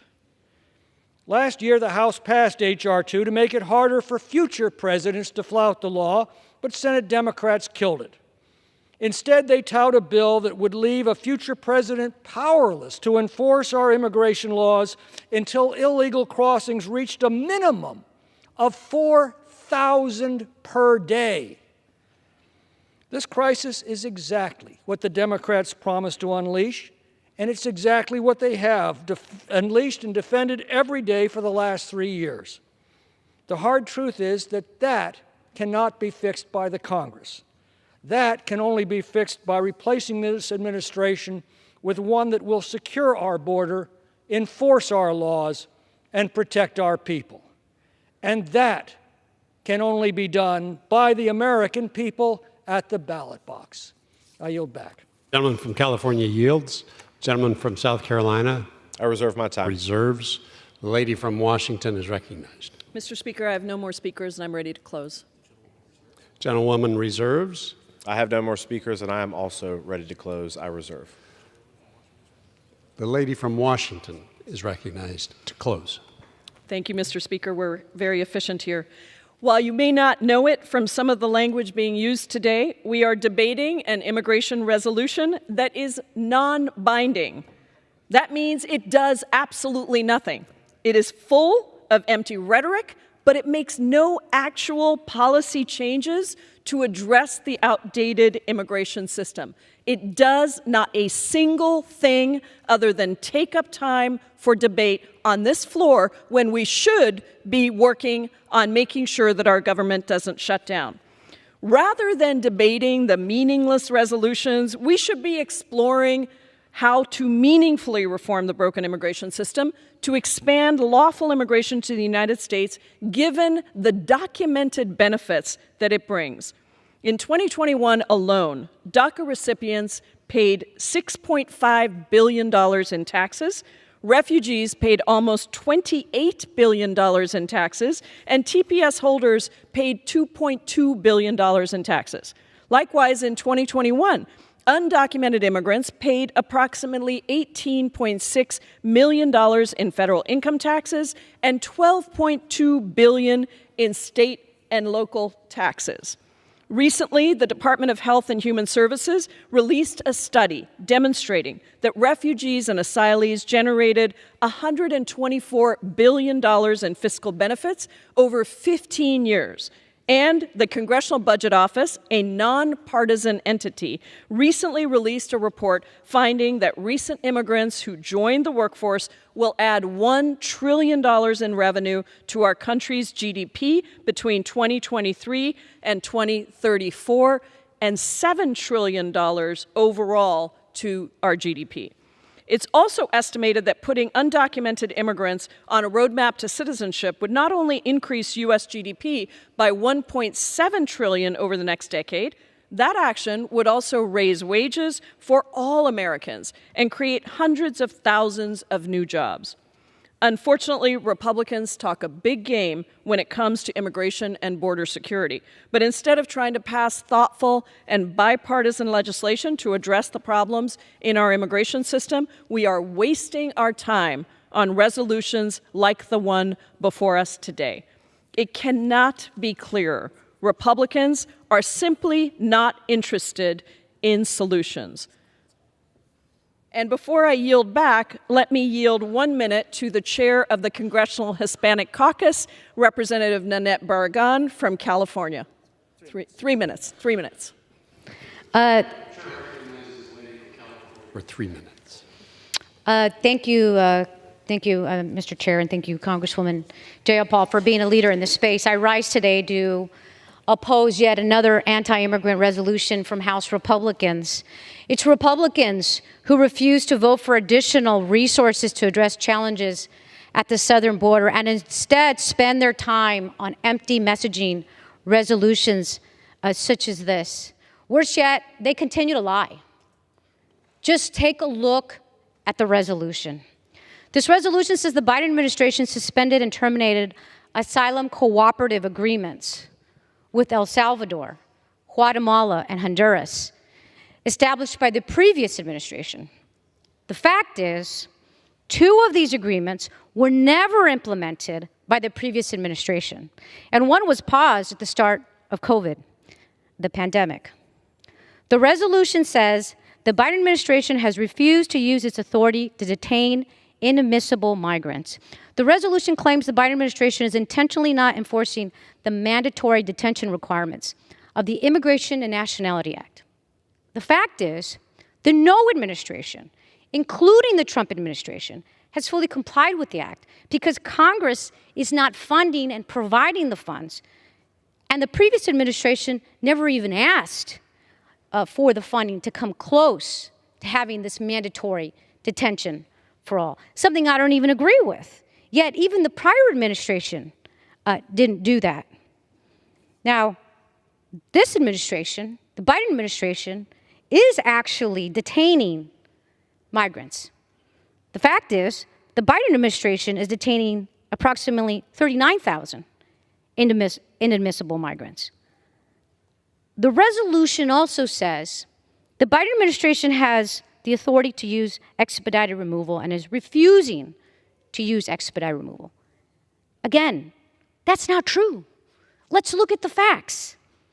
The Biden administration has expanded expedited removal to remove hundreds of thousands of people. My point today is, this just goes to show you Republicans are not serious about the border. If they were serious, they would stick to the facts and they would stick to solutions. This bill, this resolution is not about solutions. It is all about politics. They have consistently opposed legislation to increase funding to address the needs of the southern border. It is Republicans who refuse to consider President Biden's $13.6 billion funding at the border. Let me talk about some of what's in that.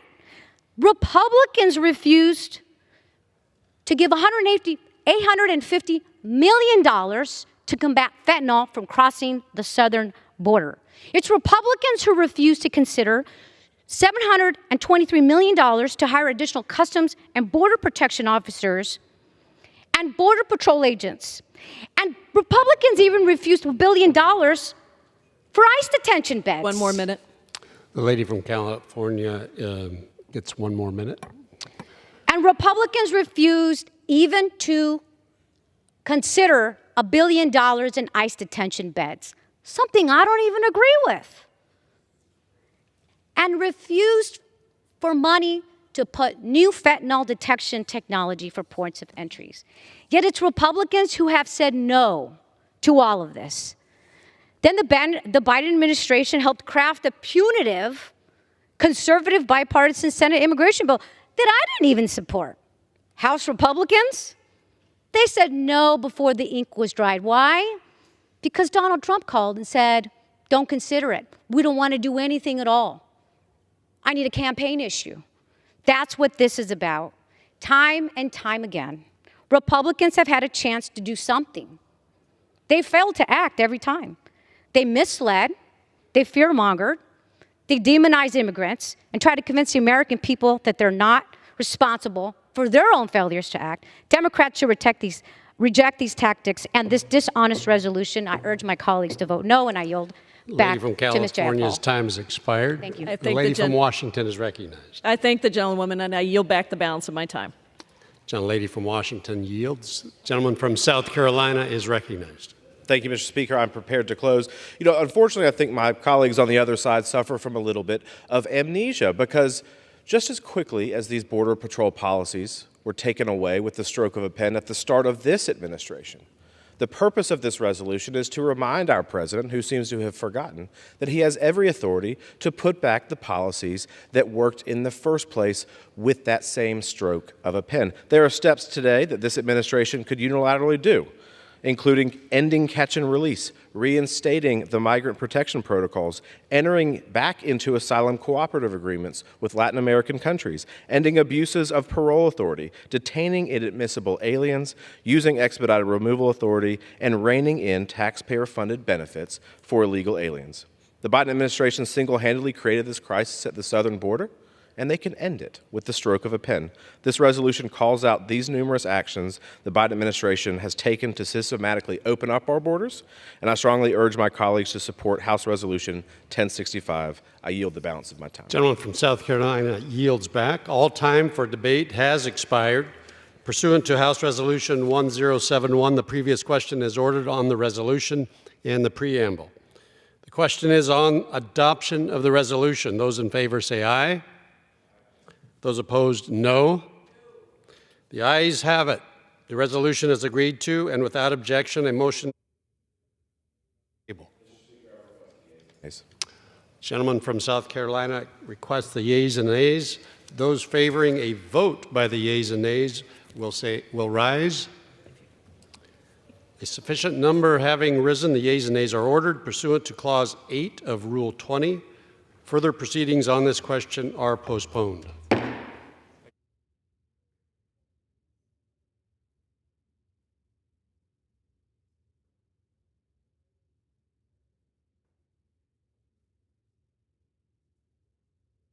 Before the House, a communication. The Honorable the Speaker, House of Representatives, sir. I hereby submit my resignation effective at the end of the calendar day on March 22, 2024 as a United States Representative for the 4th District of Colorado. Enclosed is a letter I submitted to Governor Jared Polis of Colorado. It has been an honor and privilege to serve the people of Colorado and to serve with you and other great members of Congress. Signed sincerely, Ken Buck, Member of Congress. Pursuant to Clause 12A of Rule 1, the Chair declares the House in recess, subject to the call of the Chair.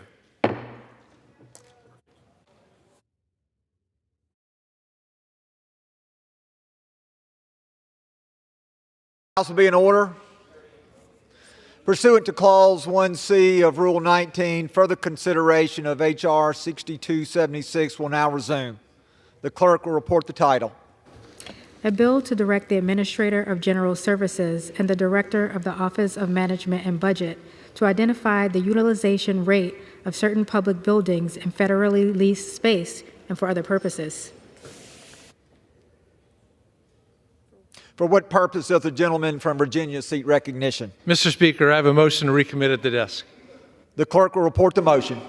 Mr. Byer of Virginia moves to recommit the bill, H.R. 6276, to the Committee on Transportation and Infrastructure. Pursuant to Clause 2B of Rule 19, the previous question is ordered on the motion to recommit. The question is on the motion to recommit. All those in favor, please signify by saying aye. Those opposed, please say no. In the opinion of the chairs, the noes have it. Mr. Speaker, I ask for the yeas and nays. The yeas and nays are requested. Those favoring a vote on the yeas and nays will rise. A sufficient number having risen, the yeas and nays are ordered. Members will record their vote by electronic device.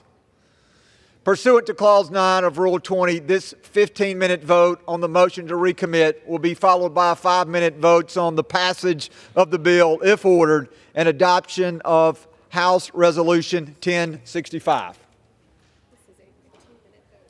This is a 15-minute vote.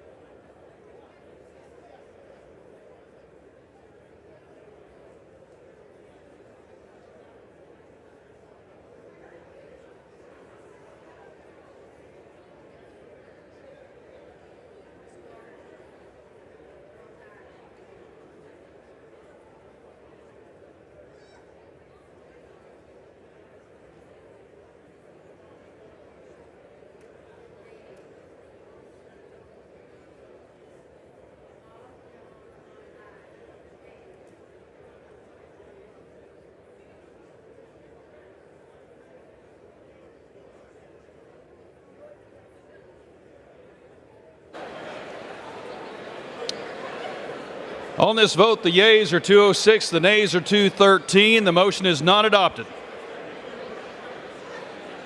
The question is on passage of the bill. Those in favor say aye. Those opposed say no. The ayes have it. The bill is passed without objection. Motion. No. Speaker.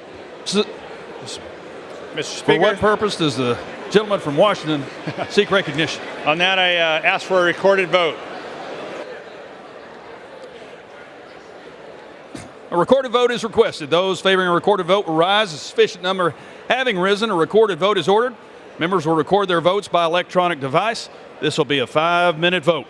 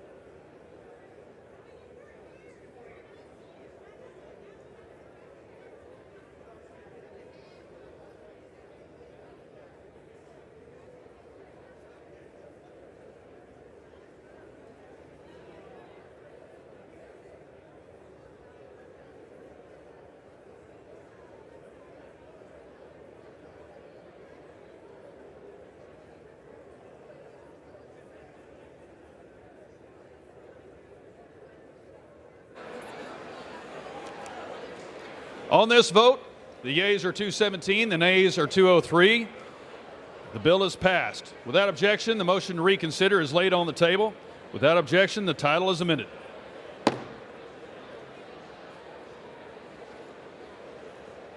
Pursuant to Clause 8 of Rule 20, the unfinished business is the vote on adoption of House Resolution 1065, on which the yeas and nays are ordered. The clerk will report the title of the resolution. House Resolution 1065, resolution denouncing the Biden administration's immigration policies.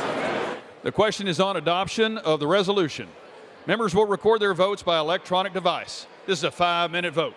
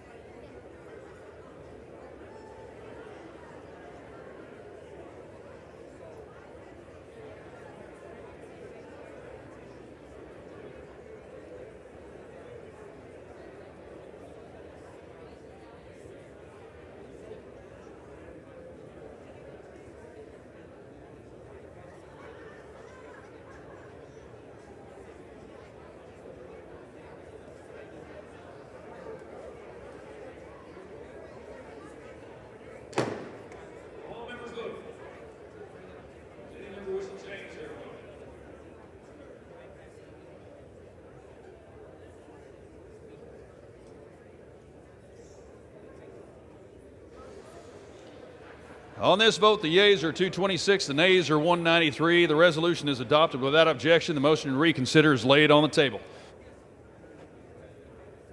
Does the gentleman from Pennsylvania seek recognition? Mr. Speaker, I ask unanimous consent that the clerk be authorized to make technical corrections in the engrossment of H.R. 6276 to include corrections in spelling, punctuation, section numbering, and cross-referencing in the insertion of appropriate headings. Without objection.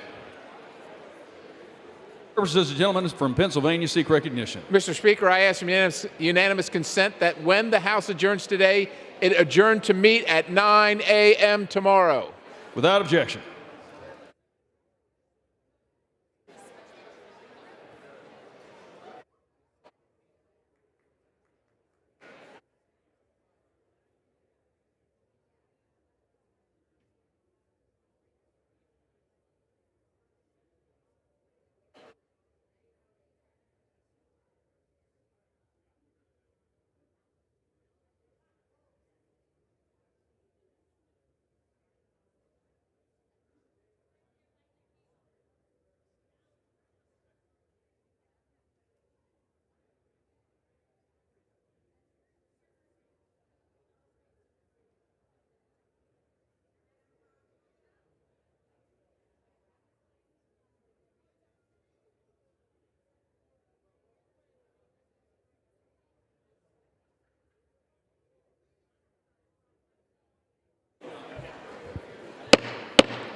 The House will be in order.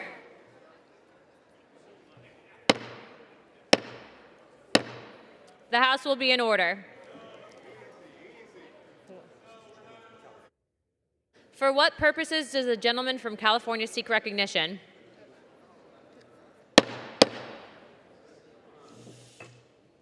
Thank you. Madam Speaker, I seek unanimous consent to address the House for 1 minute and revise the similar remarks. Is that okay? Yes, without objection. The gentleman is recognized for 1 minute. Thank you, Madam Speaker. You know, folks at home, they're wondering about their utility rates, why are they going up so high? And it isn't always the fault of the utility. When I look around and see what government does to make things cost so much more, whether it's stopping the exploration for oil and gas in order to run some power plants, or tearing dams down because they don't like dams because it might impede fish passage, so we don't have hydroelectric power. But then some of the demands government makes in order to give them a permit to operate once again like they've been doing for 50 or 100 years. Do you know they demand things like, well, we want you to build a road for us here and maintain it for us, even though the utility doesn't necessarily actually use that road, or at least a big chunk of that road. And they don't have a partnership with the Forest Service, for example, say, well, you do half, we'll do half. No, they just make demands. It's like Don Fanucci walking around in Godfather. Please take your conversations outside. Sir, please continue. Do I get extra time? The House will be in order. Please. The demands government makes of people to just operate, it's like Don Fanucci walking around in Godfather Part 2, just collecting a little bit from everybody. It has no nexus to the actual operation of the utility in order to just deliver electricity to the people. Government needs to be reined in on its demands, on the thuggery it is, in order to just do business. And so when people are wondering, why is my utility bill so high? It isn't just because evil utilities. It's government. Operating permits, permits to trim around trees so we don't burn down all of Northern California. One thing after another. Government needs to be reeled in. For what purposes does the gentleman from Pennsylvania seek recognition? Without objection, the gentleman from Pennsylvania is recognized for 1 minute.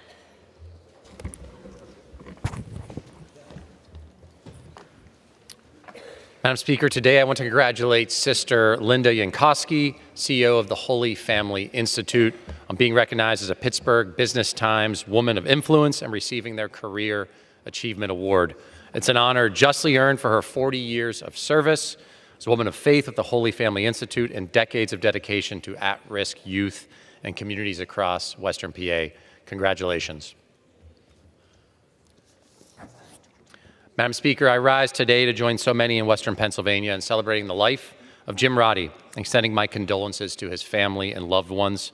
A proud Marine, Jim led Allegheny County through a critical transformation, serving as the first county executive and ushering in a new era of county government. I had the privilege of working with Jim on the bipartisan Blue Ribbon Commission on Pennsylvania's election security, where his counsel was invaluable and where patriotism carried the day over any party label. Fair winds and following seas, Marine. I yield back. For what purposes does the gentleman from Georgia seek recognition? Ask unanimous consent to address the House for 1 minute to revise and extend my remarks. Without objection, the gentleman from Georgia is recognized for 1 minute. Madam Speaker, I rise today to congratulate Andrew Rodriguez, a Savannah Eagle Scout who is the first in the United States to achieve all 5 religious patches awarded from the National Catholic Committee on Scouting. At the age of 5, Andrew recognized his interest in the Boy Scouts of America. Currently, the 15-year-old high school sophomore has continued as a scout, but believes that his participation has much more tremendous value beyond earning badges and medals. Being in Boy Scouts has given Andrew a community of lifelong friendships and skills that he can carry into his adult life. Andrew is on the right path to be an influential leader in his community. As I said, he is the first scout to earn all 5 of these religious patches, which are not required. It is young people who go above and beyond, like Andrew, who are destined to lead. I would like to thank Andrew for setting a good example for his peers, and I congratulate him on this amazing achievement. Thank you, Madam Speaker, and I yield back. For what purposes does the gentleman from New Jersey seek recognition?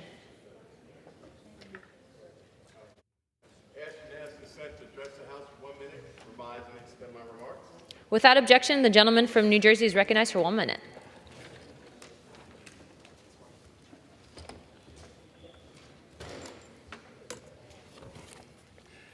Mr. Speaker, I rise today to congratulate Reverend Brian Rawls, Sr., for becoming the 13th pastor of St. Paul's Church.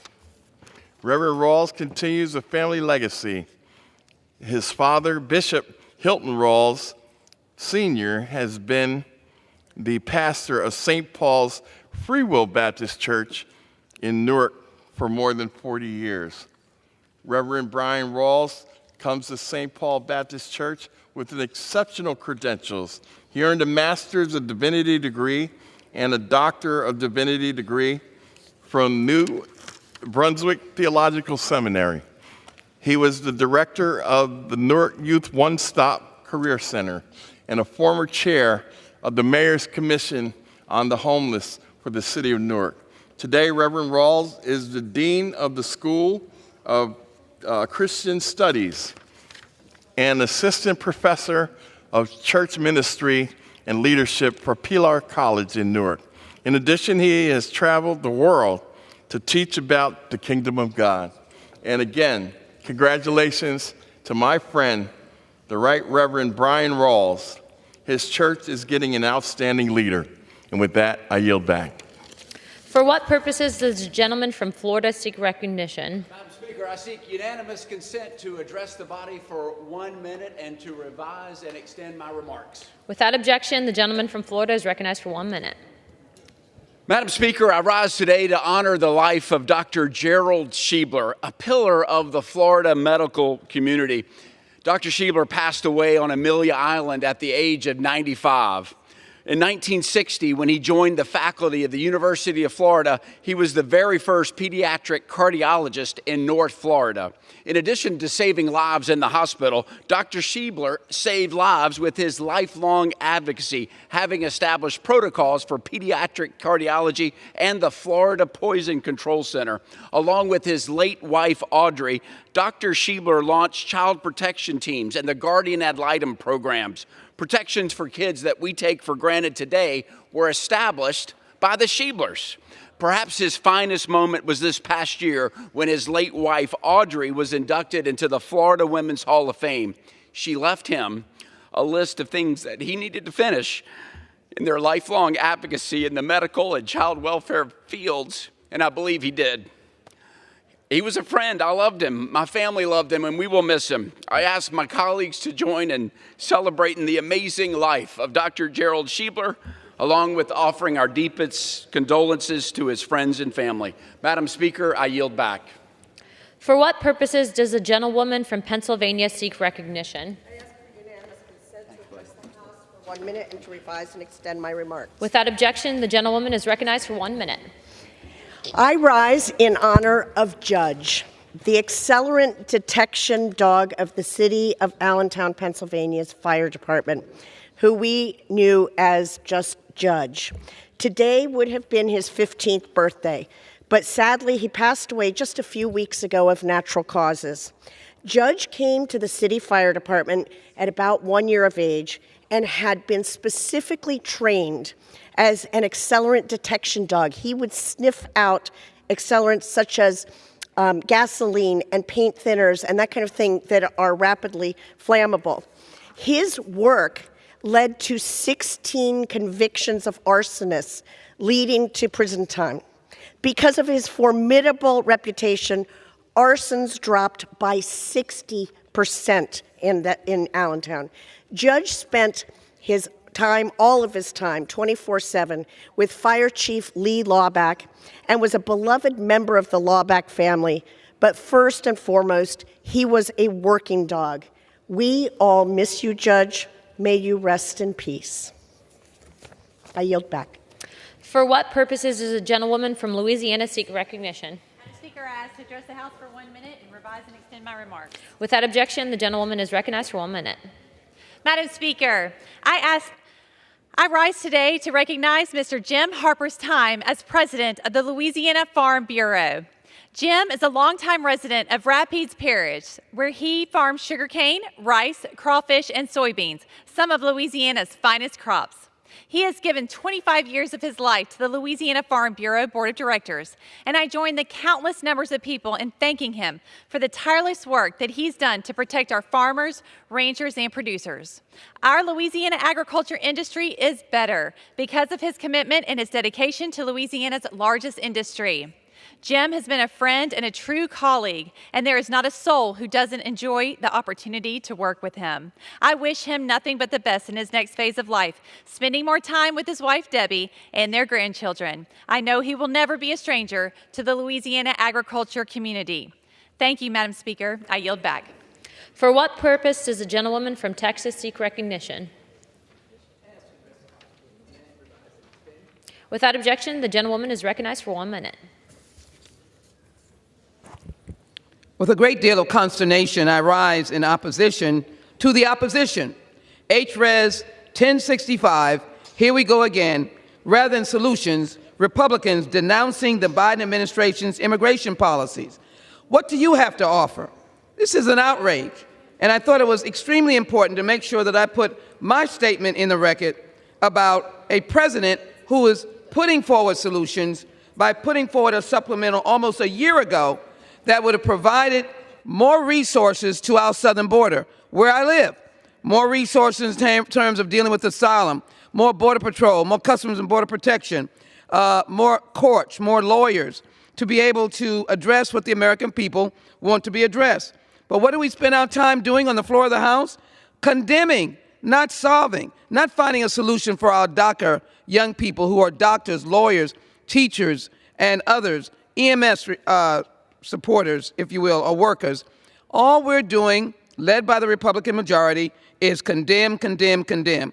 I want solutions. As a member of the Homeland Security Committee, second in seniority, we're going to continue to work on the positive solutions of Joe Biden, President of the United States. He has solutions to be able to bring us all together to have a comprehensive immigration reform. Let's work with the President of the United States. Stop denouncing.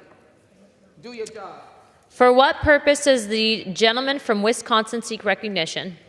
I'd like to ask unanimous consent to speak for 1 minute and to revise and extend my remarks. Without objection, the gentleman from Wisconsin is recognized for 1 minute. Kind of an appropriate build-up to what I have to say. Earlier this morning, I attended a meeting with people who should know what's going on at the southern border, and they brought up something that I don't think has been in the public yet. They brought up the age at which Border Patrol agents are retiring is dropping. It's dropping to such a degree I almost don't believe it, but we're told that the average age of retirement has dropped from 57 to 50. So not only are we having a hard time filling new slots, but people are leaving the old slots quicker than ever. Why is that? They get no support from the White House. People have said, does anybody have any suggestion what to do with the border? I remind America that at the time Joe Biden took office, about 20,000 people a month were coming here. And now, or in December, we were over 350,000. So about an increase times 18. It's not something we have to sit down and talk about and figure what do we have to do, though I'd be happy to talk about. The solution was there under the prior administration. We could cut the number of people coming across by 17 or 18 to 1. Instead, we're going the opposite direction by poorly treating the Border Patrol and not only having more people come here, but further allowing over 100,000 Americans a year to die of illegal drug use. Time's expired. Thank you much. For what purpose does the gentleman from North Carolina seek recognition? Without objection, the gentleman from North Carolina is recognized for 1 minute. Madam Speaker, Brianna Landis is a Greenville, North Carolina native and a remarkable researcher living with multiple sclerosis. Brianna was diagnosed with MS at the age of 4, but has never let the disease define her. Instead, she is an MS advocate and uses her diagnosis to help others. Congress must support individuals like Brianna by increasing research funding through initiatives like the MS Research Program. Additionally, we must work towards expanding telehealth services for those who rely on Medicare for their health care needs. In honor of MS Awareness Week, I proudly wear orange for my dear friend Brianna and all those fighting against MS. Let us reaffirm our commitment to funding research, improving treatment options, and ensuring access to health care for our most vulnerable patients. Brianna, I admire your enormous strength. Madam Speaker, I yield back. For what purpose does the gentleman from New York seek recognition? Madam Speaker, I request unanimous consent to address the House for 1 minute and to revise and extend my remarks. Without objection, the gentleman from New York is recognized for 1 minute. Thank you. Madam Speaker, I rise today to stand with our allies in Ukraine, action that my Republican colleagues have repeatedly failed to take. Over the 2 long years since Putin's brutal war against Ukraine, I've been heartbroken to hear the personal stories of so many Ukrainian Americans in my district and beyond who are living in fear for their families and their friends. Yet, evidently heedless to this call to action from Ukraine, from our constituents, and from many of our nation's allies, Republicans in the House continue to obstruct the Senate-passed bipartisan national security bill, which would deliver military, economic, and humanitarian aid to Ukraine. Their GOP gridlock plays directly into Putin's hands. At the top of his State of the Union message last week, our President Biden, said, if the United States walks away now, it will put Ukraine at risk, Europe at risk, the free world at risk, emboldening others who wish to do us harm. Enough is enough. It's past time to stop this gamesmanship and at last rise together to oppose tyranny and defend democracy. The Senate has acted. Put that Senate bill to a vote in the House. The world is watching. I yield back. For what purpose does the gentleman from Illinois seek recognition? Address the House for a minute to revise and extend. Without objection, the gentleman from Illinois is recognized for 1 minute. Thank you, Madam Speaker. I rise today to celebrate March 14th, 314, or Pi Day. Pi is a Greek letter, and in mathematics, it's a symbol for the number that you get when you divide a circle's circumference by its diameter. Many people approximate pi as 3.14 or 3.14159.265 and on, but the number is irrational. If you try to write down the exact number for pi, there are an infinite number of digits to the right of the decimal point, and there would be no discernible pattern. That means we're down to a mere infinity number of digits to be found. And there's so much new math to be discovered. And mathematics is critical to everything that we do. It's the language of science, the language of engineering and technology. So amidst all of the irrationality that we see about us in Congress, let's celebrate a little of that irrationality on March 14th and celebrate Pi Day. Thank you, and I yield back. The chair lays before the House the following personal request.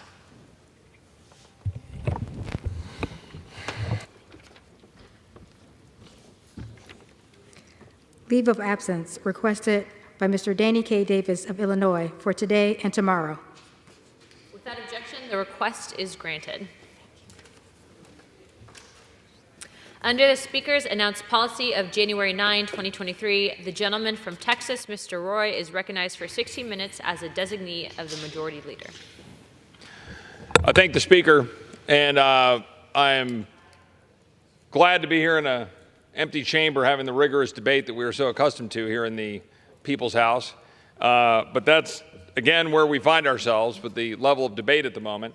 We're left with bringing bills to the floor, having a couple of hours cut up, and then moving on with whatever bill is put on the suspension calendar. That's not the kind of debate we should have. There's a bill that is coming before us tomorrow that I believe should have vigorous debate. I believe that it does raise consequential issues, and we should debate them here vigorously on the floor of the House. But I want to be unequivocally clear to the American people that I support it, and I support it unapologetically. We have legislation before us that would ensure that foreign adversaries are not able to collect information on the American people, collect data on the American people, use that data to target the American people, undermine our national security, undermine our democracy, and undermine our way of life, which is precisely what is happening with the evidence we have before us. Both classified and very publicly known information indicates very much that TikTok, that has significant ownership by the Chinese Communist Party, that is targeting American citizens. And then there are some who are out professing that this would legislation that would try to prevent that would somehow undermine our freedom. Now look, I do not like the heavy hand of government being used, certainly not wantonly. An individual today, fairly well known out in the social media sphere, put out and said that we had this classified briefing today and that the issue of election interference was brought up. This was a classified briefing that was not supposed to leak, by the way. That's how things work in Washington. It was leaked.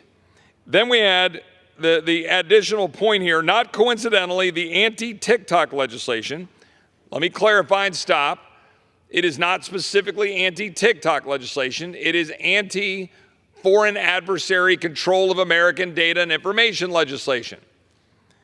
That this legislation, according to this individual, now being debated on the Hill, would allow the federal government to force the sale of any social media platform that interferes in elections, just so you know what's coming in 2025.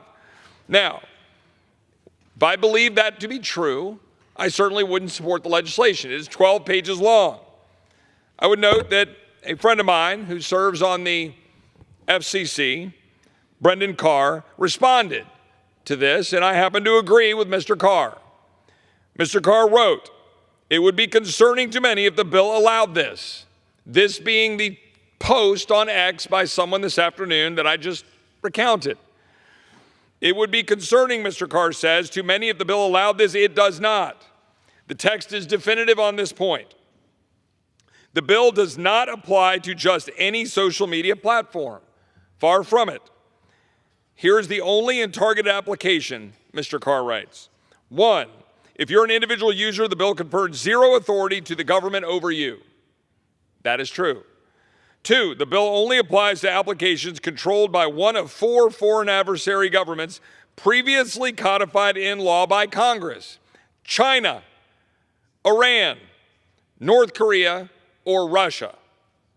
The bill is clear that it is not enough to merely have operations there or do business there. It must be controlled by one of those 4 governments. Number 3, even then, the bill only applies if the application presents a demonstrated and significant threat to national security. Control by one of 4 foreign governments alone isn't even enough under the bill. So you got to have significant ownership by these foreign governments. You've got to have a demonstrated and significant threat to national security. And then, number 4, only after public process provided in Congress reported to with a description of the specific national security threat. Every single one of those hoops and more must be cleared and met. It is very narrow. It confers no authority to go after any other application, even if someone were to allege that it engaged in election interference. What is happening here is a reflexive reaction and a sort of scaremongering tactic. Now, let me pause. I do believe this legislation should have full debate. This is also why I prefer legislation to go through the Rules Committee. This is also why I prefer legislation to be amendable, amended, debated. But this bill was passed out. It's trying to be moved so that it doesn't open up for the possibility of undermining the legislation that was very narrowly crafted with a 50-0 vote out of the E&C committee. Now, many of my conservative and more libertarian friends say, well, 50-0 vote gives me the heebie-jeebies and I don't like it. Well, you know what? That's my general default position in this town. But this is different. I want to be very clear. This is different than what I'm about to talk about in just a minute, which is the uniparty in this town that decides everything for you and is bent on whatever the defense industrial complex says and jams through spending bills and limits our ability to proceed. This is different because it is very specific and narrowly tailored towards the end of ensuring that Americans' data and Americans' safety and security are being protected. That's it. Now, it may not be perfect. Nothing this body ever does is perfect. But this bill was put forward to address that issue, and it is a giant step forward, in my opinion, to recognize the threat against our freedom and our liberty that the Chinese Communist Party poses to us, to our children, to our grandchildren. The extent to which they are using algorithms to undermine and focus on our kids. That's what they're doing. They are targeting our children. We know it. They are targeting our people. We know it. They are skewing the data and the results. If you do a search for China virus, now just my utterance of that word make my colleagues on the other side of the aisle's head explode. If you search for China virus, the difference between Instagram, which is hardly some paragon of like right-wing reporting, the difference in the algorithm response on Instagram versus TikTok, it's 400 to 1. The responses you get if you search for China virus. If you search for Hong Kong, I think it's 180 to 1. If you search for Tiananmen Square, I think it is 80 to 1. The fact is, you're getting demonstrably shaped information out of TikTok. And what most people don't understand, most parents at home while their kids are out using TikTok, and this is a parental problem, not just China, China is specifically limiting the information that kids can see in China. They're making sure that the kids in China see patriotic, pro-China, engineering, all of this stuff you want to try to have your kids see in order to make them into what you want to make them. In our country, we are allowing freedom to undermine our freedom. And that's what's actually happening here. It's the false name of freedom, to be clear, to undermine our freedom. It's not actual freedom because the freedom that we have is being attacked by China, and we're sitting back in the false name of freedom saying, oh, no, let's not touch that. I hope that tomorrow we will crack through that. I hope tomorrow, on a bipartisan basis, we will send a message that the Chinese Communist Party cannot knowingly attack us and get a response that is a whimper, because that's what we've been doing so far. If you wanted to destroy America, you would set out and do exactly what China has been doing, bit by bit, targeting our people, undermining our access to information, or at least information that they're trying to control, and target our kids with propaganda. Very specifically. Yes, we have problems with Google, but I'm getting tired of the but Google. Yes, we have problems with Facebook, but I'm tired of the but Facebook, because I get that a lot. The fact is, those things, we want to break up Google? Let's sit down and do it. Happy to have a bipartisan bill to talk about that. You want to deal with Facebook? Happy to have that conversation. You want to talk about the misuse of the power of those big companies, attacking First Amendment rights, targeting people for their political beliefs? Happy to have that conversation. But Do you know how hard that is? Because none of us want to use the power of the government to go after companies so that the government is saying what they know is best about what that means for our freedom and our rights here in this country. That's what we're wrestling with under our Constitution, to protect our rights. But when the Chinese Communist Party is actively targeting the American citizens, I'm tired of people hiding behind the flag to let China do it. And that's what's happening. And people are going to do it in the false name of freedom and in the false name of, oh, let's go do this because, I don't know, a former president says so or a media personality says so. How about we do our job here in the House chamber to take on the Chinese Communist Party and not act like they're not doing what they're doing? I think it's important. I support the legislation. I appreciate my friend Mike Gallagher working on it. I co-sponsor it. I will defend it tomorrow. I will defend it in the future. I'm defending it now. I hope we pass it tomorrow on the floor of the House. But I want to bring something up, because that brings up the question of the uniparty in this town. The fact is, we have yet again reverted to the mean. This town has reverted to what it does best, which is a handful of people making decisions, dropping it on the floor, and then walking away from the deliberative process. Now, again, I want to reiterate, the bill I just talked about, I think we should go through committee, and I think we ought to amend it.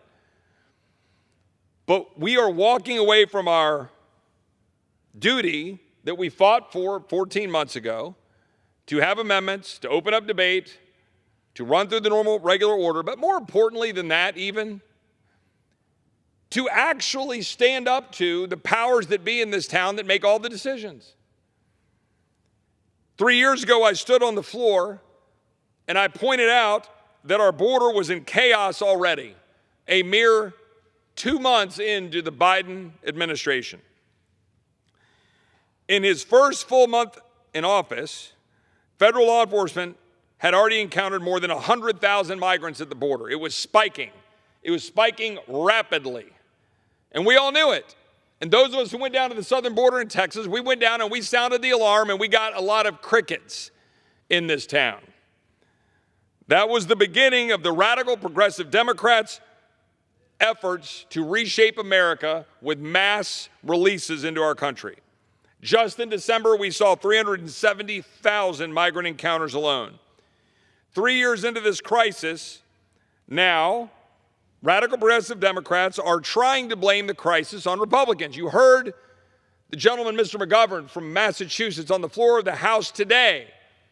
He said something in the zip code of, Republicans own this crisis now, which, by the way, was a giveaway. It was a tell, because it was purposeful, because our radical Democratic colleagues worked to try to get a bill in the Senate so they'd have something to hide behind.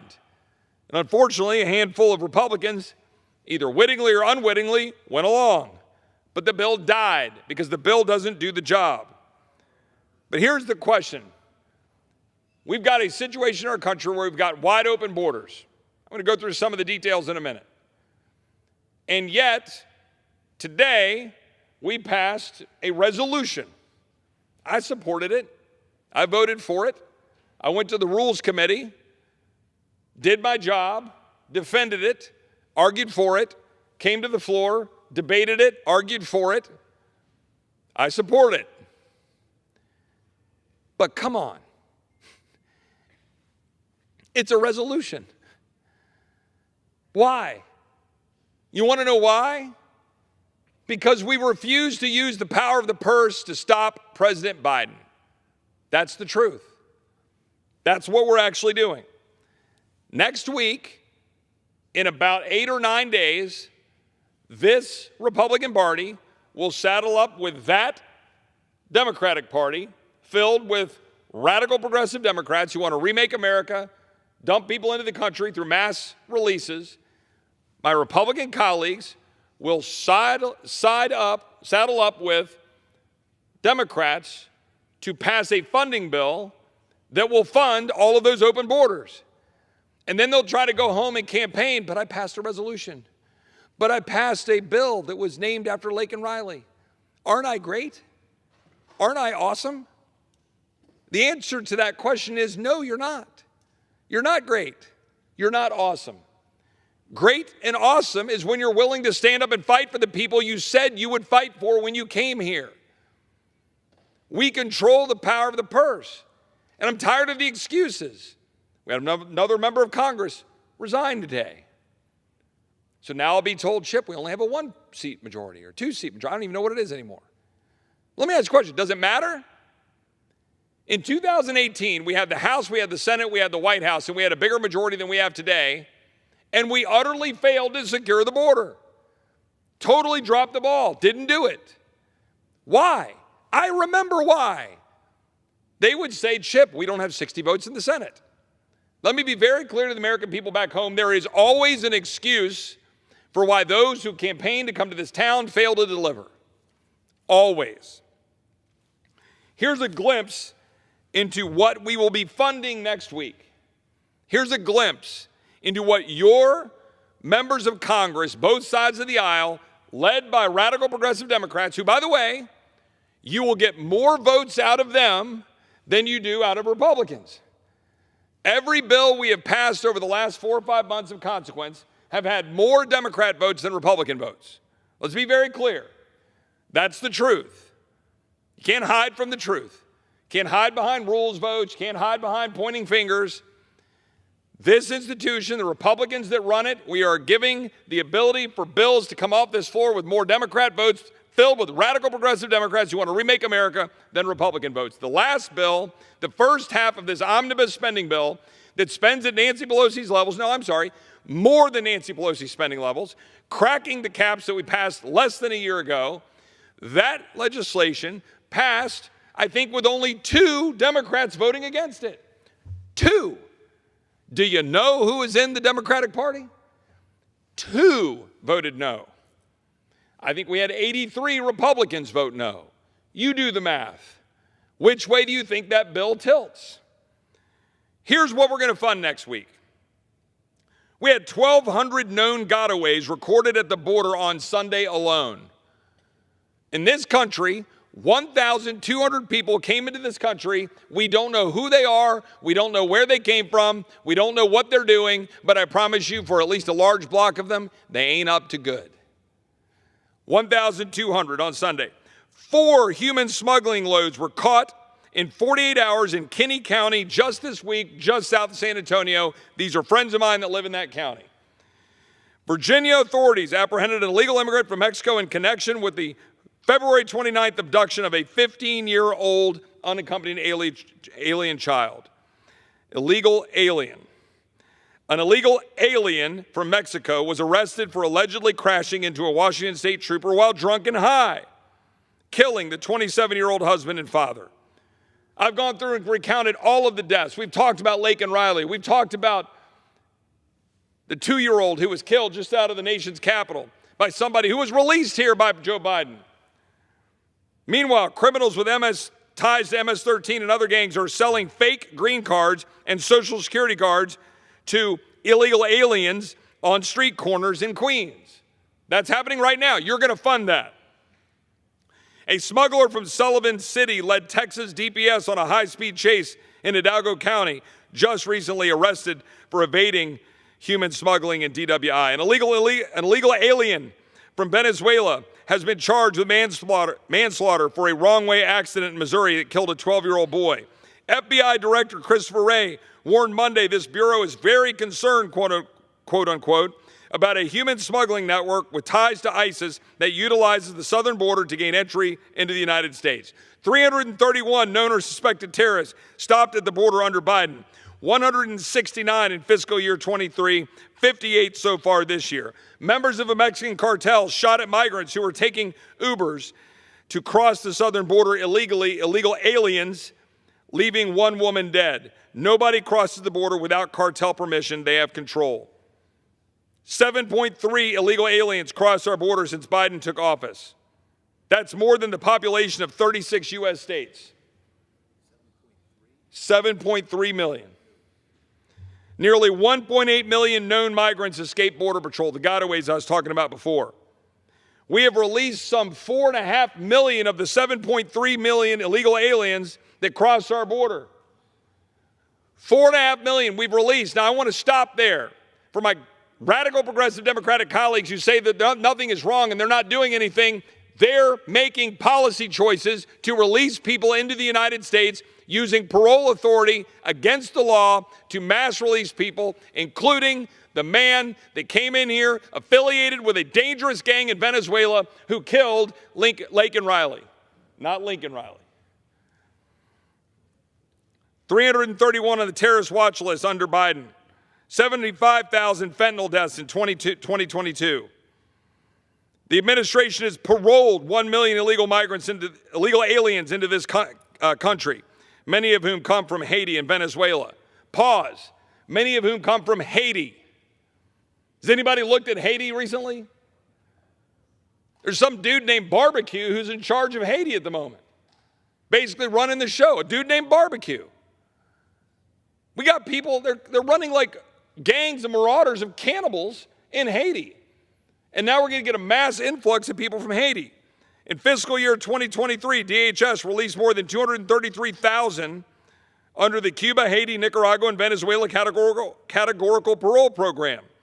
83,200 Haitians, 65,000 Venezuelans, 49,000 Cubans, 36,000 Nicaraguans. I could go on and on. Chinese nationals. We've had more than 20,000 Chinese nationals encountered at the southern border since October 1, 2023. My friend, Mr. Perry from Pennsylvania, 20,000 Chinese nationals.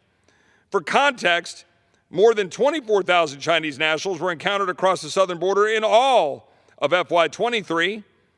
We've had 20,000 since October 1. I could go down and down and down the list, but I want to give time to my good friend from Pennsylvania, Mr. Perry, a man who wore the uniform, who served his country with distinction, who serves his country with distinction now as a member of Congress, my friend from Pennsylvania. I assume that you're concerned, as someone who has defended this country around the globe, flew helicopters for the United States military. I assume it concerns you that we've got 20,000 Chinese nationals that we've encountered at the southern border since October 1st, 2023, and that we are poised as Republicans to vote next week to fund fully, with additional money, the government that is doing that to the American people. I am, my good friend from Texas, 20,000 Chinese, and I think to myself, how did they escape the Communist Party of China? Well, to my good friend Representative Roy, I don't think they escaped. I think the Communist Party of China sent them. The Communist Party of China uses facial recognition software and programs oftentimes created in the United States of America to track every single movement, every decision that the people of China make. And so they know why they're here. We aren't sure why they're here, but I suspect it's not because they love America. It's not because of that, and we're going to fund that. And you know what else we're going to fund? And you mentioned this, but I think it's important to put a boy's name, a little girl's name to this, because that's what it is to many Americans. Travis Wolf, a day away from his 12-year-old birthday, 12 years old. Travis Wolf, one day away from being 12. Unfortunately, Indrina Bracco, here illegally, an illegal foreign national in our country, driving 70 miles an hour in Missouri, the wrong way on the highway, crashed into his and his parents' car. And on March 6th, they took Travis off of life support. He didn't make his 12th, well, he didn't celebrate his 12th birthday. He didn't celebrate it because now he's passed on. And I imagine Travis Wolf's parents are thinking, I live in America. I had fourth grade civics. The Constitution says they're going to defend my family. They're going to defend me against a foreign invasion. I've lost my son. What am I paying taxes for? What am I voting for in this country if you can't keep my son alive at the hands of someone who doesn't belong here. Just a month ago, Travis was doing well and smiling and laughing, and now he's gone, and the parents are left with what? What are the parents left with? The consolation that we pass a bill, a resolution in the House of Representatives that says illegal foreign nationals in the country, that's bad? Well, that doesn't make up for Travis. I guarantee you. I don't know Travis. I don't know his parents, but I'm heartbroken for them. And if no one else will stand up for Travis and his parents, I know Chip Roy from Texas will, and I certainly will as well. How about Lisbeth Medina? Murdered in December. Now, her murderer, Rafael Romero, was here illegally. He was a criminal on probation. He was here illegally. He'd already committed crimes, but they let him out. So he stalked Elizabeth. And he went into her apartment where she lived. Elizabeth is 16. She lived with her mother. That's where kids should be, with their parents. But Rafael went in, and he bashed her head in, and he stabbed her to death. She was a cheerleader at her high school with her whole life in front of her in America. America, the place that's supposed to protect its citizens. Supposed to protect its citizens. Meanwhile, Elizabeth's mom now lives in an empty house, I'm sure, heartbroken because her daughter's gone. And why is her daughter gone? Because President Biden says that Rafael Romero and Adrina Bracco deserve to be in America because they came here. And we don't know what their circumstances are, but they deserve to be in America because everybody deserves to be in America. And even though we have a system of legal immigration, the same system that my great-grandmother and my grandmother used to come from Colombia, South America, well, that system's not good enough. Even though we allow 1 million people, the most generous country on the planet, we allow 1 million people to come to America every single year legally. They wait in line, they take the test. They oftentimes know more about American civics than Americans do. But according to President Biden, how many million people, Mr. Roy? 7.3 million people can come from all these other countries, don't have to abide by the law, and can kill American citizens. And you know what the insult to injury is to Elizabeth Medina's mother?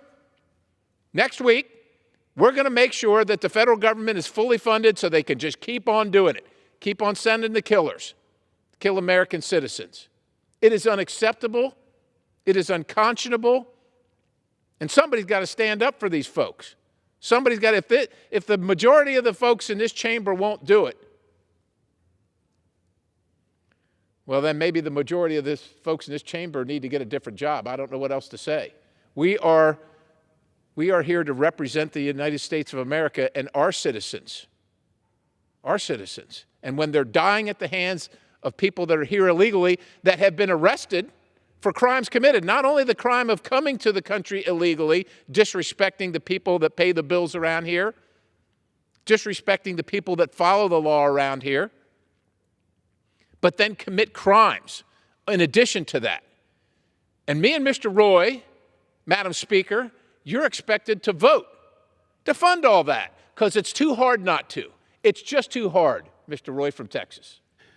I would ask my friend if you'd engage in colloquy for a minute, just so the American people can understand what we're dealing with.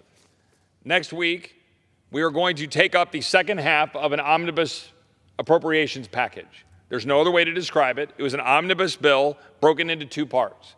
That omnibus bill will spend at approximately $1.66 trillion, or, stated in plain terms, $30 billion more than Nancy Pelosi's spending levels passed a mere 15 months ago with abject opposition from the very Republicans in this chamber who are going to vote next week to put the bow around two bills to make one omnibus spending package that will crack the bipartisan caps that we could have at least adhered to limit spending. Is that what the gentleman understands? That's what I understand. How many months ago did we vote against this? About 15 months ago. 15 months ago, every single Republican in this chamber voted no on what was and what is just unbelievable spending, unaffordable. We are spending $1 trillion every 100 days now.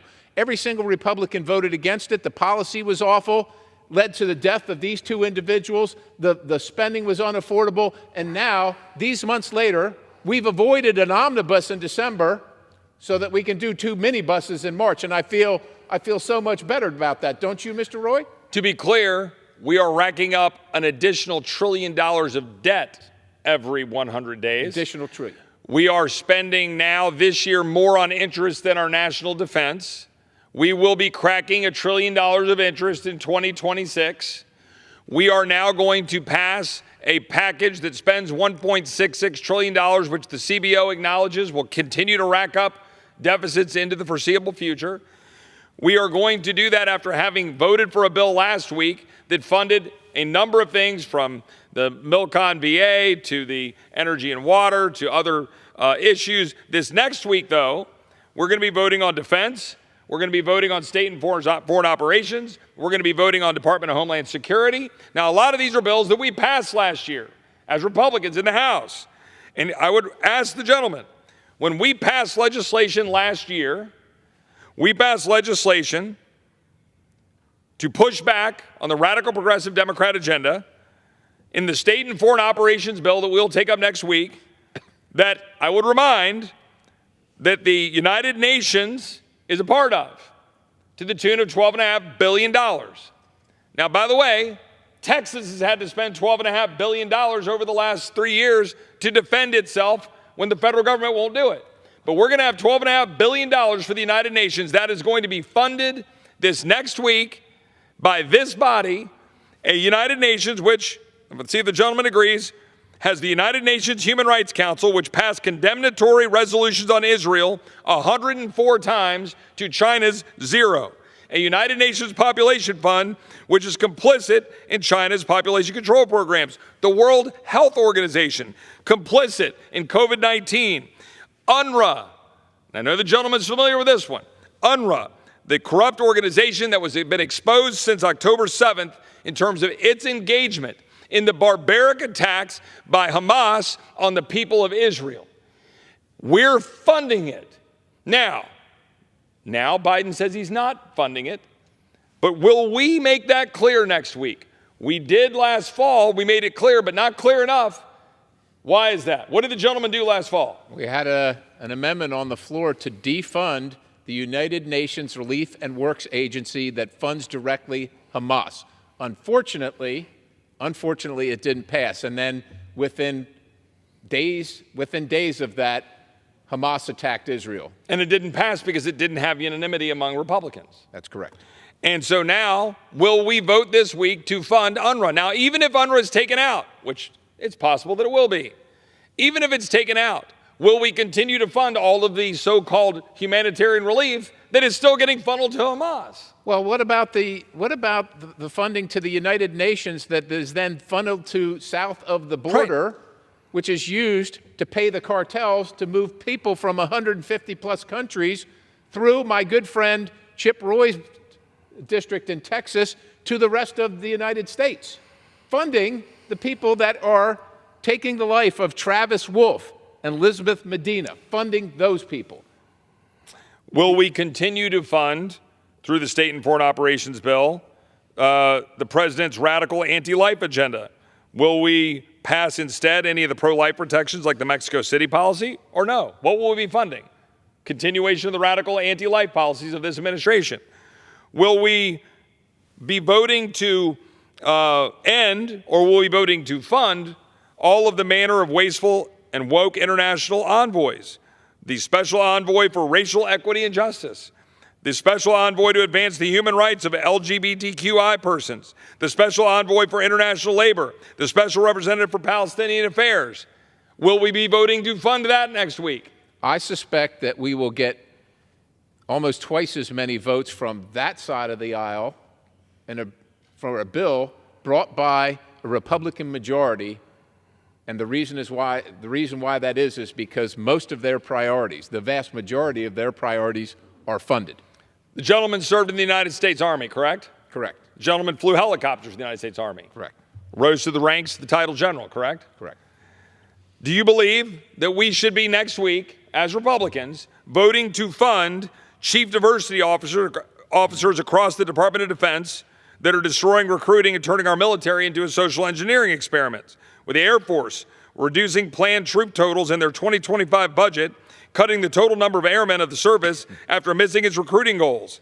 How about transgender surgeries at the Department of Defense being funded? How about the Department of Defense's abortion tourism funding? How about funding for a Department of Defense that has failed to fully reinstate members impacted by its vaccine mandates, at least 8,000, one of whom I just spoke with the other night randomly at a bar or restaurant here in the area in Northern Virginia, who was upset that he got forced out of service in the United States military? Does the gentleman think we should be funding that? You know that I will be registering a strong no in objection to those things that are destroying the greatest military the planet has ever known. Yet will not the very same people that will stand up and say we must fund this do so on the back of the men and women in uniform, saying that we must do this for defense? We must do this to make our defense stronger. Will they not be voting for all of those policies undermining our own Defense Department? They will indeed. On both sides of the aisle. On both sides of the aisle. How about the HHS funding that we're going to be taking up next week, including the Office of Refugee Resettlement, which lost track, as the gentleman knows, of 85,000 migrant children, according to that bastion of right-wing conspiracy, the New York Times, and is working with the NGOs to make the crisis worse. The very NGOs that are receiving funding from the United Nations, the gentleman from Pennsylvania just acknowledged, we're going to fund the United Nations. We're going to fund through our own HHS, the Office of Refugee Resettlement, which lost 85,000 children, and we're not going to demand the changes necessary. Is the gentleman concerned about that? Of course, we're all concerned. We can't, it's unconscionable. That our detractors, those who disagree with us, say that our position on the border is inhumane, but I would submit that losing track of 85,000 children who, just let your mind wander, or God knows dealing with what right now, turned over by cartels to other cartel members in the United States for just horrific circumstances, and yet we're supposed to just turn our face from that and act like, well, that's the cost of doing business. Does the gentleman agree that we'll be fully funding Joe Biden's student loan bailout schemes that were found to be unlawful by the United States Supreme Court, and he literally stood at a microphone and said, I don't care, I'm doing it anyway? Do you think we ought to be funding that? Of course not. Should we be funding, for example, the under COVID, the continued funding of the Wuhan lab, or anything with respect to EcoHealth Alliance, or without any accountability for any of the people that sent our entire economy into a tailspin, racking up $8 trillion of debt, sending our kids back in time in terms of their ability to compete? Should we be continuing to fund those things? There's no American, left, right, or center, listening to this list that says, sign me up to support that. I guess now, in conclusion on this point, back to the border.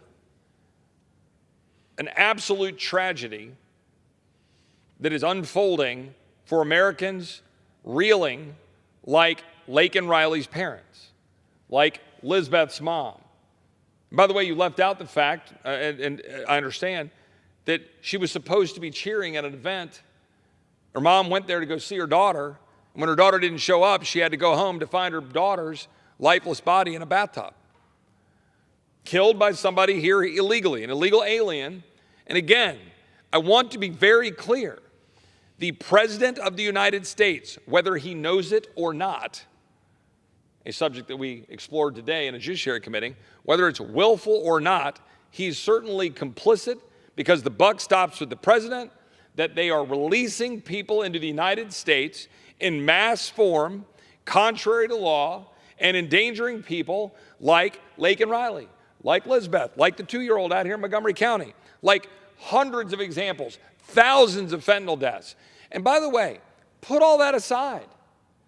The fact is, we're destroying our country through the weight of what that means for our school districts, our prisons, our hospitals, what it means for health care. We have 50 million foreign-born people in this country. And my colleagues on the other side of the aisle act like somehow this is anti-immigrant, or that we don't want to have immigrants in the United States, when nothing could be further from the truth. I assume that the vast majority of the people that I know working at the Border Patrol, for example, who I know to be majority Hispanic, They want the law to be enforced. I assume that we want to back the people who want the law enforced. Yet, we're going to, I want to be clear, fund all the things we just articulated and fund a Department of Homeland Security to continue to carry out mass releases in the form of parole, asylum, abuse of the law, undermining our security and safety. And by the way, I would point out, we are going to continue to fund the salary of Alejandro Mayorkas, whom we impeached for violating his oath to the Constitution, violating the laws, and endangering the American people. How does the gentleman feel about that? It's just astounding. It is astounding that that is our circumstance, yet that's where we find ourselves, and that's where Americans find themselves. I mean, I have some of the folks that know me say, oh, you're so dramatic. You're so dramatic about it, and it's really not that bad. Immigration's always been an issue. It hasn't changed that much. You're just trying to increase people's anxiety. You're over the top. But I guarantee you, I don't know him, but I guarantee you, Travis Wolf's parents, Elizabeth Medina's mother, there's nothing more dramatic than losing your child. Laken Riley's parents, there's nothing more dramatic. And the hopelessness that they must feel at the inability to do anything about it, knowing that this is happening in the country, knowing that we know. They know we know. We read the news, we see the names, we hear the stories. But we're going to fund it. And what are we going to say to them when we fund it? It's the best we could do? That's the best we could do. I know that Mr. Roy feels the same way. No one else is here. Speaker's here. Mr. Roy from Texas is here. I'm here. I'm sure there's a lot going on in Washington, D.C. tonight. I'm sure there is. We're going to use this time to honor and to acknowledge Travis Wolf, Elizabeth Medina, Laken Riley, the 100,000 Pennsylvanians died of drug overdose last year. That's happening for a reason. It's happening because these drugs are coming across our border. The cartels are running them. China's providing them. And America, under this president, is doing nothing to stop it. The America I know enforces the rule of law. The America I know establishes a rule of law that attracts people from the world to come to our country. That's why people come to the United States of America, is because the rule of law affords them the ability to prosper. And yet we are undermining the very thing that attracts people from around the world to come here. I know it's equality, justice, freedom, but if you don't have the rule of law, none of those things matter. If you don't have the rule of law, you have chaos. If you don't have the rule of law, you have what's happening in Haiti. If you don't have the rule of law, you don't have a country. If you don't have sovereignty and borders, you don't have a country. If you don't have that, then there is no America to stand side by side with Israel. If you don't have that, there is no America to even try to come to the rescue of any country like Ukraine or anybody else. If you don't have a country, you have nothing on this earth to be able to organize, to be able to defend the very liberty that we say this country stands for. I would note that this body, Republicans, passed H.R. 2 just under a year ago. That bill would demonstrably change the situation at the border. It would enforce the law. It would reestablish the rule of law. It would still allow people to come here and make claims when they need them if they're being persecuted for their religious beliefs or political beliefs. But they would do so through the normal order. The chaos would end. America would be better off. The Western Hemisphere would be better off. The world would be better off. Most of the individuals seeking to come to this country would frankly be better off, so they're not being abused by cartels or being forced to run from the Darien Gap all the way up through Mexico to come up through this tough journey to come to America, then to get here and have difficulty. Why do I want to bring that up? And I'm going to be wrapping up here reasonably shortly so we can give the floor to another colleague. But why does it matter that we passed that bill last year? Because it's a good bill. It's a bill that would do the job. While my colleagues on the other side of the aisle are playing games, trying to hide behind legislation in the Senate that never would have gotten the job done, and our colleague from Massachusetts, Mr. McGovern, today said, and he gave up the game on the floor today, when he said, Republicans now own this. I'm sorry, they said Republicans own this issue now. It was purposeful. He gave it up. He gave away the game. They want to hide behind a bill they knew wouldn't pass. We passed legislation that would make a difference. It would save people's lives, be better for migrants, better for our country. But here's the thing. I hear a lot of my colleagues on this side of the aisle run around and say something like, well, can we just get migrant protection protocols? Can we just get Remain in Mexico? Let me be very clear. That will not fix it. Because if you simply pass migrant protection protocol requirements, the president can just ignore them. If you do not end the releases, if you do not force an end to the releases, which, by the way, I did in a 3-page bill, then you have no border security. You cannot implement Remain in Mexico and believe that that alone will solve the problem. When parole is being abused, asylum is being abused, unaccompanied children will be abused. But that's what some of our colleagues, even on this side of the aisle, are saying will be a solution if we package it together with Ukraine or Israel to move a bill. Let me be very clear to everybody watching, to any of our colleagues sitting in their offices watching. That is not good enough. It won't work. Don't bring that to the floor. That's not the way we should go. At the end of the day, earlier today, this chamber passed a resolution condemning the Biden administration for its failures at the border, for releasing people into the United States. Every Republican voted for it. Every Republican voted for it. Fine. What will it do? What will it actually do? I voted for it. The president should be condemned. But how many of those same Republicans are going to vote next week to fund fully at a higher level the very things they voted against, or condemned, I should say, in the resolution that they just passed today? What do you think, my friend from Pennsylvania? It's going to be quite a number of, unfortunately, it's going to be quite a number of Republicans that this week they'll say they condemn the Biden administration for dereliction of duty, the lost lives created by wide open borders, and then next week they'll say, well, we didn't have any choice. We had to fund it. We didn't have any choice. There was nothing more we could do. And that's the sad state of affairs. And that's how your country ends up $34 trillion in debt, racking up $100 trillion every 100 days of additional debt, with murderers who have been caught by the law out running around here illegally, killing American citizens. That's how you end up with that. And unfortunately, that's what we're headed for. We're supposed to take a victory lap because it didn't happen in December. It wasn't the pre-Christmas omnibus. So that's a win. That's something to celebrate. That's what I'm told. But I guarantee you, Elizabeth's mom and Travis's parents, they're not celebrating that. They want something done. They demand something be done.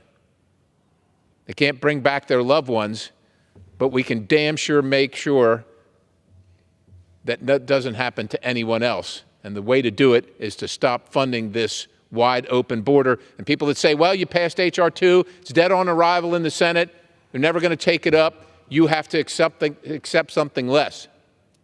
Well, how about we accept something less that's this? How about this president institute the same policies that he eviscerated on day one of his presidency, and at least start bringing us back to some semblance of a nation that has a border and that is sovereign, that is determining its own destiny? I'll close with this. In a couple of years, this country is going to be celebrating its 250th birthday on July 2nd, 2026. The question we've got to ask ourselves is whether or not we're going to have a country that we pass down to our kids and our grandkids. I believe we can and that we will. But I believe that we only will if the people who campaign and go to the people saying that they're going to change this town, saying that they're going to stop the unlimited spending, saying that they're going to do something about $1 trillion of debt racked up every 100 days, saying they're going to do something about $1 trillion of interest in 2026 or spending more on interest than our national defense, saying that they're going to secure the border of the United States, saying that they're going to end the woke and weaponized government targeting the American people, saying that they're going to make sure that we don't have endless wars that are making our military overstretched and overrun and making it difficult for our men and women in uniform with a woke military, undermining their ability to recruit and have a military that functions. When our colleagues go out and campaign on those things, we should deliver. We should do something about it. And we should be willing to give up the precious, to quote the Lord of the Rings, give up the precious of an election certificate if it means taking the steps necessary to fight for this country. When the founders gave us the power of the purse, articulated well in Federalist 58 by James Madison and otherwise throughout the founding documents, that power of the purse was supposed to be used. Because if you don't use it, what do you have left? An impeachment that you send over to the Senate to die in the Senate and then go campaign on it? Because the balance of power matters. The separation of power matters. And when a president of the United States is ignoring the law and ignoring the Supreme Court, violating all of the norms of the past to undermine our sovereignty, endanger the American people, spend money we don't have, ignore the law, make us weaker around the globe, when the president of the United States is doing those things, it is incumbent upon the House and the Senate, but particularly the House, to do something about it. And you shouldn't hide behind rules votes and thin majorities and what the Senate has or doesn't have to say that we could use that power of the purse to force change out of a president. I, for one, believe that on July 2nd, 2026, we're going to be able to stand up and say that we're doing the right thing. I believe something is stirring in this country. I believe people are seeing what's actually happening. I believe people are seeing their country being taken away from them. And we're seeing the people like Riley Gaines standing up, and we're seeing people like Chloe Cole stand up against the Madison, Scott Smith in Loudoun County. We're seeing the people around this country stand up and make their voices be heard, and the parents who've taken their schools back, the parents who stood up in Texas and just had a strong election to try to force that state to stand up for universal school choice, to empower parents rather than bureaucrats to stand up for our kids. I believe that the American people are right now going through a great awakening, and it is time for the people in this body to catch up to the people. It is time for the people in this body to stand up and do our part to make sure we restore that constitutional order and the very premise outlined in the Declaration of Independence for the pursuit of happiness, so that in July of 2026, we can say that our people live in a free country and that we have, in fact, kept the republic, to quote Franklin, after the Constitutional Convention. With that, I yield back. Under the Speaker's announced policy of January 9, 2023, the Chair recognizes a gentleman from California, Mr. Kiley, for 30 minutes. I thought you were going to yield him some time. That's why. Oh, no, these guys are on top. Okay. Hey, see you, Kevin.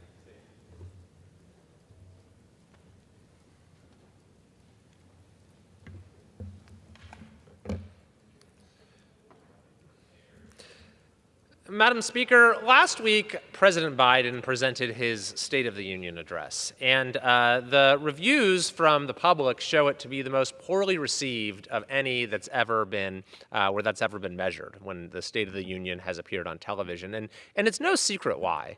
You know, the president's tone and his general approach to the address really encapsulated why a lot of people are so turned off by the work, by politics and the work of our government these days, is that the partisanship and the eagerness to cast blame and to scapegoat rather than to seek common ground and find solutions is exactly why so many people are so frustrated with the direction of our country.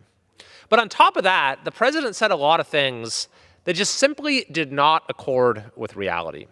And so today I wanted to present the 10 most false and least misleading statements from President Biden's State of the Union address. First, near the beginning of his speech, President Biden said, "Not since President Lincoln and the Civil War have freedom and democracy been under assault here at home as they are today." Well, I'm afraid that President Biden has a very short memory, because we all just lived through the COVID era. Starting in March of 2020, the most basic freedoms and tenets of democracy were not just insulted in this country, they vanished entirely in many places. Governors like Gavin Newsom in California declared the legislative branch abolished and barricaded Capitol buildings. This Capitol itself was barricaded, ruling by executive decree, even threatening to declare martial law. Citizens were not allowed to leave their homes. Businesses were not allowed to open their doors. Children were not allowed to go to school or play sports. People of faith were not allowed to worship or even gather for Bible study. Beaches were declared off limits. Curfews were imposed, even for adults having dinner with one other couple in a private residence. Pedestrians were tackled, literally, for not wearing masks, walking around outdoors. Employees were fired from their jobs, kids were expelled from school, and consumers were banned from coffee shops over their personal medical decisions. Social media users were suspended for deviating from the government-approved narrative, even if they happened to present true information. Now, it's understandable why Biden would like to pretend that none of this ever happened, but we all lived through it, and the scars will be with our country for a very long time. A second related statement that the president made is that the pandemic no longer controls our lives. The truth is, the pandemic never controlled our lives. It was government actions in response to the pandemic that controlled our lives. And if you look at the data now, where you had different states that took very different approaches to dealing with COVID, what we've learned is that states like California, which had by far the worst lockdowns and restrictions on personal freedom, where people's lives were controlled far more than in any other state, actually had among the worst public health outcomes as well. And so now what you see on the part of many, and in particular the Biden administration, is that it's very clear that this was in many ways the worst set of policy decisions our country has seen in modern times.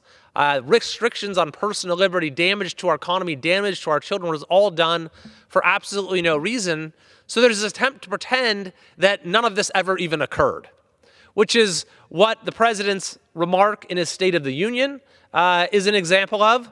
But even more so, look at the testimony of members of this administration before Congress this term. You had Education Secretary Miguel Cardona, who gave false testimony to our committee, the Education and the Workforce Committee, when he claimed that he never encouraged states to adopt student vaccine mandates, when he did precisely that and encouraged states to adopt student vaccine mandates. Or you had Health and Human Services Secretary Becerra, who claimed in testimony before our committee that he never forced anyone to do anything and didn't impose a toddler mask mandate, when in fact Head Start, which is under his jurisdiction, did have a mask mandate for 2-year-olds and up that flew in the face of even the policy of the European counterparts of the CDC and the World Health Organization. Mr. Becerra, by the way, could not point to one public health benefit of that policy. You also had Douglas Parker, who's the head of OSHA, in testimony before my subcommittee, claim that the Biden administration never tried to do an employer vaccine mandate, when in fact they tried to do just that, which would have applied to tens of millions of Americans if the United States Supreme Court had not struck it down. The third statement from President Biden was his statement that he's already cut the federal deficit by over $1 trillion. This is just plainly numerically false. When President Biden took office, the national debt was $27.8 trillion. Today, it is $34.2 trillion. In just a few years, it's gone from $27.8 trillion to $34.2 trillion. And the reason is no mystery. The president went on a massive spending spree with bills passed that included multiple trillion-dollar increases in spending, which of course has not only increased the debt beyond anything we've ever seen, but is what triggered this inflation crisis that is still causing so many American families to struggle. Which brings me to the next statement of the president's during the State of the Union, which is, now our economy is the envy of the world. Far from being the envy of the world, our economy is a source of great dissatisfaction from the folks who live in our country. A recent New York Times poll asked, do you think the economy is better or worse than it was 4 years ago, or is it about the same? 21% said it's better, 63% said it's worse. 3 times as many people said the economy is worse today than it was 4 years ago. The Times poll also asked, thinking about the nation's economy, how would you rate economic conditions today? 8% or 28% said either excellent or good. 72% said only fair or poor. 28% to 72%. A related statement from the President's State of the Union was that wages keep going up and inflation keeps coming down. Both are demonstrably false. In fact, since President Biden took office, real wages and take-home pay have decreased, in some sense because folks are not getting the same number of hours that they used to be getting. And when it comes to inflation, here are just a few statistics for you. Prices today, at this point, compared to 3 years ago. The price of gasoline has gone up by over 33%. The price of hotel rooms by 31%. The price of household energy by 29%. The price of transportation by 27%. The price of airfare by 23%. The price of groceries by 21%. The price of restaurant meals by 20%.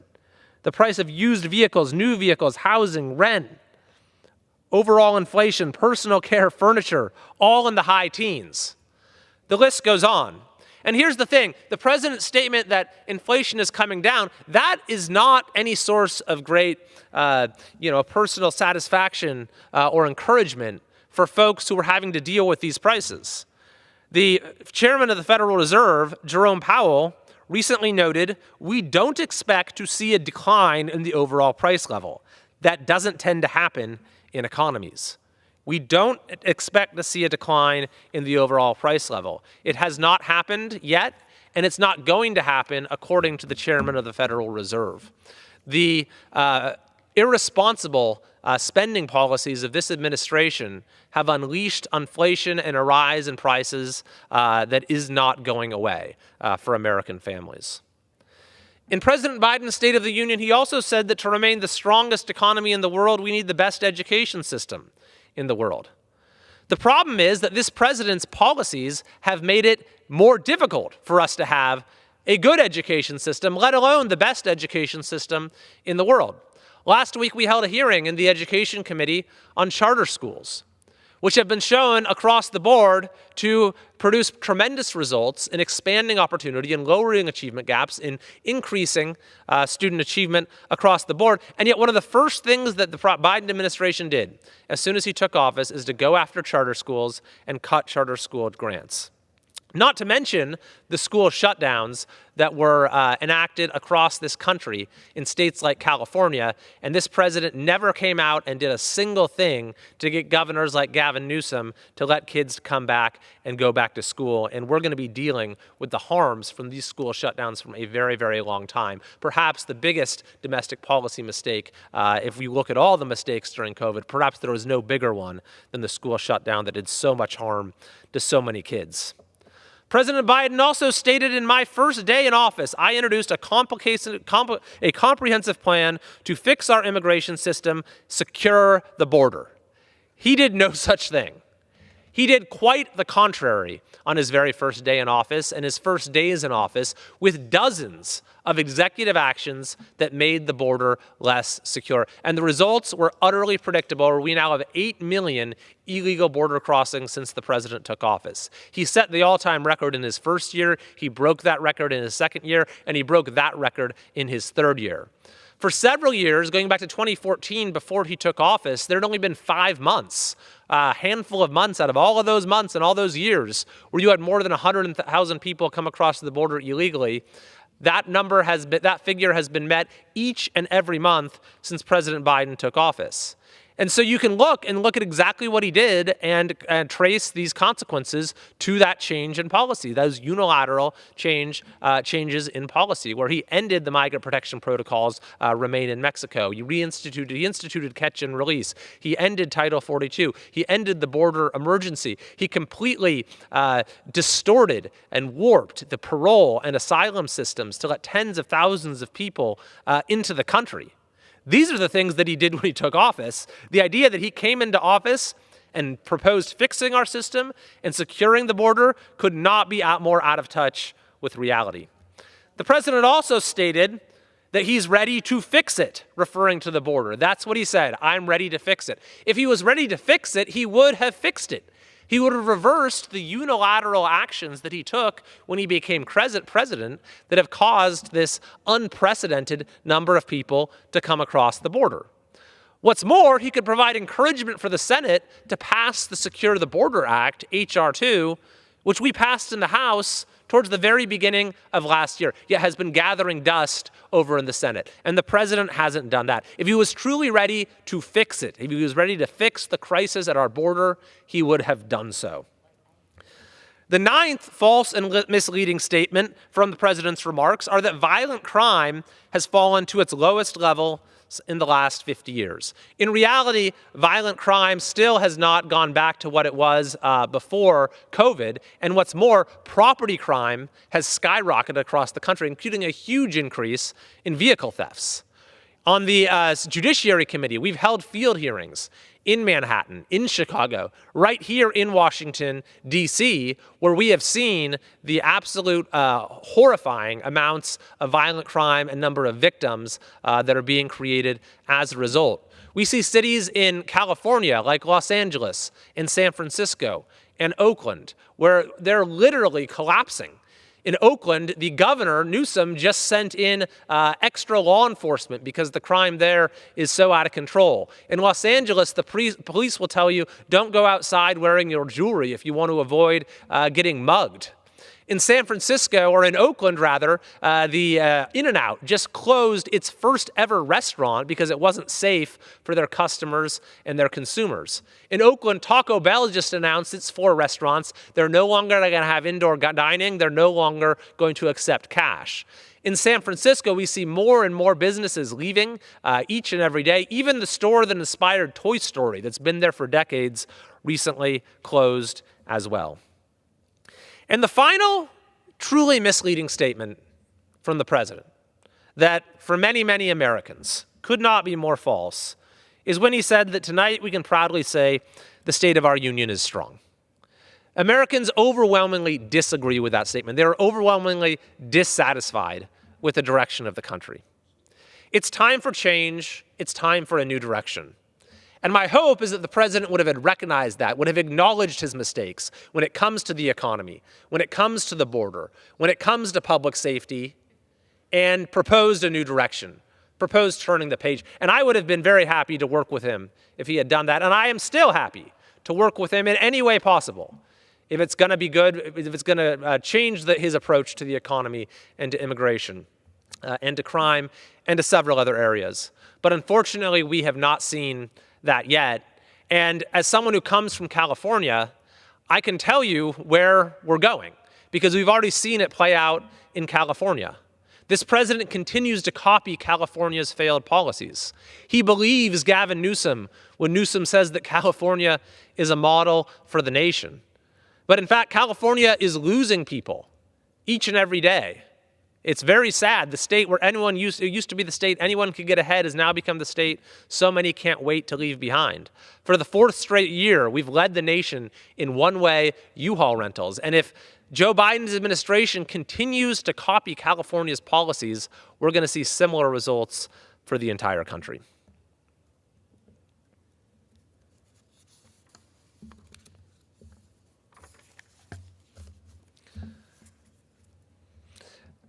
Madam Speaker, yesterday was a very important and I think will be remembered as a notorious day in the history of the United States workforce for 2 reasons.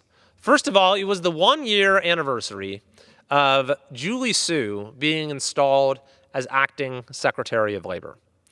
Ms. Su was the Labor Secretary in California for Gavin Newsom.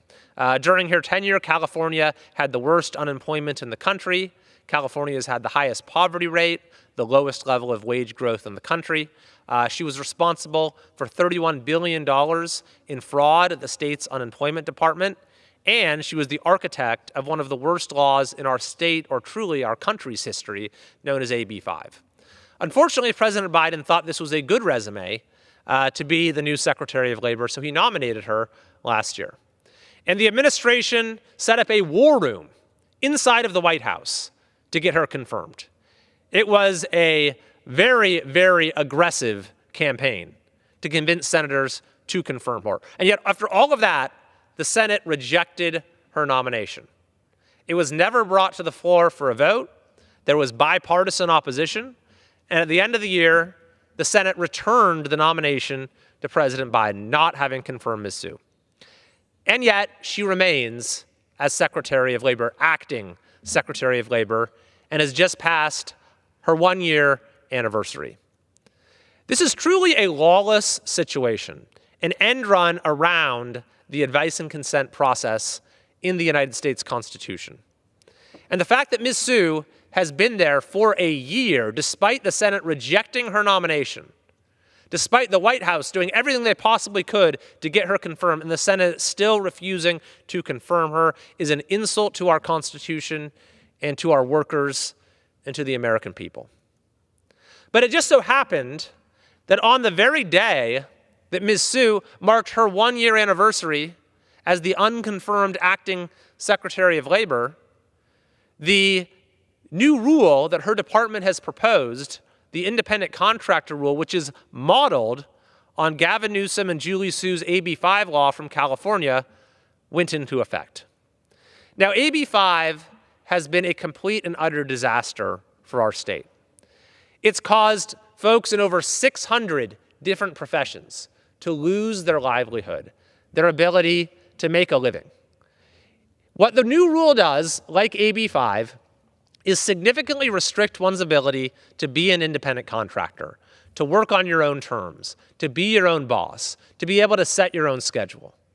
And in many industries and for many people, if you don't have that ability, then your entire enterprise or business model becomes non-viable, which is exactly what happened in California.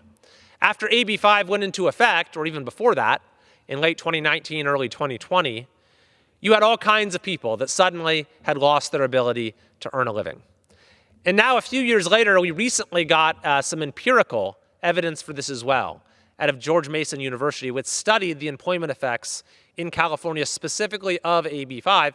And what the study found is that it decreased self-employment by 10% and decreased overall employment by 4%, which might be one reason why just today, with the new job numbers out, Californians' unemployment rate has ticked up again. It's at 5.2%. It is the second highest unemployment rate in the entire country. Now, Ms. Sue's independent contractor rule is modeled on AB 5 in California. President Biden cited AB 5 as his model for labor relations nationwide. It's worth noting, by the way, that AB 5 has become so toxic, so infamous, that when I asked Ms. Sue about it in committee, she wouldn't even opine on whether it was a good law. She said she didn't know, had no opinion on the matter. She was the architect and lead enforcer of that very law. But the new independent contractor rule that the administration is proposing is also creating an extraordinary amount of uncertainty. It has 6 different factors. In fact, more than that, it places an extraordinary amount of discretion in the enforcer, that is in Ms. Sue, the very architect of AB 5. By the way, AB 5 was so bad in California that over 100 different professions were exempted, and they are not exempted in this new independent contractor rule from the Department of Labor. So when I asked in a recent hearing the head of the Wage and Hour Division, does this apply to various different professions, she could not give an answer to any of them. I asked her about realtors, a couple million realtors in this country. Can they be considered independent contractors? And she couldn't say. So this new rule is about to throw our entire workforce into chaos. Fortunately, it has already invited 4 different lawsuits that are proceeding in different parts of the country. On account of those legal challenges, I wrote a letter to Ms. Sue yesterday saying, at the very least, obviously she should withdraw the rule, but at the very least, given the pendency of this litigation, she ought to put the rule on hold until the matter is litigated, until these challenges, which are based on the process, which are based on statute, which are based on the Constitution and due process, until they can be heard so that the affected individuals will not be in this whiplash depending upon what the courts do and what the department decides to do from that moment forward. I wrote that letter to Ms. Su yesterday with it being the effective date of the new rule. But beyond that, I have also introduced legislation under the Congressional Review Act. The Congressional Review Act allows for a fast-tracked piece of legislation to nullify a rule or regulation that's been put out by a department or agency like this one. And so my Congressional Review Act resolution simply nullifies and stops this new rule propounded by the Department of Labor. We already have 54 co-sponsors for this legislation, and it will be marked up in committee very soon. I'm strongly urging my colleagues on both sides of the aisle to join me in passing this legislation to take back Congress's rightful authority over this area and to prevent our workforce from being thrown into chaos at a time when the American economy simply cannot afford it.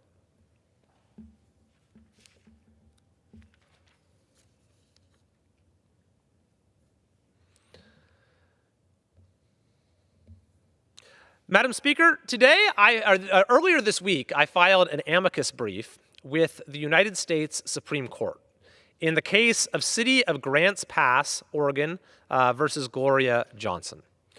This is challenging a Ninth Circuit decision. It's been agreed to be heard by the Supreme Court, and as a matter of fact, oral argument will be taking place next month, and we expect a decision later this year. Several of my colleagues here in the House who serve and represent districts in California and on the West Coast have joined me and signed on to the amicus brief. We are urging the Supreme Court to overturn a line of Ninth Circuit cases that started with what's known as the Boise decision, and that has contributed to the explosion of homelessness and crime in California. California's homelessness situation has continued to get worse and worse, even as homelessness has gone down in many other parts of the country. As a matter of fact, right now, about half of the unsheltered homeless in the United States, in the entire country, are in California. And the Boise decision is one reason why. What this decision and its progeny have done is handcuffed cities and counties and municipalities from being able to enforce camping bans or otherwise clear out homeless encampments in public spaces. This has made it extremely difficult for cities that even want to take a smart and compassionate and pro-public safety approach from being able to do so for fear that they will immediately get sued. So this is an opportunity for the U.S. Supreme Court to weigh in a way that will reverse a legal error that was made by the Ninth Circuit that has created many different social problems. And I am very encouraged by this opportunity, because if we can re-empower local jurisdictions to take accountability and ownership of this issue and give them the tools that they need to stop this disorder from playing out in our public spaces, then that's going to go a long way towards fighting the crisis of homelessness, towards combating crime, towards getting help to folks who need it, who are suffering from or abusing drugs or who otherwise have issues related to mental illness, and we can get the homelessness problem in California under control. It happens to be coming at the same time as the citizens of California are working to place an initiative on the ballot to substantially reverse what's known as Proposition 47. Prop 47 decriminalized huge swaths of behavior in California when it came to retail theft and open drug use, and by taking tools away from law enforcement, releasing many people from our jails and prisons early, it too has contributed to the crisis and the growing problem of homelessness and crime in California. And so for folks in our state who look at the growing problems that we face, the disorder in places especially like Oakland and San Francisco and LA and far too many communities, There may be hope in the horizon. There's a path to sanity if the United States Supreme Court follows our advice in this amicus brief, and if the voters pass the initiative to reverse Prop 47, then we can bring some sanity back to the way we deal with these issues in California and improve the quality of life for people in our state. Thank you very much, Madam Speaker, and I yield back.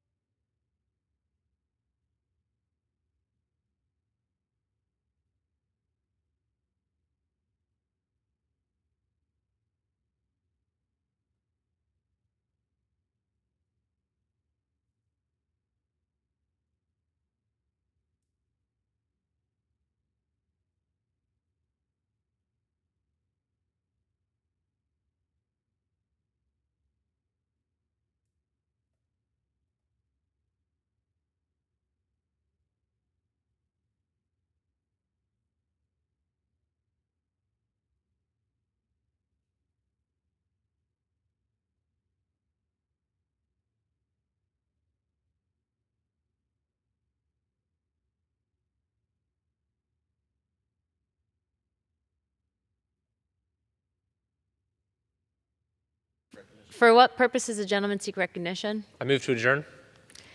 The question is on the motion to adjourn. Those in favor say aye. Those opposed say no. The ayes have it. The motion is adopted. According to the House, stands adjourned until 9 a.m. tomorrow.